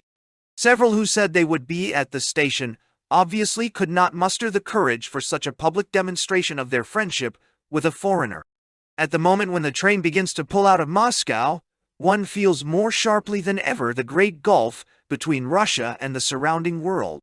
Could it really be that this train touches an incredible world where people speak their minds, where bread is plentiful, a world without GPUs and piatelekas and food queues and censorship? The newspapermen, the diplomats knew how flimsy is that freedom, how uneven that plenitude. But for Russians, to whom a trip across the frontier is as fantastically impossible as a trip to the moon, the forbidden world glowed with the rainbow colors of their dreams. Farewell to Moscow! Farewell to the city of desperations and enthusiasms, beauty and squalor. The thought that I might never see it again was a vice, every turn of the train wheels closing its arms more painfully on my heart. A tour of tyrannies. Before returning to the United States, I spent several months, February-April 1934, in intensive travel and investigation on the European continent, in the stimulating company of Zara Witkin. An assignment from Cosmopolitan magazine for several political articles gave my trip a purposive cohesion, which a random tour cannot have. But I really needed no such external discipline. I was impelled by a harsh inner drive that fixed the direction of my journey, and even more so, the direction of my thought. In a sense, I was still exploring Russia. The questions plowed up in my consciousness by the Soviet experience pursued me through Germany and Austria, Italy and Spain, clamoring for clear and honest answers. They howled down every attempt at pettifogging. Equivocation and compromise might do the trick for strangers. You balanced the brutalities of the OPU against those of the Gestapo. You wrote off the Valuta tortures by reference to anti-Semitism in Poland and Germany. You let the horrors of the destruction of Vienna tenements cancel out the horrors of liquidation. But in the secret mind where a man must live with himself, you rejected this spurious bookkeeping. You were obliged to total up the iniquities instead of checking them off against one another. In Germany, the hectic inhumanities of the first months were settling down to more routine cruelties. In Vienna, we saw the social democratic workers trapped and killed in their communal houses by bravos who called themselves Christian socialists, as cynical an insult to the name of Christ and the name of socialism as has ever been perpetrated.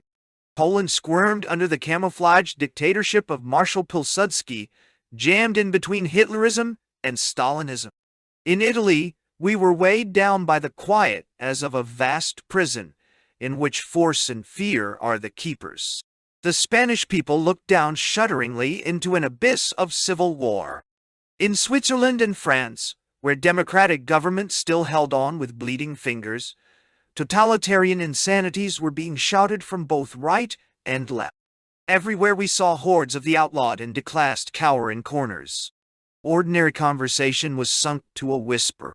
The fumes of prejudice, distrust, and desperation hung over Europe in thick fogs. Everywhere sadistic minorities, disciplined under an arbitrary autocrat, working their will upon the patient, suffering inarticulate masses. Everywhere, and that is what impressed us most, exploring Russia beyond its own frontiers, the autocrats using almost the identical slogans, wielding the selfsame e-sword of history for class or race or nation. Everywhere independent thinking was called unpatriotic, counter-revolutionary, heretical, and a new generation was being reared to believe that it was inheriting a monopoly of ultimate truth beyond the need for reason. War was being idealized again, the terrors of the last war carefully concealed from those who must fight the next one.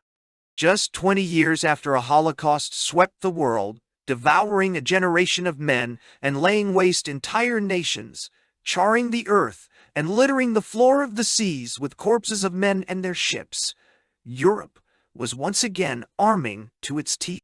The stench of scorched flesh was still in the air, and already nations were jockeying for position in a struggle that nobody wanted and everybody expected. Isolated scenes, like so many snapshots, remain in my mind. A lanky, nervous individual, with a wisp of brown tobacco-stained beard and a pained smile full of black teeth, talked to us in a Warsaw cafe. My knowledge that he carried terrible war wounds was an overtone to his earnest voice. "We're the Belgium of Eastern Europe," he was saying. "No matter who fights whom, we Poles get caught in between. We've got the Nazis on one side and the Bolsheviks on the other. Nice little Polish sandwich, eh? Can you imagine us inviting Comrade Budny's armies onto Polish soil? They'd never get out again. And if Germans ever enter, as friends or foes, there's just as little chance of their leaving again. No. As he spoke, the enormous military display in his country began to make sense. Abundant gold braid and droves of long-waisted officers, a touch of the operatic in their elegance, signs not of strength but of fear. And other fears, minor patterns on the main design, came into view. A young newspaperman joined us, red-haired, excitable, Semitic. He was lambasting the extreme rights.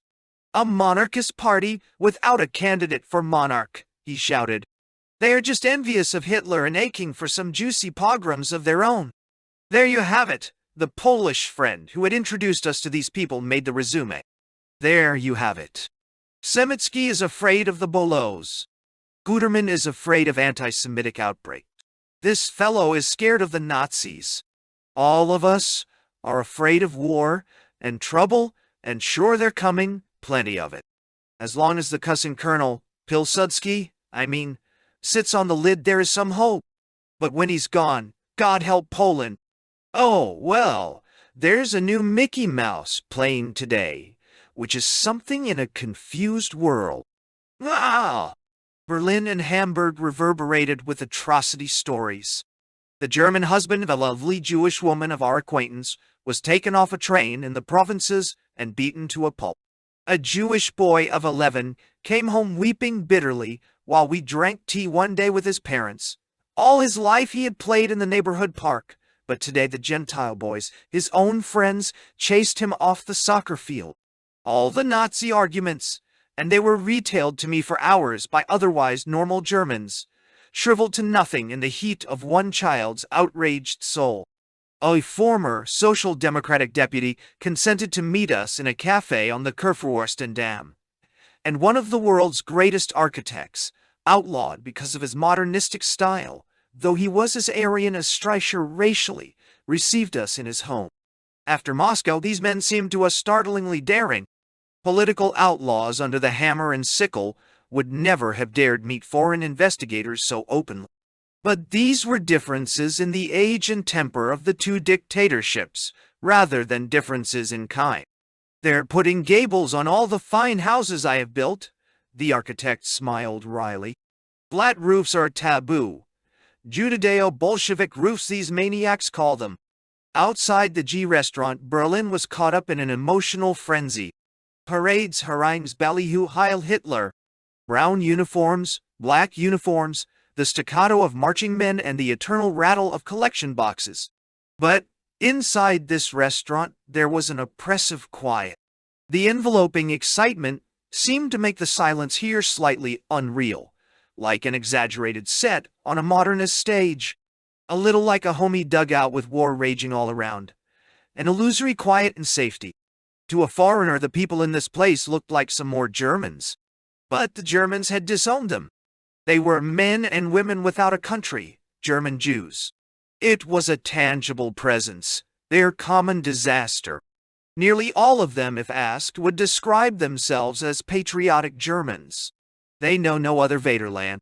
Many of them are devout Christians. Now they all huddled together, for human warmth, for fear of humiliation in other places.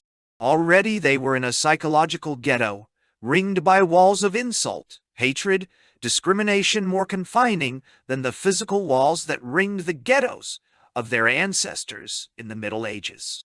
A gawky, sandy-haired lad in brown uniform, awkward in his shirt sleeves, with a swastika on his arm, entered the restaurant. He rattled a collection box, apparently unaware that he had intruded on a Jewish corner. An embarrassed hush fell on the place as the boy went from table to table. A few sheepishly dropped some coins into his box. The others bent their heads over their plates in sudden concentration. I saw face muscles twitch. The communal tenements for workers built by a socialist government in Vienna were celebrated around the world as an example of what enlightened cooperation could achieve. Zara had often spoken of visiting the Austrian capital, especially to see these blocks of houses. And now, at last, he was seeing them, as a shambles of brick and mortar and human flesh. In many places, we had no need for doors, but walked through the shell holes in walls made by Christian socialist artillery. We reached the city on the last day of fighting. I rushed to the scene with some of the American correspondents and wrote a piece about what I saw. The last thing I did for the United Press. Soldiers still patrolled the area, and machine guns were trained on the battered houses. There were few men in the tenements, but many women and children wandered through the ruins like ghosts in search of bodies. In a kindergarten, we saw toys and picture books in a congealed pool of black blood. On one of the house fronts, a sculptured figure of peace had escaped injury and presided ludicrously over the wreckage. Through a shell hole, we stepped into the remains of a kitchen. Its windows were a tangle of splintered wood and metal. The opposite wall was mostly a great ragged wound. And there, in the debris, in this room without walls or windows, an old woman was sitting close to the cold stove, gnarled hands clasped in her lap. It was grotesque, the woman sitting there so still, as though waiting for company, in the ruin of a kitchen. A half-eaten meal, clearly several days old, was on the table. "What are you waiting for?" I asked, more to cover my embarrassment over the intrusion than to elicit information. She did not answer, only seemed to shrink more deeply into her crumpled garments. Her eyes were staring and lusterless. Suddenly she spoke. "I am not waiting. I am home. This is the only home I have." Had the word home ever been applied more inappropriately? Nothing had been touched since the bombardment. Broken glass and plaster lay around in heaps. To our surprise, the woman spoke again, as if to herself, rather than to her uninvited visitors. "I was in the cellar when the shooting went on," she said. "So was Frau Mühl and the Platkin children, all of us. Karl was killed the first day. Karl is my husband. They wouldn't let me look at him. He was so horribly broken. But at night I went up. I made supper for my sons. They made me go down again. I knew I should have stayed. Look, they never finished supper. Needy. Where are your sons now?" "How should I know? Maybe dead or arrested or hiding." She shrugged and forgot us. We tiptoed out, feeling guilty, ashamed for the human race. After the fighting, it was good to be back in the ring, the inner core of Vienna, where life went on as usual. The city of Gemütlichkeit. The blue Danube. Strauss. The charm of Vienna's cafe life. Over the coffee cups and their little mounds of whipped cream, I heard details of that day's executions. One man condemned by the court-martial was horribly wounded, but he was dragged from a hospital cot to the gallows. In the next days I listened to the diminutive Chancellor Dollfuss and to the robust Prince von Starhemberg. They both talked of God. They both had divine sanction for wrecking the life of the old woman sitting by a cold stove in a home without walls or windows. As we stepped off the train in Zurich in the evening, we heard shooting somewhere beyond the station. My nerves still taut after the days of bloodletting in Vienna, I jumped to conclusions. Another revolution! A man-sized riot at the least. I felt a bit flattered by the way the gods were apparently timing affairs to my journalistic convenience. We rushed to the street, only to find that the shooting came from the park, where colored fireworks were being exploded. Zurich was celebrating Carnival that night. The main street was ankle-deep in confetti. Masked women tickled us with feather dusters and tooted horns in our ears. After the shambles in Austria, I could not adjust myself at once to the loud, friendly holiday mood here. I could not drive from my mind's eye the sights of death and ruin. Vienna was real. It was the city of fireworks and confetti and carnival spirits that must be askew. How could both be real on the same planet, a few hours' distance from one another?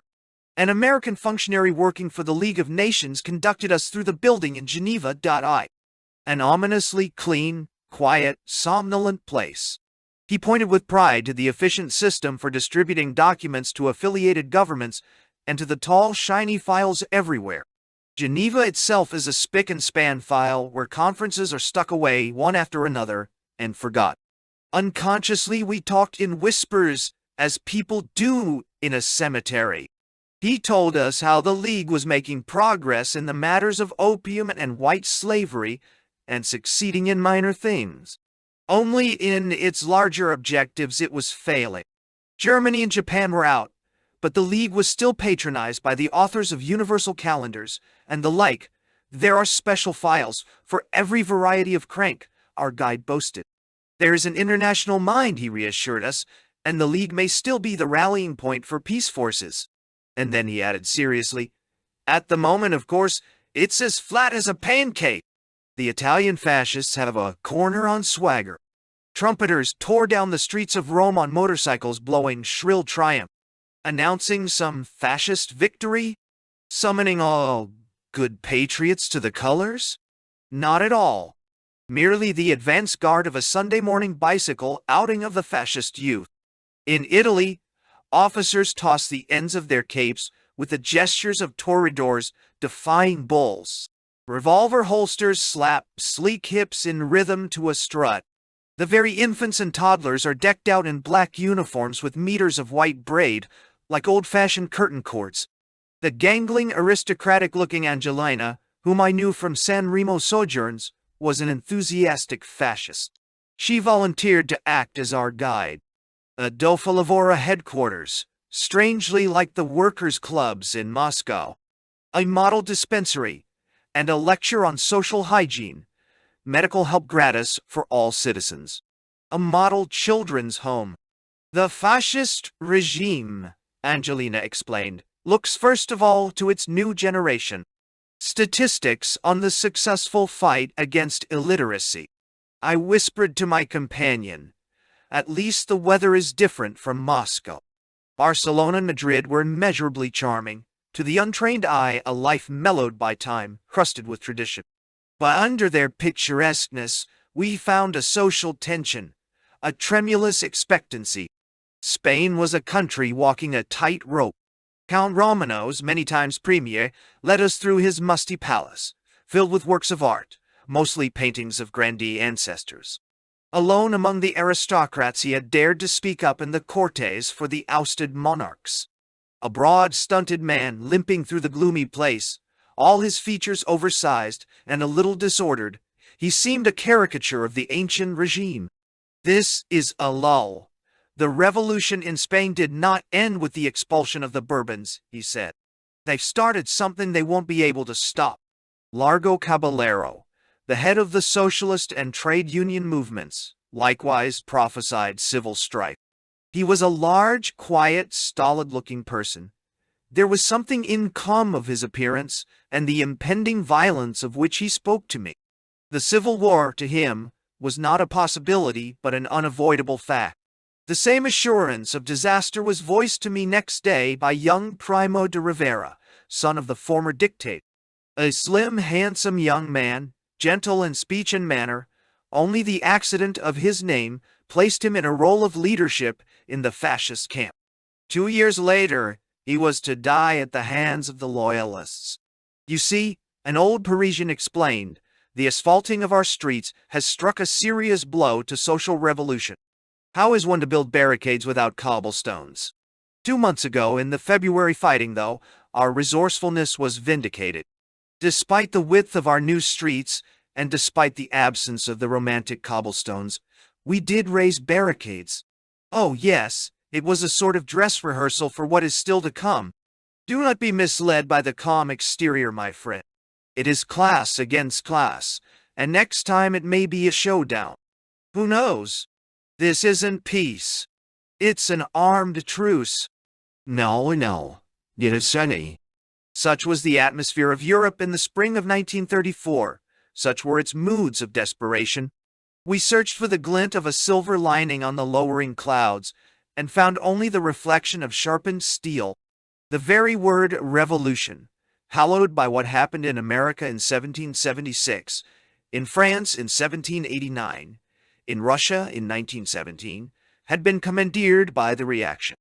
Young de Rivera and the Sultan, blustering Starhemberg, spoken of Ovaye, their anxiety, revolutions, Nazis, baiting Jews, and Christian socialists, bombarding workers' homes, boasted of oil, their owl, revolutions, and exterminated their counter-revolutionaries, instead of full describing a break towards soil, liberty. The word had been distorted to cover a stampede back into the Dark Ages. We traveled especially to Switzerland to talk to Romain Rolland. As boys, both Zara and I had cut our spiritual teeth on Jem Christophe. For Zara in particular, the grand old man of European letters towered above the moral landscape of his epoch as the champion of freedom, justice, the human spirit. We were too recently from Russia and Germany to use such words, even in the privacy of our thoughts, without a certain embarrassment. Such ideas and ideals had lost intellectual caste, had been tarred and feathered and made ridiculous. But, in relation to Rolland, there were no other words. Our Jean Christophe had spoken up, often alone, against the mass madness of war and the vengeance of the victors. Could he, knowingly, condone wholesale brutalities anywhere? Was it possible that Jean Christophe had donned the uniform of denominational partisanship and ruthless fanaticism? Could the Roland who wrote rhapsodically of Gandhi and the non-cooperation movement consent knowingly to the extermination of millions of Russian peasants as punishment for their passive Gandhi-like resistance? To forced labor on an unprecedented scale? To the world's largest army of political prisoners? As far back as 1930, I had been tragically let down by Romain Rolland's refusal to protest against the execution of the 48 food specialists. The execution of 35 more only a year ago had again failed to draw his lightning. Perhaps, we thought, Jean-Christophe had a magic explanation for having joined the conspiracy of silence.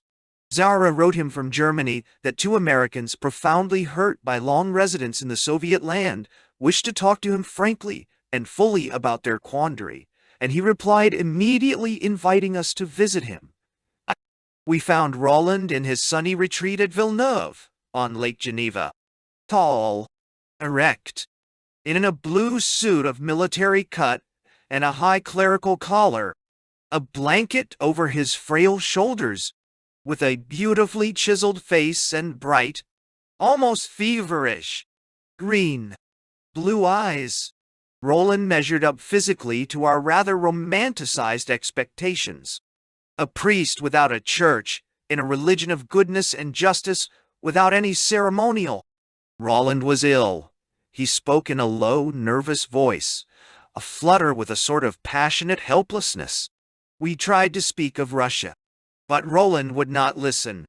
Tremulously, in genuine panic, he shied away every time, switching the talk to Germany, France, the war, and the peace. I stared in unbelieving consternation. Not in all my 36 years had I seen a clearer show of intellectual and moral diffidence. Here were two earnest young men, reasonably intelligent, who had lived and worked for many years in Russia, who were eager to save a little of the faith they had brought with them to Russia. At the very least, Roland might have made some inquiries about conditions in that country, about the truth or falseness of the famine reports, the direction in which that nation was tending, and the temper of its humanity. He asked nothing and looked distressed each time Zara or I tried to drag the conversation back to Russia. When we forced him to speak by point-blank questions, Roland limited himself to a few threadbare formulas about the Soviet Union's hostile surroundings, the self-same formulas we had been fed by Nazis and fascists and spokesmen for Dollfuss. Russia, he said in a pained voice, is in a state of war. Rubber-stamped slogans clipped from communist editorials.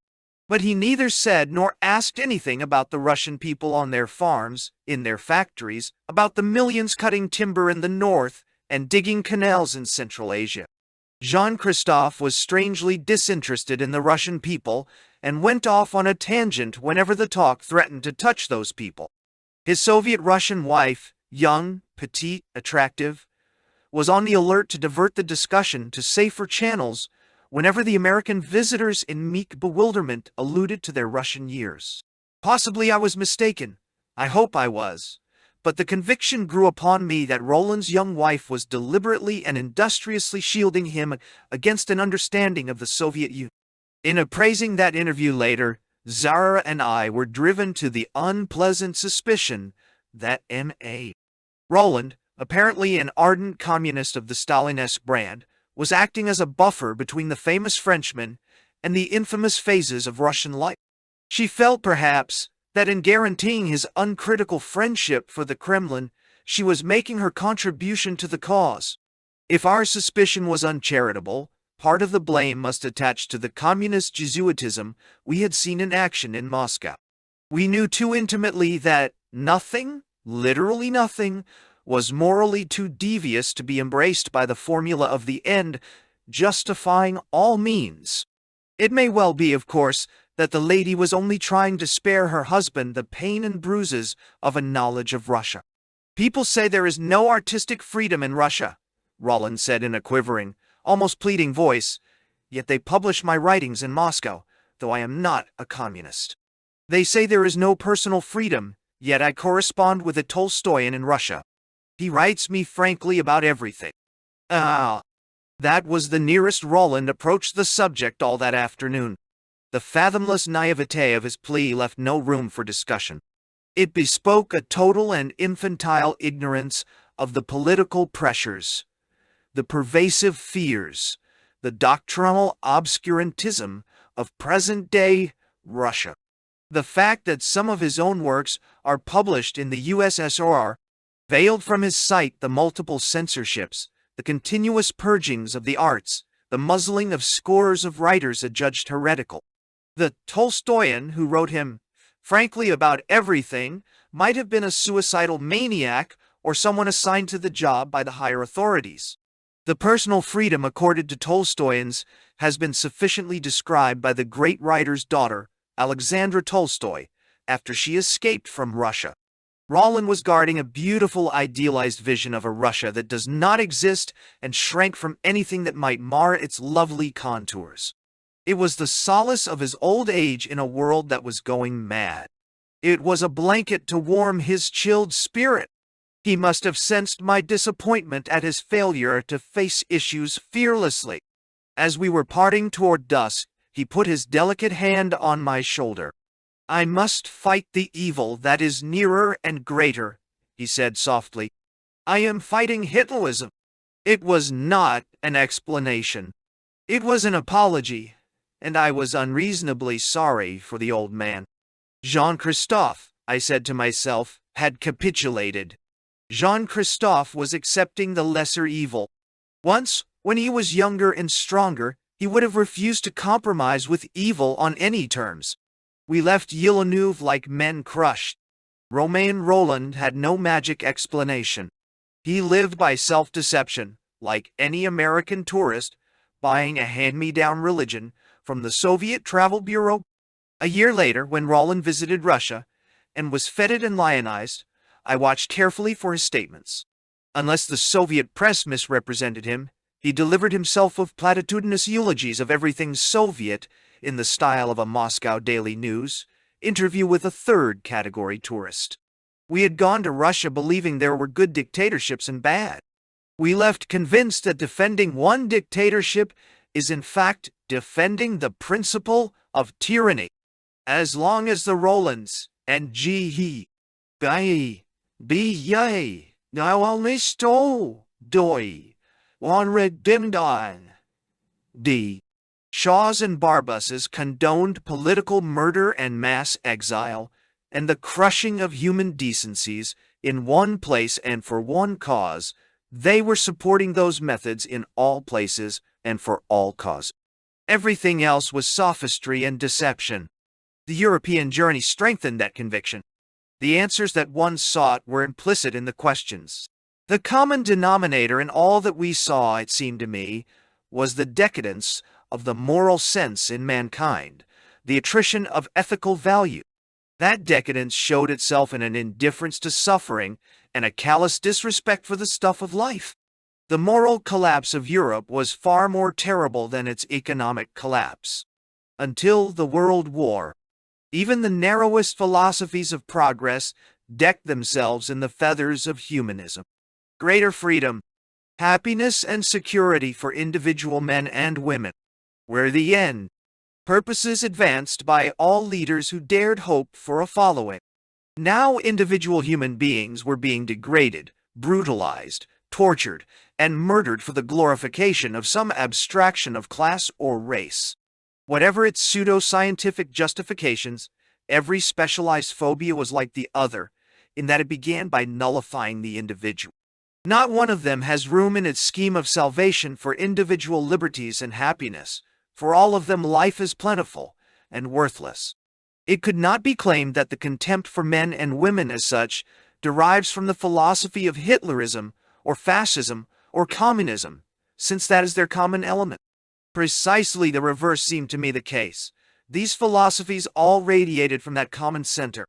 Nor are they the last of its radiations. At this very moment, it is sprouting new ones in Spain, Austria, Japan, China. To destroy any of these philosophies is futile, since the disease that afflicts our epoch is at the core, in its repudiation of those humanistic values nurtured through centuries.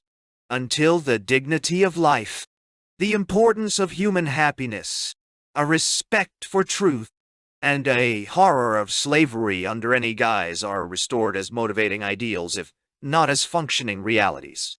The economic or racial or national utopias will remain inhuman monstrosities. Without these values, what is socialism but a society of regimented slaves and regimented slave drivers, in which private exploitation has been supplanted by public exploitation? Without these values, what is to distinguish socialism according to Stalin from socialism, according to Mussolini, as soon as Italy has nationalized the last of its industries and turned the owners into responsible directors? What is the essential differentiation between state socialism for Russia, according to the Politburo, and state socialism for Germany, according to the Nazis of the extreme left? I felt this increasingly the longer I lived in Russia. Every visit to fascist countries and the long tour of tyrannies that I undertook after I left Russia deepened that feeling. The coming struggle, and it is not coming, it is already here, is not between communism and fascism. It is the struggle for the moral and ethical ideals which have been renounced by both those movements. Once upon a time, socialism in any of its varieties was automatically associated with the whole heritage of mankind in terms of liberty and human dignity. Its chief argument against the economic relations under capitalism was that they were incompatible with that heritage. Socialization of the means of production was not an end in itself, but only a means for making the higher end purposes of human progress possible. The socialist economy was regarded only as the bare framework on which a free democratic society of equals would be built. Socialism, in short, was not merely an economic formula, but an ethical system of ideals. The crime of Bolshevism is that it tore down the whole ethical structure, retaining only the economic framework. Because it was born in a land where the democratic and humanist ideals were practically unknown, in a land still feudalistic in its thinking, Bolshevism merely adapted the mechanism of socialist economy to its old slave psychology. The result was at best a sort of feudal socialism. As a boy on the East Side, as a man fighting the iniquities of the society in which I lived, I was drawn to socialism by an outraged sense of justice. I have yet to meet anyone in the radical movement who was attracted to socialism in any opound its versions solely through the mind by the hard, cold logic of Marx or some other scientific prophet. The first impulse was always emotional, a search for justice or a reaction to injustice. It is the ethical content of socialism that is accepted first, and its scientific logic follows as a rationalization. Marx himself was a rebel against the iniquities of the world long before he systematized his indignations into a theory of historical development. Lenin was moved to hatred of the society that killed his brother long before he translated that hatred into Bolshevik dogma. That is why socialism, emptied of its humanitarian impulses and prejudices, is not only barren, but reactionary. It can advance no argument which fascism cannot duplicate. Already it has brought the idea of socialism into disrepute by cutting off all its associations with the accumulated treasures of human freedom. A mechanistic, dehumanized socialism, based on dictatorship, systematic brutality, regimented robots, working for an impersonal state administered by a privileged caste of bureaucrats, has only the virtue that it is different from capitalism. But that is a virtue it shares with the social system of the African savages or feudalism in its pre-capitalist forms. Those who defend such a socialism, no matter how noble their motives, are essentially reactionary. I left Russia and Europe convinced that the immediate task for those who have the urge to participate consciously in the historical processes of their lifetime is to defend the basic concepts of freedom, humaneness, intellectual integrity, respect for life. The triumph of any new economic system will be an empty victory, a tragic retrogression, if these concepts are insulted and expunged in the process. They must be defended from Bolshevik onslaughts no less than fascist or capitalist onslaughts. If the certainty of a full belly is to be made the only goal of socialism, and Russia, or any other country, may attain that goal in time, then the inmates of Sing Sing and Leavenworth Penitentiary are already living under socialism. I thought, to tell or not to tell. My family had sailed for home, while I prowled among the European desperations. In April I followed them into an America of the New Deal, NRA industry codes, brain trusts, legal liquor, door. It was an America vastly different from the one I left behind in 1931. The rugged individualism, of which Secretary Stimson had talked to me, had become a vaudeville joke. The state's obligation to feed, clothe, and house its population was no longer disputed. But the differences were microscopic when measured on the scale of social and moral distances separating our life from life in Germany or Russia. The talk of New Deal regimentation sounded absurd against my experience of totalitarian practices. Though I had given many years to the defense of political prisoners and civil liberties in America, I now found myself angered by glib and offhand denunciations of American democracy by people who could not even imagine what total annihilation of democratic processes and civil rights meant. In drawing up an indictment of American civilization, of its racketeering profit system, its political corruptions, its pious hypocrisies, its shrieking contrasts of wealth and poverty, I could enter competition with the daily worker. All the same, being back in America gave me a sense of physical expansion. The tensions of authoritarian Europe were suddenly released. The commonplace freedoms of press, speech, and assembly no longer seemed commonplace, like long-lost friends. I was excited to have them back, despite their obvious imperfections. And I was shocked by the cavalier fashion in which certain Americans seemed ready to trade in these hard-won rights for a mess of slogans. They needed to be reminded, I felt, that these liberties, for all their limitations and blemishes, were wrenched from unwilling masters and are treasures to be guarded. Mass meetings, picketing, minority newspapers, magazines of protest, communists on the radio, unionization pound workers. The mere scope for open struggle, for free discussion, for public indignations was intoxicating in my first year or two of America. Before Russia, I had been contemptuous of voting, of the Bill of Rights, of the judicial procedure as bourgeois snares and delusion. Now I derived an almost sensuous pleasure from watching and taking part in democratic processes. For the first time in my life, I accepted jury service and the memory of demonstration trials, death sentences behind closed doors, mass executions without trial, gave that task a peculiar relish. Crude as the system of justice might be, the accused at least had a sportsmanlike chance to defend themselves. In the presidential campaign of 1936, I became the publicity director of the American Labor Party in New York State and knew the elation of political freedom. I saw all the forces of organized wealth go down in thundering defeat before the popular will. The indictment against our racketeering civilization still stands, but there are basic rights and values which must be saved in any reconstruction of that civilization. Otherwise, we shall have a successful operation and a dead patient. The interview in Villeneuve became increasingly significant as time went on. Romain Rolland's panicky acceptance of the Russian brand of socialism, a socialism divested of all progressive ideals, all democratic prejudices, and divesting itself rapidly of its internationalist prejudices as well, was typical of the acceptance I saw around me in America. With teeth clenched, eyes shut tight, minds barricaded, American radicals, except some despised renegades, were holding on to the lesser evil. Exaggerated faith in the Soviet experiment had become the intellectual fashion.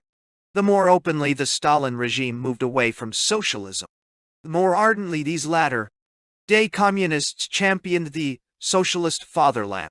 They were obliged to assimilate so many blows to their human sensibilities, as the Kremlin piled enormity upon enormity, slaughter upon slaughter, that the process became a sort of conditioned reflex.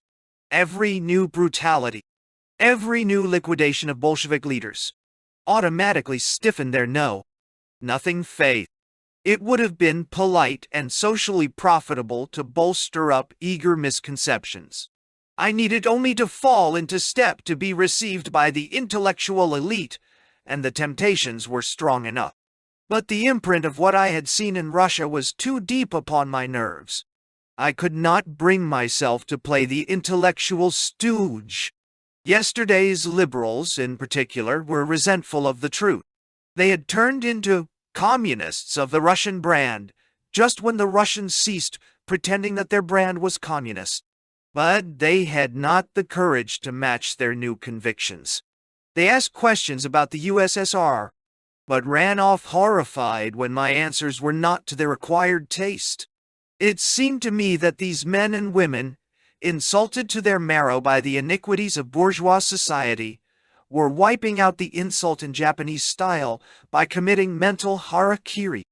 They might survive as revolutionaries until at least a revolution came along to destroy them, but they were committing suicide as reasoning creatures. I marveled at their mental agility. In the same book, sometimes in the same paragraph, they could celebrate the real democracy of the Soviet system, as against the bogus democracy of the parliamentary governments, and the abandonment of that real democracy for the bogus kind. They could excoriate a political purge in one country on the same page where they boasted of a political purge of vastly larger scope in Russia, without seeming so much as aware of the inconsistency. Though they had pity for the sharecroppers of our South and for suffering peasants in Patagonia, they had not a sigh to spare for the millions deliberately starved to death by the Kremlin in southern Russia. Inevitably, I drifted into arguments. Russia could not be discussed, it must be argued. Try as I would to keep the squabbles within reasonably factual limits, they degenerated instantly into sprawling swamps of generalization. We trudged knee-deep in slogans, through a jungle of dialectics, ideologies, deviations, and formulas. We detoured into morasses of citations, mostly a little vague at the edges, from Marx, Lenin, and lesser prophets, even unto Browder and Durant. As we argued, the everyday Russia I knew receded farther and farther into the background, and soon it was forgotten altogether. The 160 million flesh-and-blood Soviet citizens were displaced by heroic or villainous abstractions of poster quality. A great deal was said about a contraption labeled dictatorship of the proletariat, but nothing about who dictated to whom. Industrialization bulked large, but nary a word was permitted about actual working conditions, trifles like forced labor, passportization, real wages. An extraordinary importance attached, above all, to the insurmountable limitations of petty bourgeois minds, specifically my own, when watching history in flux, in distinguishing, for instance, between black and white, hunger and satiety, misery and boundless joy. The counts on which my testimony was invalidated amounted roughly to this. I was too close to the Russian picture for a proper perspective, and too isolated in the foreign colony to get close enough to the picture. While afflicted with a petty bourgeois mentality that prevented me from grasping the true dialectic inwardness of outward phenomena, and so conditioned by my revolutionary background as to overlook whole sectors of reality.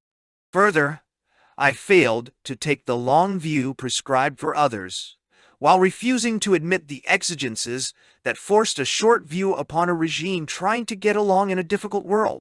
I had managed to remain in Moscow for so many years because I was a willing tool of the kept capitalist press, and I did not manage to remain any longer for the same reason.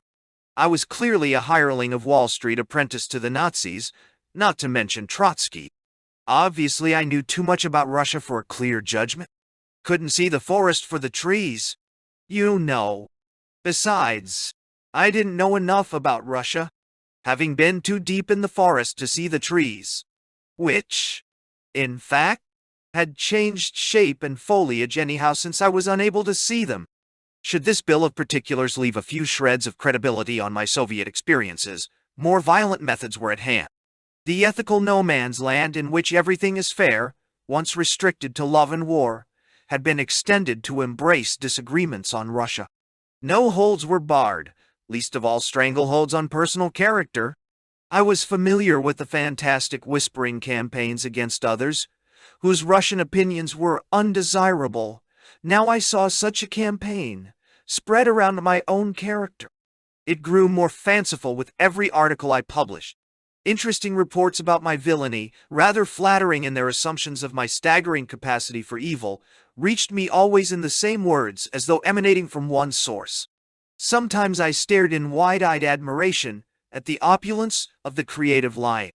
The irresponsible libels all had the same advantage for those who resented my views. They made it superfluous to discuss those views. Having demolished my character, the disputed facts could be dismissed with a superior shrug. One day, I was invited to a staff luncheon of the New Republic. Billy went with me. Presumably, the staff were interested in obtaining my fresh reactions to Russia. I was given an opening to denounce those books which had told too much about Russia.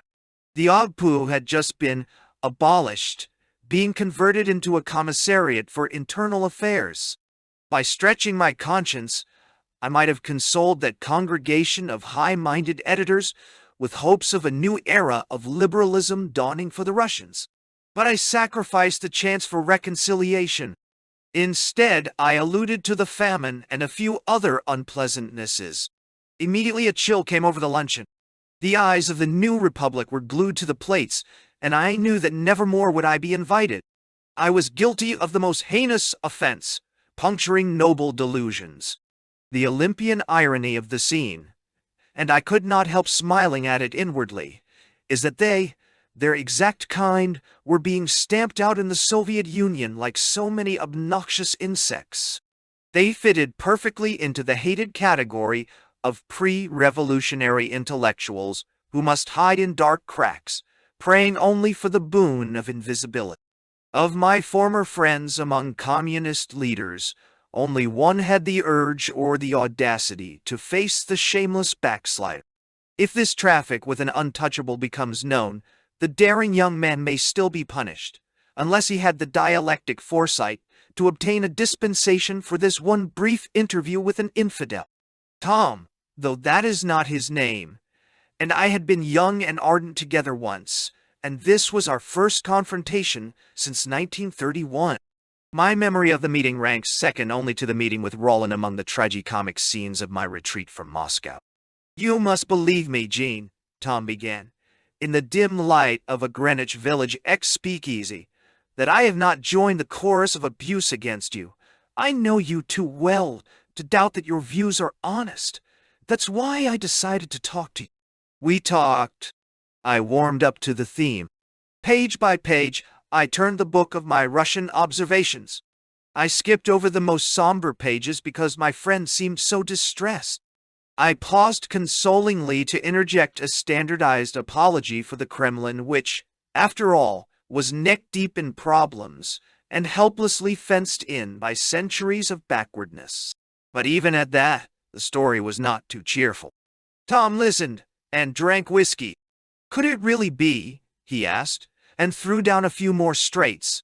"How awful," he said, and ordered another bottle. Tom is not a heavy drinker ordinarily. This sudden thirst was plainly psychological. "If I thought half of what you tell me to be true," he said weakly, "I would come out openly against it. Believe me, I would." I was startled by this blasphemy. "You can't mean that. You would then be giving ammunition to the reactionaries, just as I am supposed to be doing." "There is such a thing as intellectual integrity," Tom murmured, as though arguing with himself. "This is not the kind of communism I am giving my life to." He was now flushed with drink. Our conversation had a conspiratory edge. The dim lights, Tom's disconsolate embarrassment, his unconscious anxiety to wash out doubts with alcohol. It was silly of me to go on, but I was too wound up to stop of my own accord.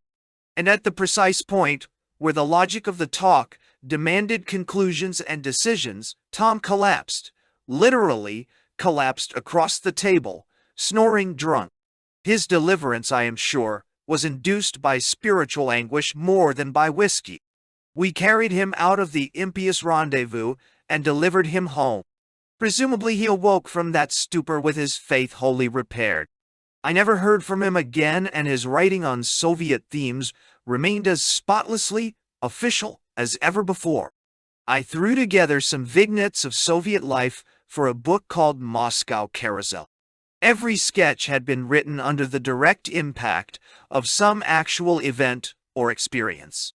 But before submitting it to the publishers, I went through the manuscript carefully and deleted words, phrases, entire sections which might offend communist sensibilities too sharply. I was still under compelling psychological pressure to save face for the revolution.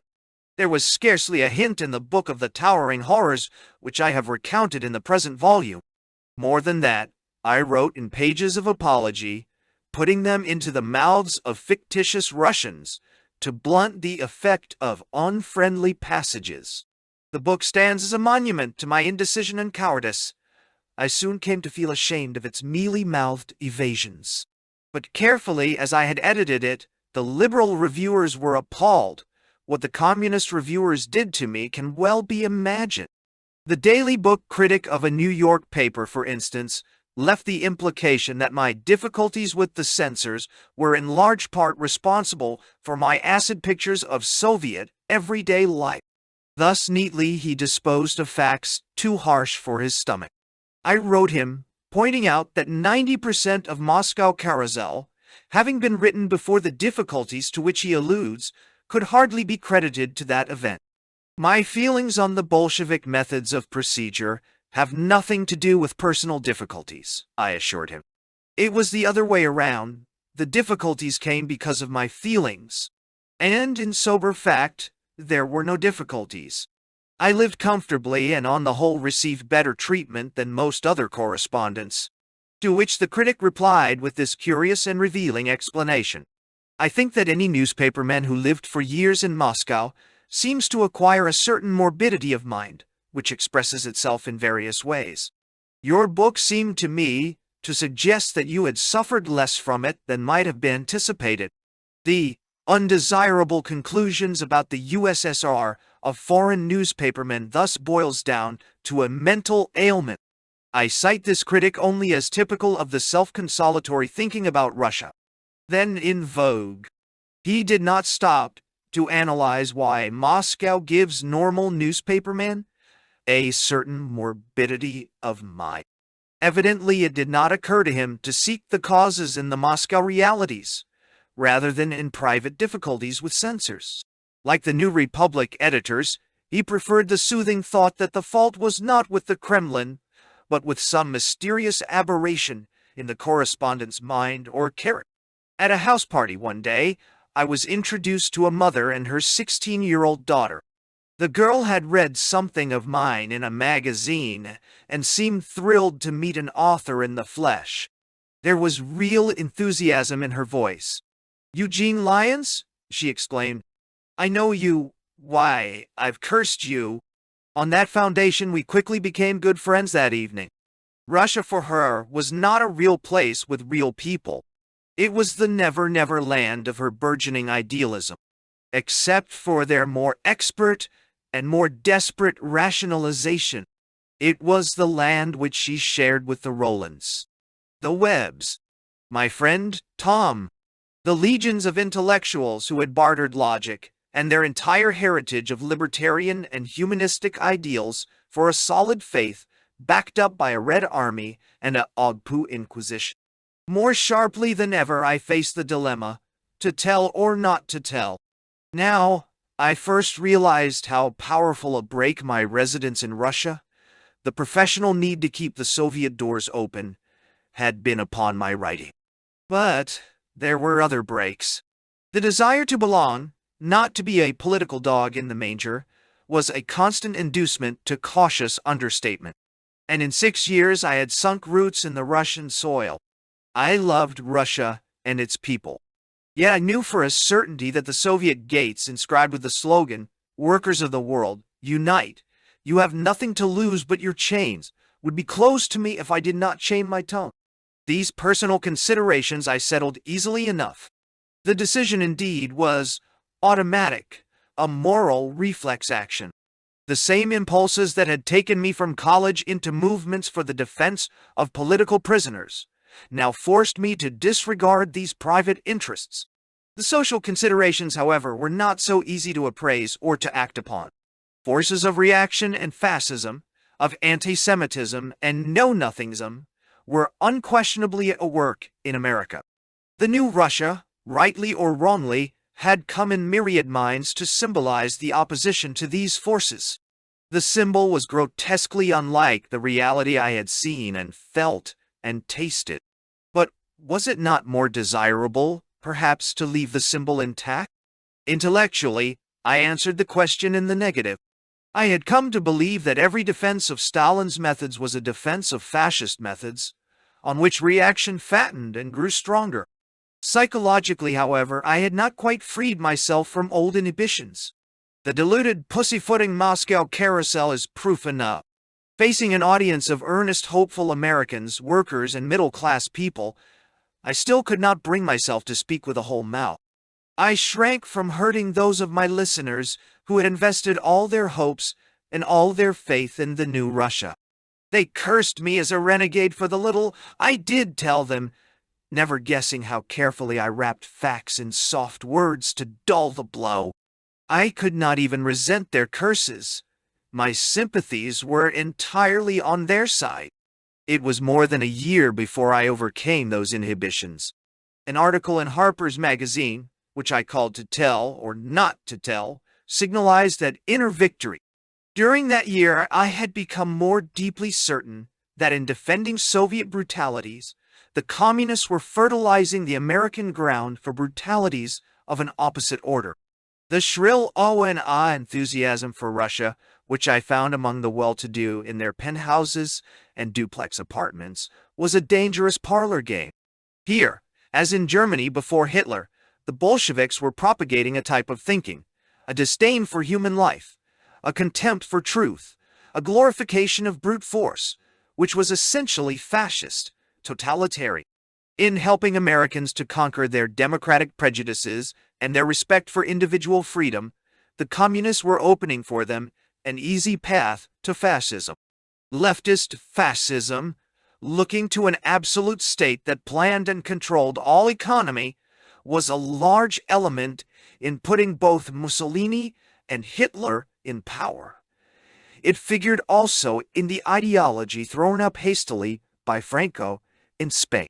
The fascist approach to human problems, the moral putrescence that stripped the socialist hope of its ethical and progressive associations, must be fought under whatever labels they paraded. Indeed, a Marxist label made the poison more deadly. 2 lectures at the Community Church Forum in New York, one soon after my arrival, the other late in 1935, are a measure of the new courage which I drew from these convictions. That forum is largely patronized by men and women on the periphery of the communist movement.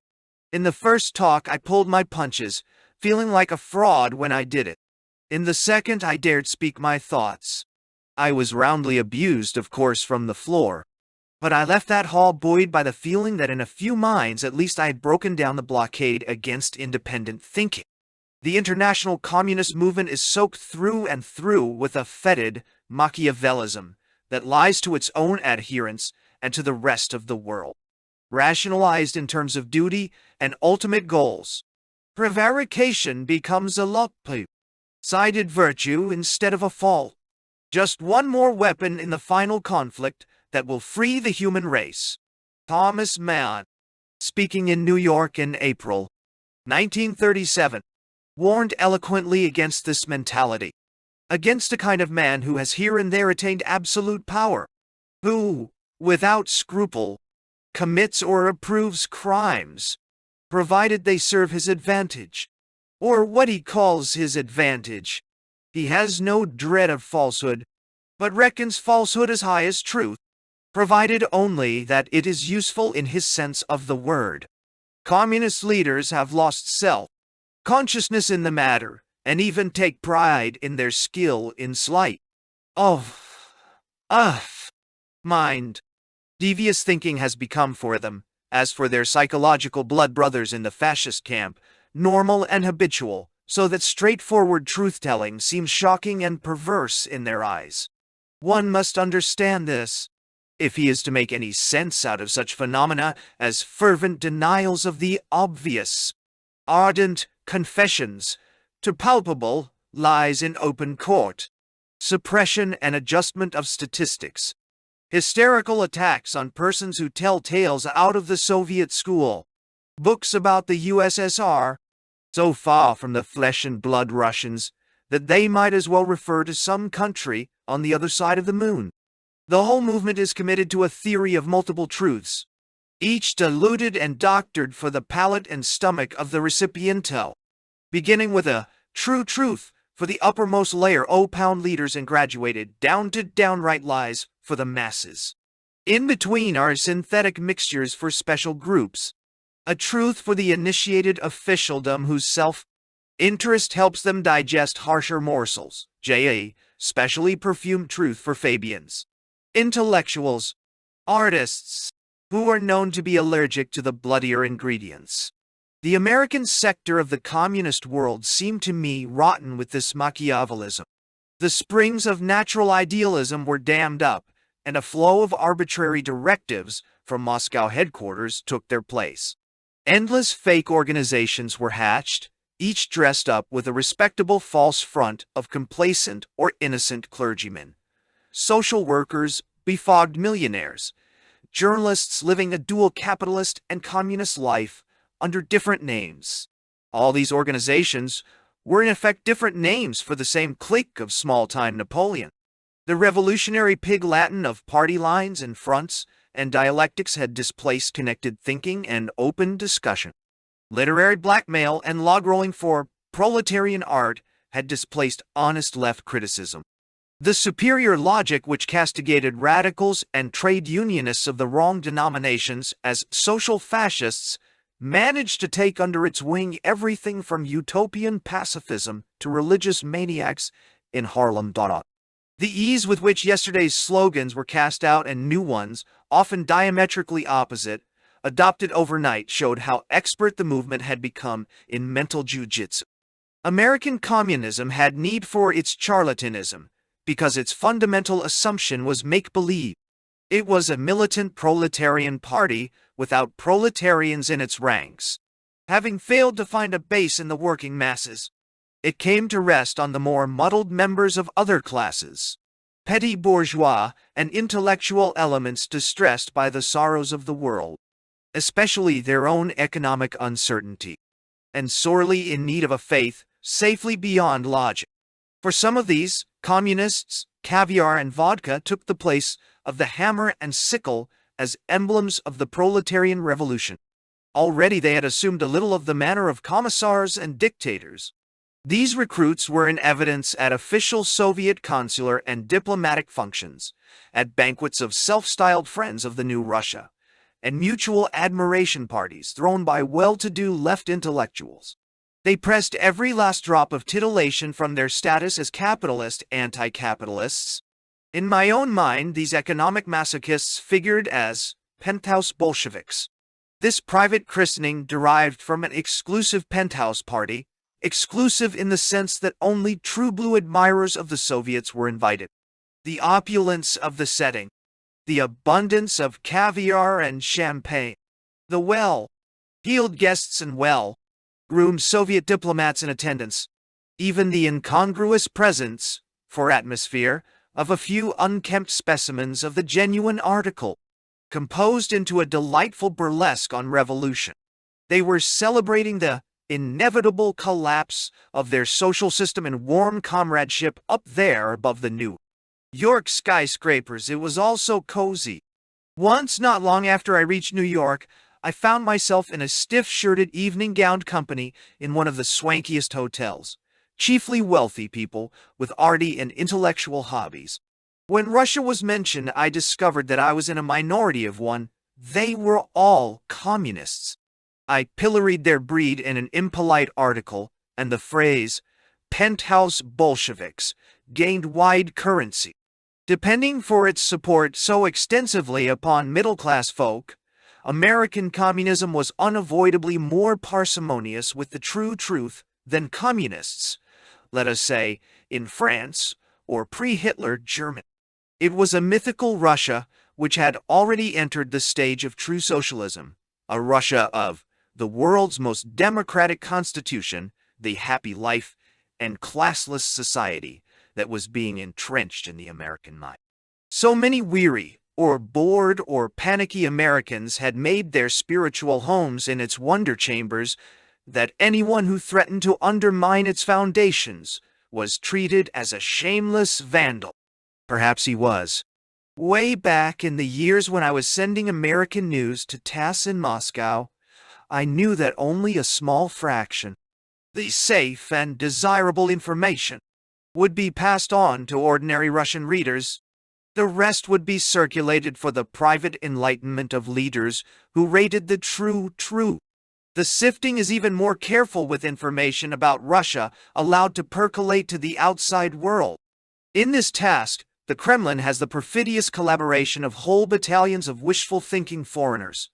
We have seen them in these pages, trooping gaily amidst the horrors, intent on the pretty colors of their own illusion. These are the amateurs. In addition, every nation has its contingent of professional interpreters of Russia who have made it their life's career to maintain appearances for the USSR as Utopia in construction. With few exceptions, they are a high-minded crew, coloring and concealing things with the noblest motives. Devotees of the theory of multiple truths, they speak more candidly than they write, and they think more candidly than they speak. They would as soon give the undiluted truth to their politically backward countrymen, whether readers of The Nation or the comic strips, as they would administer poison to children. Theirs is the logic of old-fashioned mothers, who lie about sex to pubescent daughters. The American public, in their view, is simply too young, politically speaking, for the facts of Russian life. A few of them, I know, have inner qualms. The rest, on the contrary, feel positively heroic, strong in their ability to dispense with petty bourgeois prejudices about truth and mass brutality. I decided for myself that I must tell the truth as I saw it. The decision in time assumed the magnitude of a pressing moral obligation. Adventure in idealism. Developments in the Soviet Union since my departure have confirmed and deepened the conclusions forced upon me by my 6 years of personal observation. The international alignment called for Soviet gestures to soothe the sensibilities of democratic nations, which are potential allies in the looming war. The new party line of United Popular Fronts, embracing all anti-fascist groups except communists disowned by Stalin, likewise demanded a pretense of democracy. Policy inside the country, however, remained stubbornly totalitarian. Prisons and isolators remained crowded with political dissenters and communists who strayed from the catechism continued to be dumped in Siberia and the far north. The purges, in fact, grew bloodier. Every new wave of hope for the liberalization and humanization of the Kremlin regime broke sickeningly on crags of terror. The OGPU was abolished by being rechristened Commissariat for Internal Affairs.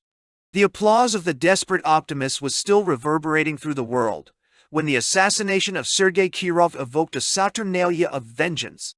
The abolished OGPU under its new name had lost none of its sadistic appetites. Immediately after the promulgation of the world's most democratic constitution came the panicky annihilation of leading old Bolsheviks, Kamenev, Zinoviev, Pyatakov, Smirnov, Serebryakov, a dozen others, and the arrest of thousands more. The closest collaborators of Lenin were killed off in obscene haste after demonstration trials that were a mockery of the new constitutional guarantees.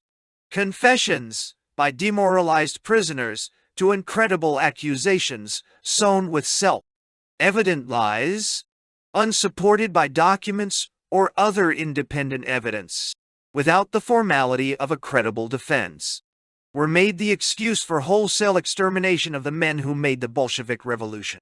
The fathers of the Soviet Revolution were forced to paint themselves abjectly as depraved monsters, degenerates, allies of the most reactionary governments in the world. The whole story reeked with the crude melodrama of the police mind. To believe any portion of it, other than that these founders of the Soviet Union despised Stalin and his regime as counter-revolutionary usurpers, would be to believe that the revolution was corrupt at its roots from the beginning. One man or a dozen may prove to be perverted arch-criminals, but that nearly all those who stood in the highest places in the first years of the Soviet Revolution were of this stamp is too great a strain on credulity. And even if they were traitors 10 times over, especially if they were men of such low moral caliber, why should they suddenly turn against themselves, besmirch their records as Bolsheviks, bear their villainy for all to see? The working of dreadful pressures is so clear that only the desperation of unreasoned faith or the cynicism of self-interest can compass credence in the trials. Immediately thereafter came the sensational executions of a large number of the highest-ranking leaders of the Red Army. Among them newly created field marshals, national heroes of the Civil War period, the heads of the mammoth civilian military training organizations, men like Tukhachevsky, Putna, Yakir. A wave of suicides engulfed leaders of the governments in constituent Soviet republics, veteran revolutionists like Tomsky, key personalities in the Kremlin hierarchy like Vice Commissar of War Gamarnik. No dependable facts beyond the standardized charges in the official communiques are available, and it may be decades before the truth of the bloody debacle in high quarters will be known, if ever. Neither can anyone do more than guess at the truth behind the routine charges of banditry, Trotskyism, collaboration with Hitler and Japan, lodged against former Premier Alexei Rykov, Nikolai Bukharin, Jacob Doletsky, for some 15 years chief of the official Soviet news agency, outstanding Soviet journalists like Vladimir Rom and Lipinski, the heads of the Jewish colonization effort in Bijan, practically all the important leaders of the trade unions, the key people in nearly every important department of Soviet life. The charges are not mere political disputation. They spell ruin, imprisonment, exile, suicide, capital punishment for the thousands involved, even those who were in direct control of the atrocities to which I was witness. Yes, the very Obpu chieftains who prepared the information on which old Bolsheviks are being destroyed are under arrest, accused not only of counter-revolution but of ordinary embezzlement. The whole tragic process is shrouded in mystery. The only certainty is that on the eve of the 20th birthday of the Bolshevik state, treachery and horror and violent death are daily commonplaces. Taking the official version of the orgiastic liquidations at face value, we still have the spectacle of fearsome discontents, maniacal hatreds, and desperate disillusionment precisely among those who have sacrificed most and achieved most for the revolution. Unlimited terror has bred constantly new terrors through the years. The only certainty is that the Kremlin stands neck-deep in blood. The very basic elements of the Leninist, Trotskyist, Stalinist methods of revolution are in disrepute. The cumulative and gigantic sacrifice may be justified ultimately when history's record is clearer, chiefly as an object lesson, how not to make revolutions. One after another, at the same time, the remaining progressive and idealistic elements in the Soviet system have been liquidated. Old ranks and titles were restored. The enlightened attitudes toward birth control and family relations, which won for Russia more liberal and radical adherents than its economic innovations, were abandoned. The wage and class differentiations adopted out of necessity were, by 1936, sanctified by neo-Marxist labels. Everything modern or advanced or experimental in music, architecture, literature, pedagogy was ostracized as bourgeois leftism, loaded with ridicule, prescribed by arbitrary ethic. Any one of these things in itself may be unimportant. Some of them may be defensible. Taken together, their meaning seems to me beyond dispute, evident to the naked intelligence not blinded by fanaticism. The central fact of these last Russian years has been the intense entrenchment of the new ruling political and economic groups on a basis of thoroughgoing conservatism. There has been a constantly stronger reaction against modernism in every department of Soviet life. The status quo of socialism, in construction, with its bureaucracy, its sharply stratified population, its contrasts of poverty and ease, its renunciation of that mood and temper which may be called, for lack of a better word, advanced, has emerged as fixed, static, one of the great forces for conservatism in the present-day world. Other impulses may hammer down this system, but every ounce or pound the Kremlin's energy is now invested in establishing and maintaining a world equilibrium. The logic of Russia's struggle for survival as a state, coupled with absolutist government, has landed it in the camp of desperate and militant conservatism. Underlying Moscow's new conservatism in every branch of its existence is the tacit admission that the present Soviet system will remain unaltered as long as its rulers can stave off change. The transition period has been accepted for all practical purposes as permanent. It requires no special perspicacity to recognize that certain groups in the Soviet population, by this time, have large stakes in the transition period, and that the normal conservatism of human nature, product of habit and fear of change, is operative.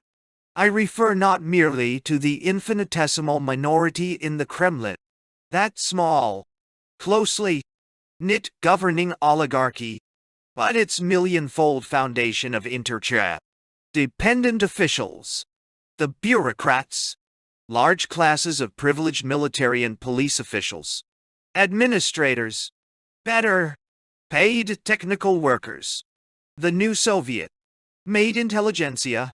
The revolutionary driving force had petered out long ago, and in the last few years we have been watching the rebound.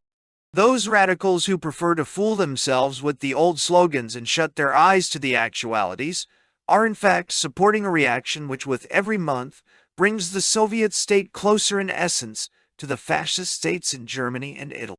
The new Russian chauvinism, this or that decree, the liquidation of this composer or that novelist, a thousand other expressions of the reaction may each be argued or defended in itself. But the defense, assuredly, cannot rest on revolutionary grounds. No matter how impressive the arguments, they are Tory arguments unrelated to the original philosophy and the original impetus of the revolution. The attitude which we normally associate with a revolutionary nature, an attitude of scientific skepticism, defiance of established authority, freedom from intellectual bondage, healthy doubt of the infallibility of dead or living prophets, courageous defense of unorthodox views, are more alien to Stalin's party than to Stanley Baldwin's or Herbert Hoover's. The USSR no longer has any room for agitators and innovators, whether it in government, economy, or the arts. Its ideals, like the ideals of every ruling clique, are stability, productivity, conservatism. Sooner or later, the fervid friends of the USSR the world over will have to separate in their minds the economic innovations, state ownership of all the means of production and distribution, from the cultural and human reaction. An economic set up that has in it the germ of the world's future from a political set up that is wholly of the past. The Marxist formulas from the Stalinist actualities. They will have to distinguish between Russia and the socialist dream. Until they make that adjustment, they will continue to defend every form of injustice and obscurantism, every reactionary thought and act. every insult to their larger hopes, merely because these are stamped, made in the USSR. Though tormented in their private conscience, they will continue to stand up for such parodies of justice as the Zinoviev, Radek trials, for the degradation of the human spirit, the sycophancy, the one-man rule through one controlled party, which are increasingly the marks of old Russia in its new habiliments. Stalin stands as the symbol of the permanent transition which has taken the place of the permanent revolution once basic in socialist thinking. The purity of his motives and his fitness for the job are of only academic interest. Like his Romanov predecessor, Stalin works his will through governmental machinery, a Politburo, a cabinet, a central committee, an impotent legislature. What is crucially important is the restoration of a single, personal incarnation of the state. The ancient Russian symbol of absolutism, the Little Father, is again enthroned. The glorification of Stalin must be seen to be believed. I quote at random from Soviet newspapers on my desk. Our own, our passionately beloved, our great leader, Comrade Stalin. The unmatched genius and courage and brilliant wisdom of the great and beloved Stalin. To you, Comrade Stalin, whose marvelous leadership brings us still more socialist triumphs. Long live the great Stalin, leader and inspirer of the working classes of the whole world.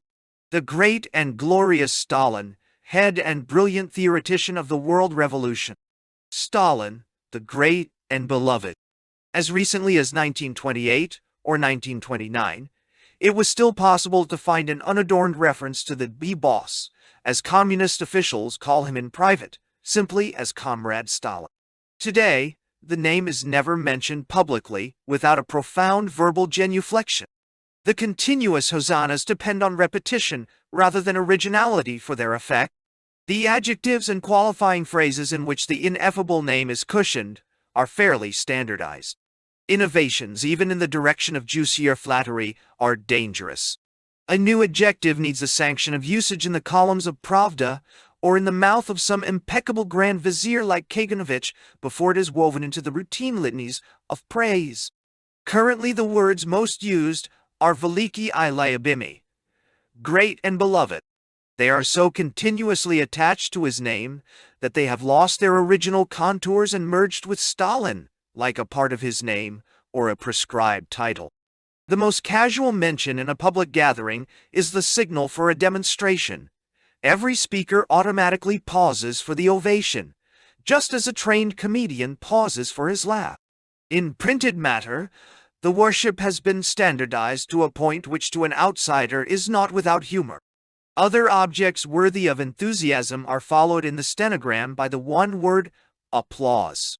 When the occasion is the mention of Stalin, or anything pertaining to Stalin, the parentheses record, thunderous applause, or stormy applause, and sometimes everybody rises, and Dow sings the international Nadiao Odane, a wisecrack from any less elevated source may be followed in the record by the word laughter, a witticism by Phi.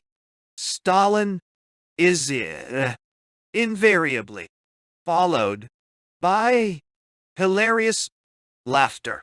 One in the published photograph where Stalin appears with other leaders. The line underneath identifies the figures in the picture by listing Stalin first, regardless where he may be located in the line. Up, high, then going back to the left to list the others. His name in an editorial is always printed in larger letters than the rest of the text, just as the name of deity is capitalized in Western print. Recently, in 1937, A curb was ordered on the verbal adulation of Stalin, but the substance, in his deification, remains unchanged. The fawning exaltation of the man is official, and largely synthetic. The Russian people do not know him. The glorification is almost impersonal. Not a real living human Stalin, but the figure carefully molded by party politicians and publicists is the recipient of the adulation. The character of that synthetic figure changes. At the height of the Iron Age, it was a symbol cast in iron. Now it is increasingly a benevolent leader kissing a little child. The worship is exaggerated but not exuberant. It is vast but neither deep nor soaring. The newspapers and orators and poets who sing paeans of praise to Stalin are official newspapers, official orators, and official poets. Possibly this apotheosis is not wholly his own doing. He may have been convinced that for his subjects, conditioned by centuries of autocracy at one end and slavery at the other, power must be personified in one man. When I left Russia, I was sure that the exaltation of a mortal creature could not be carried any further. I was mistaken. The Soviet press bulges with proofs that the human animal's capacity for groveling sycophancy is literally boundless. Powerful beyond any medieval czar in his own domain, the great and beloved is also acknowledged pretender to an international throne as dictator of the Comintern. Millions in all nations of the world bring him unquestioning obedience as the incarnation of their hopes, recognizing no fatherland but his Russia. Underground in places like Japan and Germany, above ground in most countries, the viceroys of Stalin, leaders of their respective communist sections, are ever alert for the snap of his whip, the accent of his wishes. The pseudoscientific movement which he has broken to his will has been raised to a pitch of mystic consecration, so that he is at once emperor and pope, general and infallible oracle, comrade and master. Stalin is without the cool genius of a Lenin, without the flamboyant talents of a Mussolini, without the hysterical fervor of a Hitler.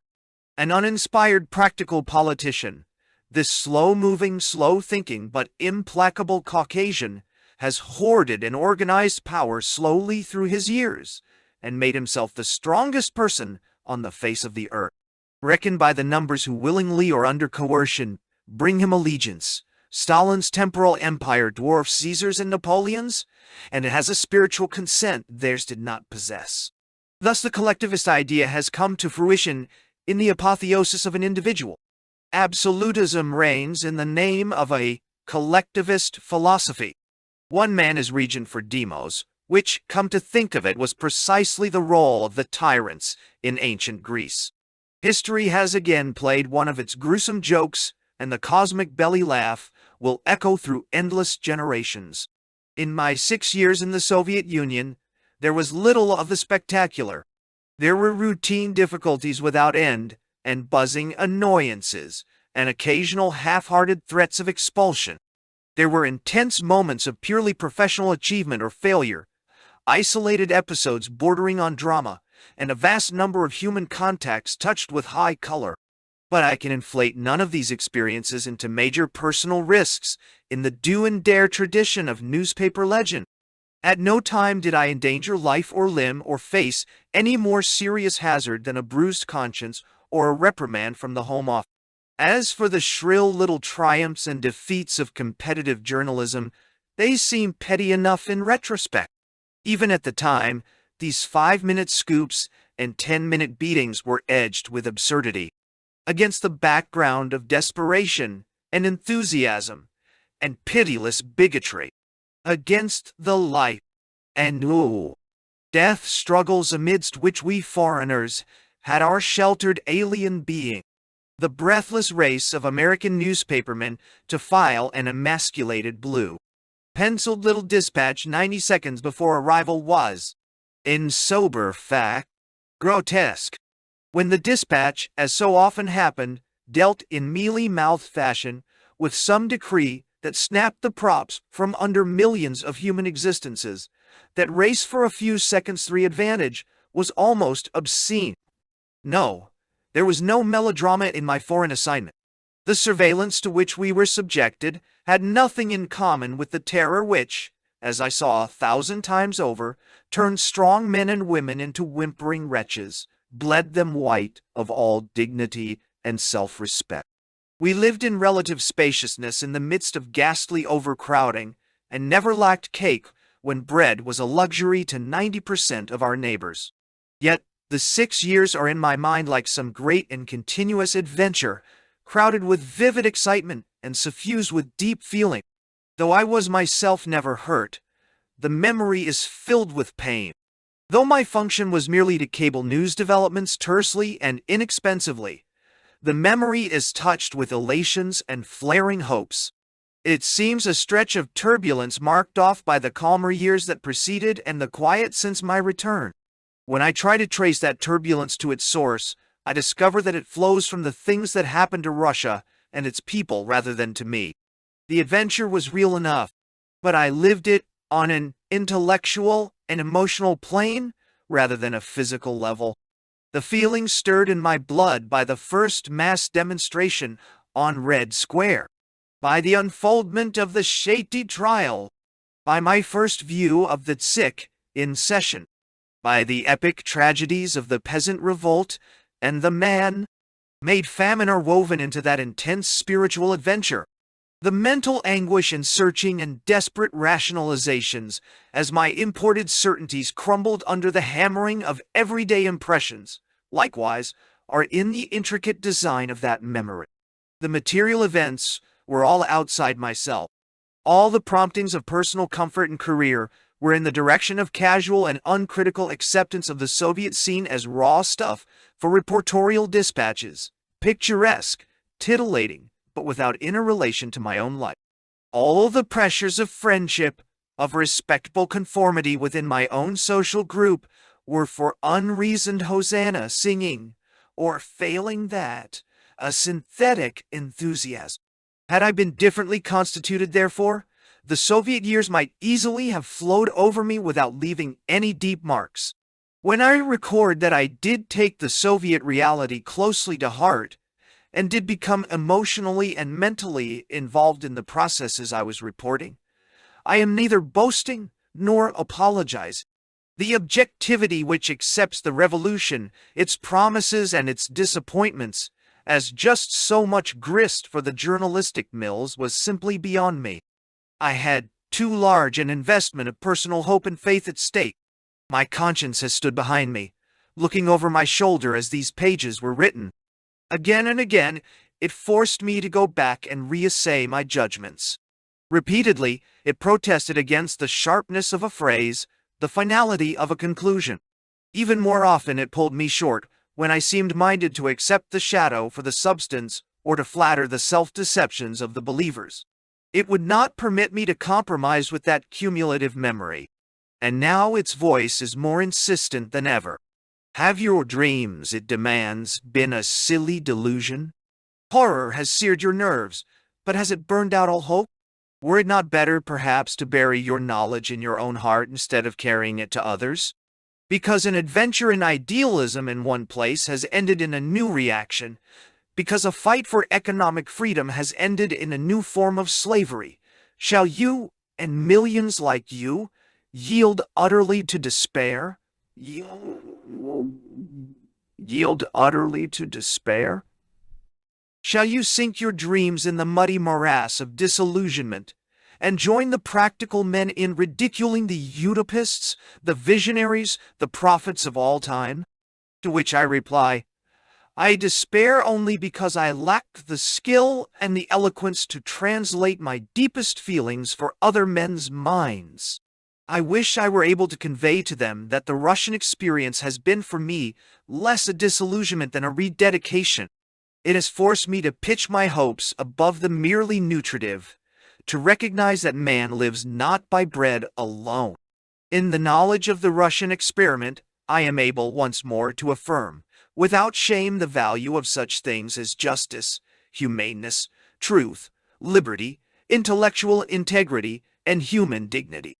From the Russian mistakes I have drawn the strength to assert that Without these things, social systems can only be variations on the old injustice. I have seen that movements for economic change are worthless, even dangerous, as soon as they throw off respect for life, for liberty, for justice. The very fact that such an assertion, which would have sounded axiomatic in the past, now has a quixotic ring, is a measure of the distortion in our mass thinking. Our epoch is gangrened by a contempt for the protoplasm of society, the individual human being. It is steeped in a Machiavellism that styles itself scientific and hurls all fundamental human values indiscriminately into the retorts of its experiments. Perhaps it is the revenge of the machine age.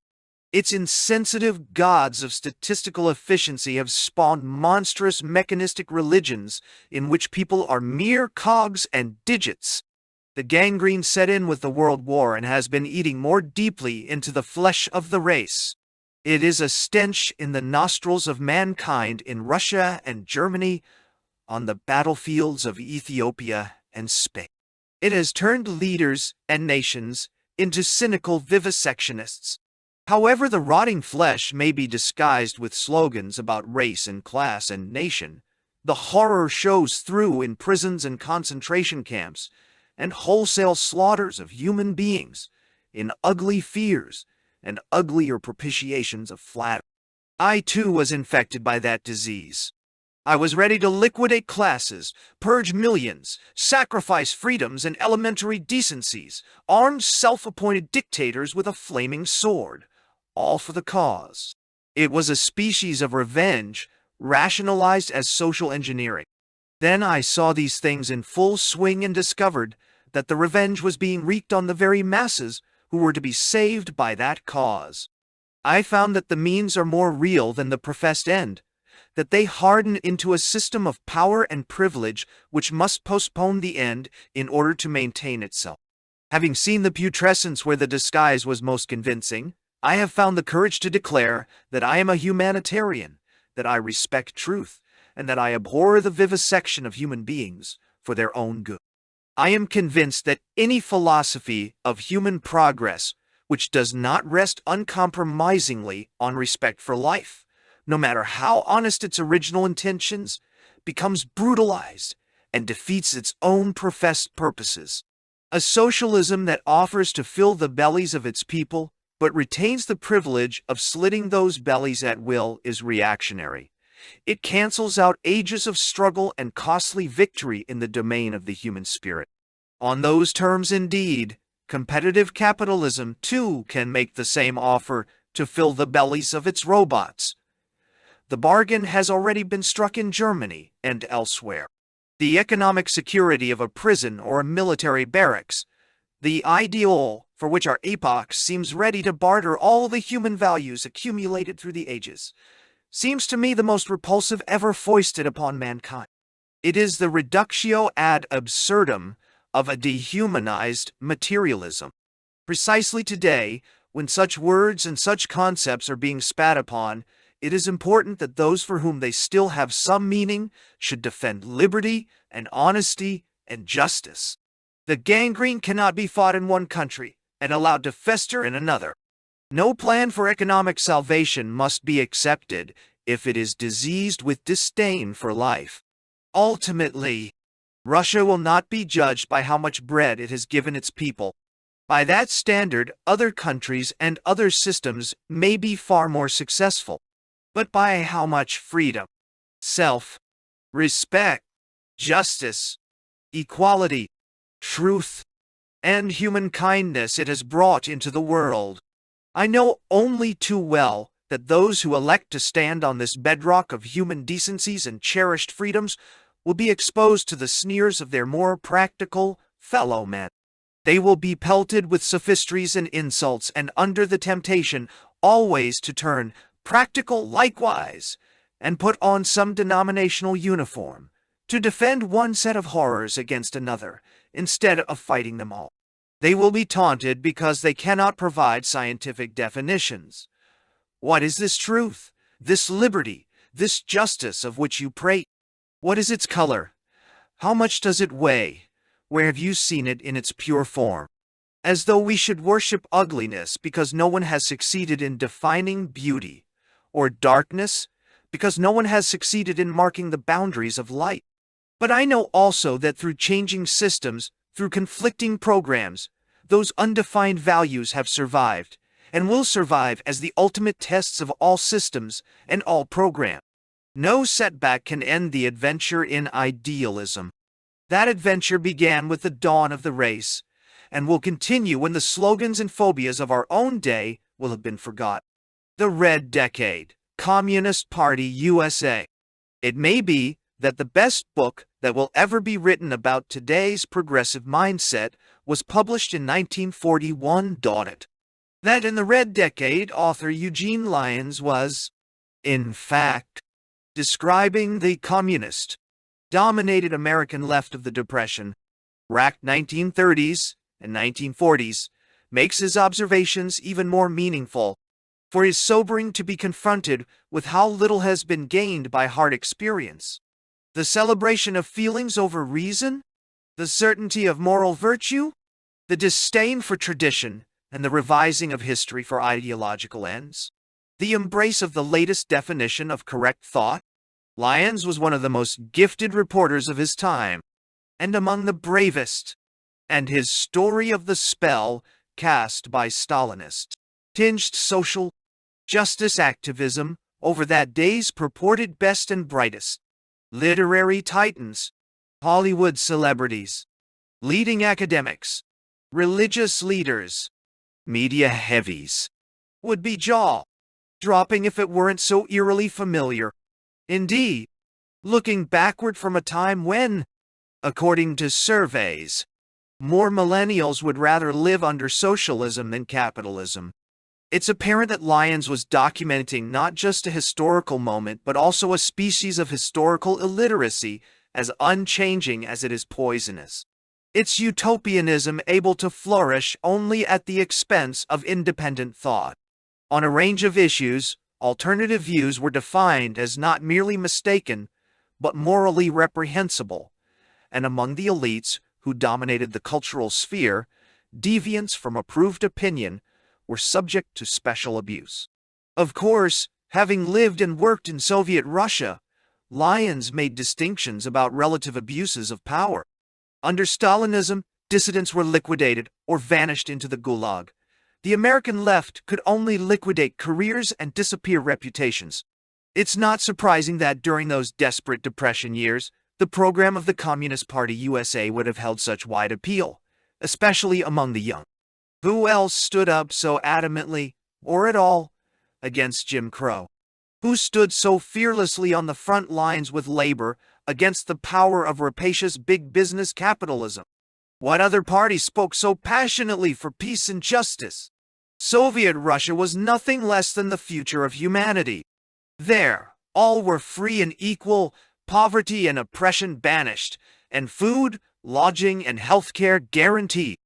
As screenwriter Richard Collins would later recall of his time in the party, communism was, for its devotees, a cause, a faith, and a viewpoint on all phenomena. A one-shot solution to all the world's ills and iniquities. No day, while CPUSA membership likely never exceeded more than 75. And even for many of them, the particulars of the communist political program surely registered as mumbo-jumbo. Fellow travelers numbered in the millions. And communist-backed special causes, each near biblical in its moral sweep, brought multitudes to the streets. Sacco and Vanzetti, the Scottsboro Boys, Republican Spain, and the pageantry and the music, Woody Guthrie ballads and labor anthems like Which Side Are You On? And Paul Robeson's godlike basso profundo on the Victrola in every left-wing home, with his heart-rending dirge to the murdered Union man, Joe Hill.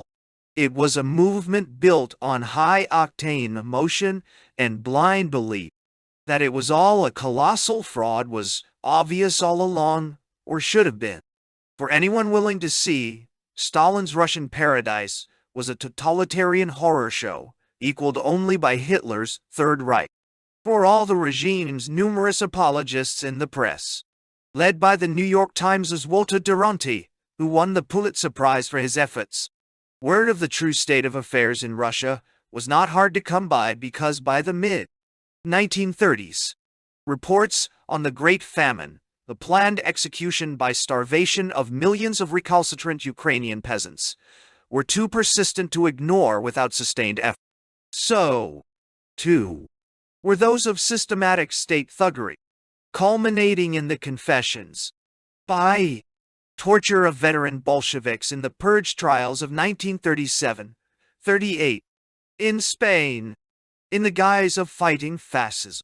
The systematic elimination of rival leftist parties by Soviet secret police. By the time he published The Red Decade, Lyons, a rare journalist given to damn the consequences honesty, had come to know his twin subjects exceedingly well. That is, Stalinism and the American liberals, so ready to overlook its savage immorality.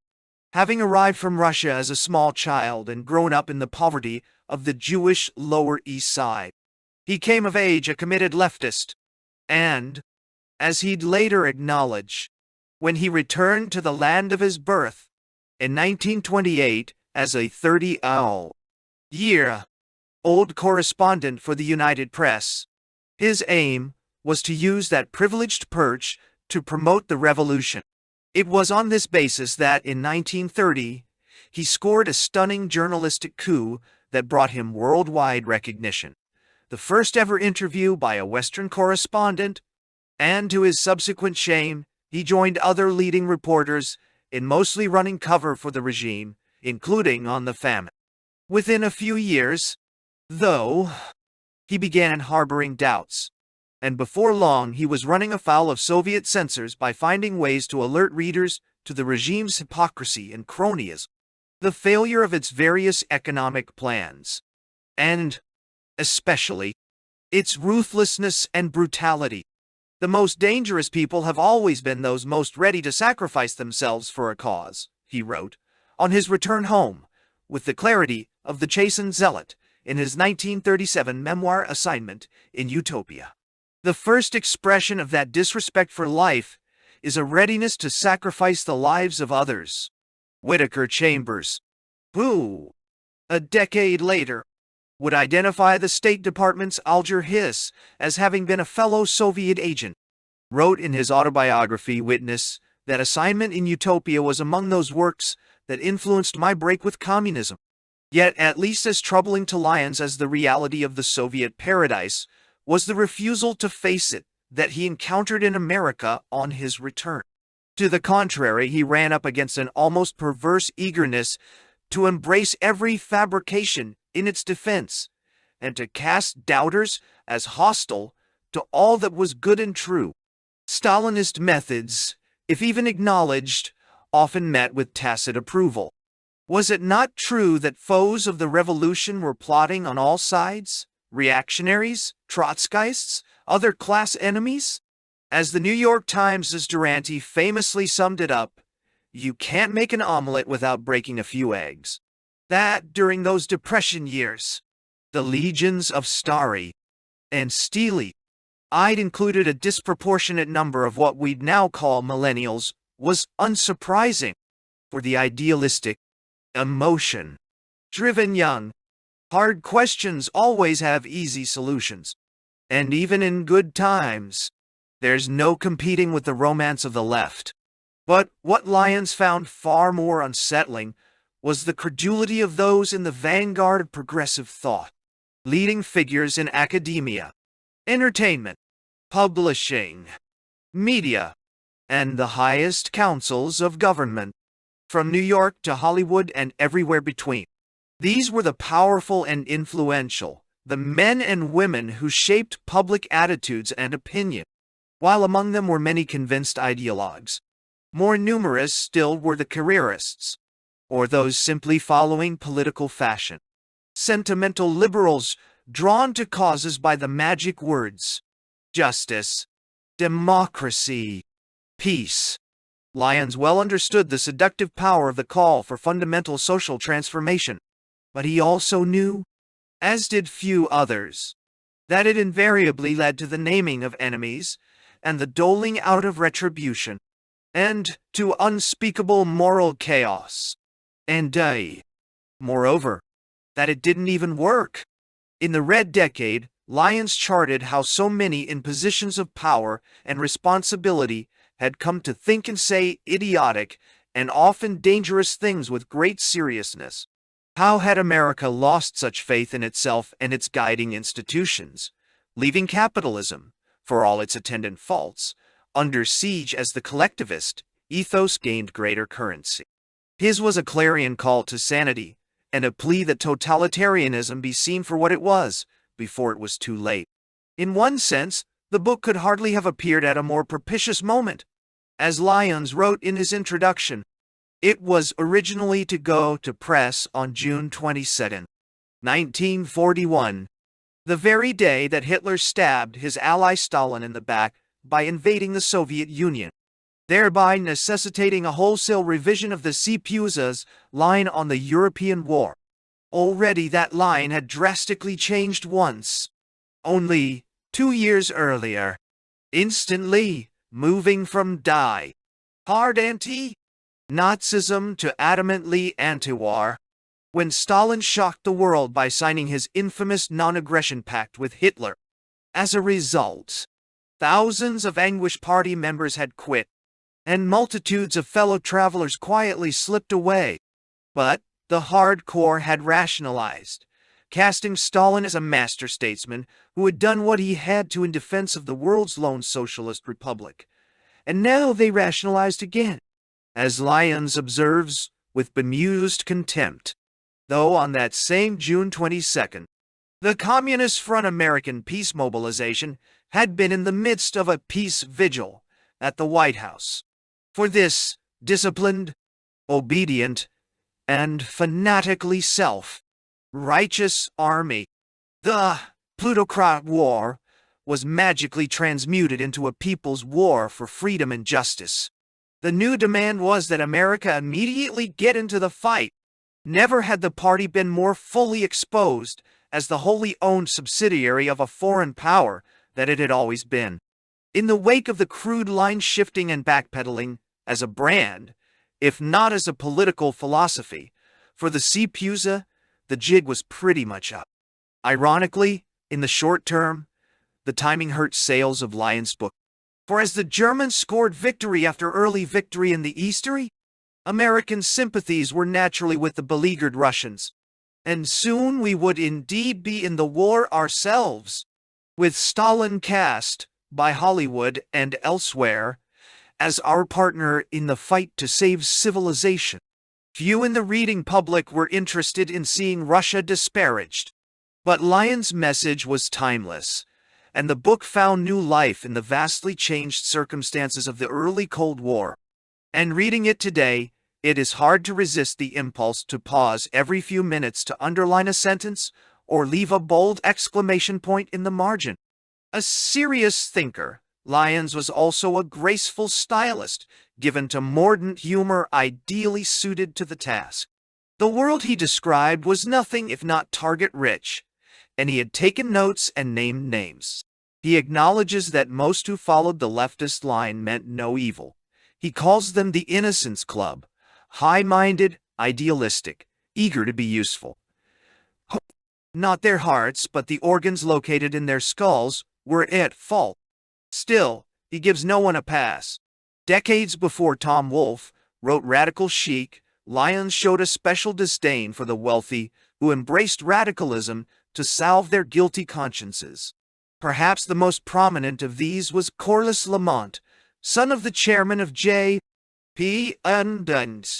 Morgan and Company, who, as head of the Friends of the Soviet Union, emerged as the chief public apologist for Stalin's crime. As Lyons wrote, Lamont spared neither his money nor his energy in defending the mass slaughter in Russia, and in damning those who dared examine that horror. Affronted, the multimillionaire sued. The suit went nowhere, but Lamont's grandson is today governor of Connecticut. Over the course of 400 pages, Lyons covers the cultural landscape, alighting in turn upon all the capitals of progressivism, at each point examining the behavior of its most celebrated denizens when it mattered most. There were the men and women of letters, almost all dedicated foremost to status within their own insular universe. Small in number, their impact on a nation's mind is subtle and incalculable, Lyons wrote. They set the styles in not thinking. At one point, he details a petition signed by nearly 150 of the day's most notable writers, artists, and composers, asserting the weight of evidence established a clear presumption of guilt of the Soviet purge defendants and cheering the verdicts as essential to the preservation of progressive democracy. Then, there were the professors and administrators at esteemed universities. Then, as now, given to political correctness in every particular, college teachers slanted their lessons to match the latest views out of Moscow, and met with the communist faction among their students in conspiratorial caucuses, much as he faults young people for their susceptibility to socialism's appeal. Lyons faults even more the grown, obsessed, observing that views of the young are always crudely colored by undefined emotional urges, which leaves them perfect raw stuff for demagogic molding. To him, glorification of youth is a modern development. It puts a premium on lack of experience, mental fuzziness, and intuition as against intelligence and maturity. No. Hardly least, there were those in the left-of-center media who habitually assumed the worst about their own country. Well, in America we executed people for murder and for holding unorthodox political opinions, as he quotes the New Republic's defense of the Moscow Purge trials, but in Russia they execute people for abusing positions of high responsibility. Are official rifle squads of the Cheka any more depressing to the morale of the workers than the hired Cossacks of the American mill towns? Are they any worse than the New York police? None. But in this saga of equal parts moral blindness and impenetrable self-righteousness, it is Lyons' extended treatment of Hollywood that will likely strike contemporary readers as most familiar. For while the film community had more than its share of those steeped in Communist Party doctrine, the party's great achievement was in making leftism fashionable. I saw social consciousness quicken and come to a boil in actors, writers, and directors, whose names rival Rinso and Camels as household words. He writes of witnessing the spectacle at close hand. The political pig Latin of class struggle, anti-fascism, and revolutionary tactics rippled around swimming pools and across dance floors. They had not the remotest idea what communism was, in terms of economic structures or political superstates. For nearly all of them, it was an intoxicated state of mind, a glow of inner virtue, and a sort of comradeship of super-charity. Now, adhering to the right beliefs and supporting the right causes was not just how to fit in, but how to get ahead. For those on the rise or hoping to be, it became the shortcut to success. Because parties they rubbed shoulders and bosoms with big shots they could not have met otherwise. Those who tried to detour the revolution, unless they were stars well fixed in the firmament, found themselves slipping from favor. It was at once a movement and a lobby, a religion and a racket. Perhaps the most memorable episode Lyons recounts in this regard is that of the so-called New Declaration of Independence, a document promulgated in 1938 demanding that America put the screws on Hitler by cutting off all economic relations with Germany, with Hitler and Hitlerism already well on their murderous march.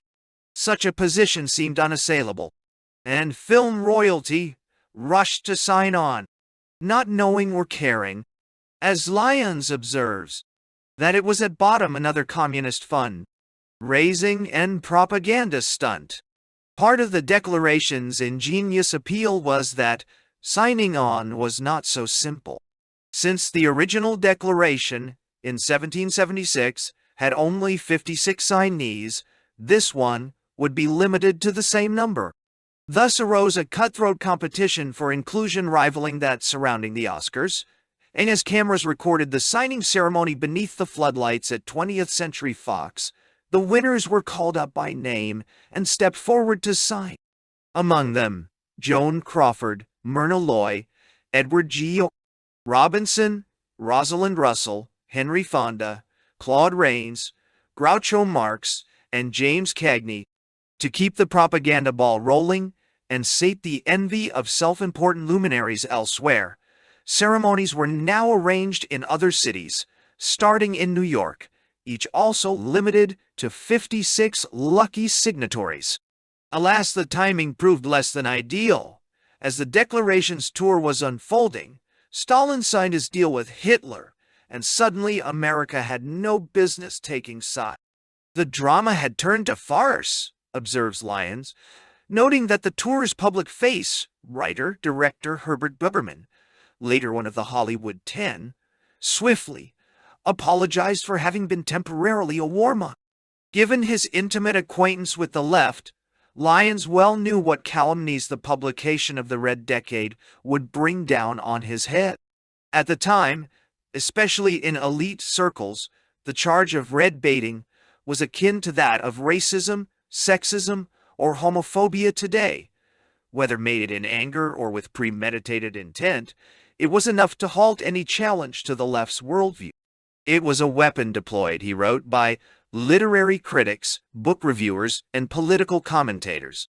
A neatly contrived device for heading off free and uninhibited discussion of little things such as made famines, horrifying blood purges, forced labor on gigantic scale. In fact, in almost every meaningful arena of American life, those who ran afoul of the revolution were made to feel the full weight of their crimes. They were ostracized socially, handicapped professionally, and not infrequently stripped of their jobs, as well as their reputations for ordinary decency. No. Lyons' own world of book and magazine publishing was so dominated by leftists that former adherents who turned against the party, deemed moral monsters and turncoats, could be made essentially to evaporate from mainstream view. He lists no fewer than 30 writers who suffered that fate during the intellectual Red Terror, including, as if to underscore the point for contemporary readers, such now largely forgotten former luminaries as Max Eastman, John Dos Passos, and James T. Yee Farrell. He includes himself on that list. The part I cannot induce the uninitiated to believe is how effective the terror could be, he writes. When you first met a particularly far-fetched libel on your character, it merely seemed funny in its absurdity. But, continually repeated, he adds, the lies take their toll. For wherever one tried to make one's way professionally, there were manuscript readers, casting directors, book reviewers who, consciously, or by a sort of pack instinct, took their prejudices ready, made from the popular front comrades. The case of Dos Passos is especially telling. In 1936, as a man of the left, he was among America's leading novelists, arguably Hemingway's closest rival, having just published the third volume of his USA trilogy to wide acclaim, including a cover story in Time. It was thus understandable that he was among those recruited, along with Hemingway, to travel to Spain to make a film in support of the Republican cause. However, while there, Dos Passos began making inquiries about a close Spanish friend who'd unaccountably vanished, and eventually learned that Stalin's secret police had murdered him. Belatedly, his eyes were opened to the blood-curdling reality behind the myths so artfully propagated at home. Worse, he refused to stay quiet about it. Lyons recounts the episode only briefly, making the point that, as a result, when the celebrated author's next book was published 3 years later, critics discovered that Dos Passos had never really known how to write. The story was told in greater depth by historian Stephen Koch in his book, The Breaking Point. With access to Dos Passos' unpublished notes, he includes a chilling account of Hemingway's last meeting with his on-time friend. Dos Passos plaintively asked, "What's the use of fighting a war for civil liberties if you destroy civil liberties in the process?" Hemingway shot back, "Civil liberties? Shit! Are you with us or against us? Then, getting no reply, he lifted a clenched fist to the other's face. You do that and you will be finished, destroyed. The reviewers in New York will absolutely crucify you. These people know how to turn you into a back number. I've seen them do it. What they did once they can do again. NKVD. Another figure who makes a brief appearance in the Red Decade is screenwriter Maury Riskin, and his example speaks to the influence that his leftist foes would continue to wield years after the Red Decade's publication, even during the blacklist years of the late 1940s and early 1950s. One of the industry's most successful writers, he had numerous credits, running from the Marx Brothers' Animal Crackers and A Night at the Opera to My Man, Godfrey, and Stage Door. Riskin broke ranks in 1947 by testifying in open session about communist influence in the film industry. In the 12 years prior to my testimony, he'd write in his memoir, I shot an elephant in my pajamas. I was consistently one of the 10 highest paid writers in Hollywood. I turned down, on the average, at least 3 assignments for every one I accepted, and I feel safe in saying I was welcome at every studio in town.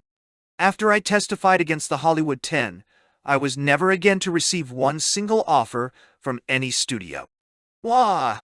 Few today, and fewer still in Hollywood, will summon up much sympathy for those like Riskin. In the contemporary view, as expressed in books, movies, and PBS documentaries beyond counting. Outspoken anti-communists of that era were the equivalent of Salem's fanatics, paranoids fixated on a non-existent international communist conspiracy, while those who refused to cooperate and paid with their livelihoods were heroic martyrs to free speech and free thought. Morally complex as that moment was, there were those on each side who fit these characterizations. And, of course, there's no question that the anti-communist crusade swept up a great many more of Lyons' credulous innocents than actual or even potential subversives. Yet it's also true that there were at least a handful who'd long since dispelled all doubt that their overriding loyalty was to the Stalinist state, and, in some cases, had proved their ruthlessness in advancing its aims. And one can only shudder at what might have happened had their ilk achieved political power equal to their cultural influence. History didn't play out that way. To the contrary, the fall from public grace of that era's radical activists was so steep that for those growing up in the post-war years, the very word communism was all but synonymous with barbarism and the crushing of the human spirit. For all Americans, internecine quarrels over that time, and the doubts sown by Vietnam and Watergate. For 5 decades, few questioned who were fundamentally the good guys and who were the bad in the grand scheme. As late as 1989, in the jubilation following the fall of the Berlin Wall, it would have been hard even on American college campuses to find many who didn't believe that a profound evil had been defeated. That's no longer the case today. From the Soviet gulags and the brutal crackdowns in Hungary and Czechoslovakia, to children turning on parents during the Cultural Revolution and the Cambodian genocide, much that was once common knowledge seems to have been forgotten or gone unlearned. How many schools still make Orwell-required reading? How many college history majors have even heard of the masterwork of his fellow prophet, Arthur Koestler, author of Darkness at Noon? In today's Hollywood, where the 1950s blacklist stands as the great modern cautionary tale of the human capacity for evil, those with less than exemplary progressive politics routinely feel impelled to hide the fact from even close friends. And one can only guess at the grim fun Lyons would have with Tinseltown's ever-changing victim power ratings, whose heroic struggle for justice constitute the hottest properties this week. Women, African Americans, gays, transgenders. Never mind that their box office appeal is likely to extend no more than 5 miles beyond the studio gates. For all the left's capacity to shape opinion in Lyons' time, the power wielded by today's progressives is even more malign, for its heavy hand is all but unconstrained by countervailing forces. For one thing, 70 or 80 years ago, organized religion held such sway in America that even committed leftists understood that it could be derided only behind closed doors. And while there were some prominent clergymen who fell hard for the progressive line, they usually made sure to do so only as private citizens. Even they would have dismissed as lunacy the possibility that one day, not only their congregants, but entire religious orders might be widely characterized as dangerous zealots for adhering to traditional beliefs, or that agencies of government would compel them to violate their most deeply held spiritual convictions. Even more so, business and industry stood as bulwarks against fundamental threats to the ways Americans thought about themselves and the world. Soft-headed sops like Lamont notwithstanding, 1930s, radicals were realistic enough not to seek influence within that all-vital power center. Why would they, given that they defined practicing capitalists as class enemies, so inevitably destined, one way or another, for elimination? Yet today, with the left driven by a different, if no less bizarre, notion of the ideal equitable society, one where individual merit is trumped by race, gender, and sexual orientation, CEOs of multinational firms cower, lest they be found insufficiently committed to diversity or otherwise fail to heed the harsh dictates of identity politics. Mozilla chief Brendan Eich gets fired for contributing to an anti-gay marriage initiative. Google dispatches James Damore for a memo questioning the company's ideological monoculture. Papa John's namesake founder is dumped after quoting someone else's use of the N-word as a negative example in a public relations session. We may not hear the word Stalinist much anymore, but this is stuff right out of the intellectual Red Terror. At least rhetorically, the communists of the late 1930s were in fact far less hostile to the American idea than are today's run-of-the-mill progressives. In an age where Americans were raised to revere their country's singular history, they all but wrapped themselves in the flag. Communism is 20th century Americanism, went the party's famous Popular Front slogan, and they did not hesitate to name their Spanish battalions for Lincoln and Washington or the party school for Marxist instruction after Jefferson. The contrast with today's left, which sees American history as a cavalcade of oppression, could not be more striking. Little wonder that today's Democrats, seeking to stay abreast of their fervent base, are as publicly invested in identity politics and collectivist economics as the denizens of any faculty lounge. Indeed, this speaks to the most striking difference between the world that Lyons described and the one we contend with today. It's no longer a tiny, if disproportionately influential, political entity waving the left's banner. It's one of the two major parties. True enough, the Democrats have long cast themselves as the party of the dispossessed, and their policies have steadily moved the country leftward.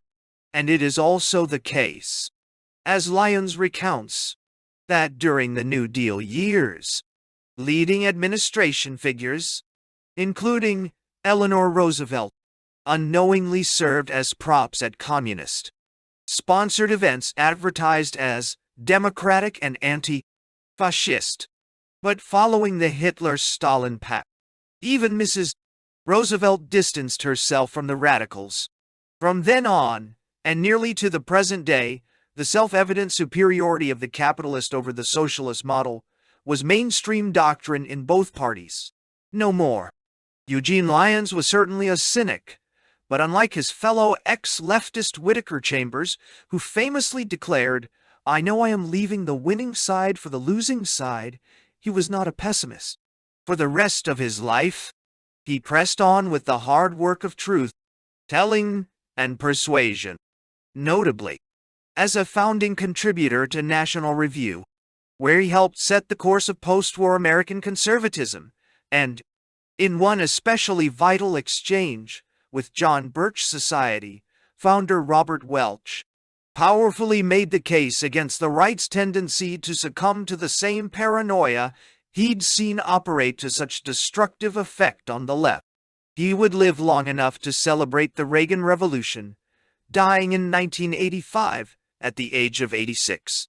By then, the widespread prominence that he'd enjoyed in his early days on the left was long past, but some progressives never forgot or forgave.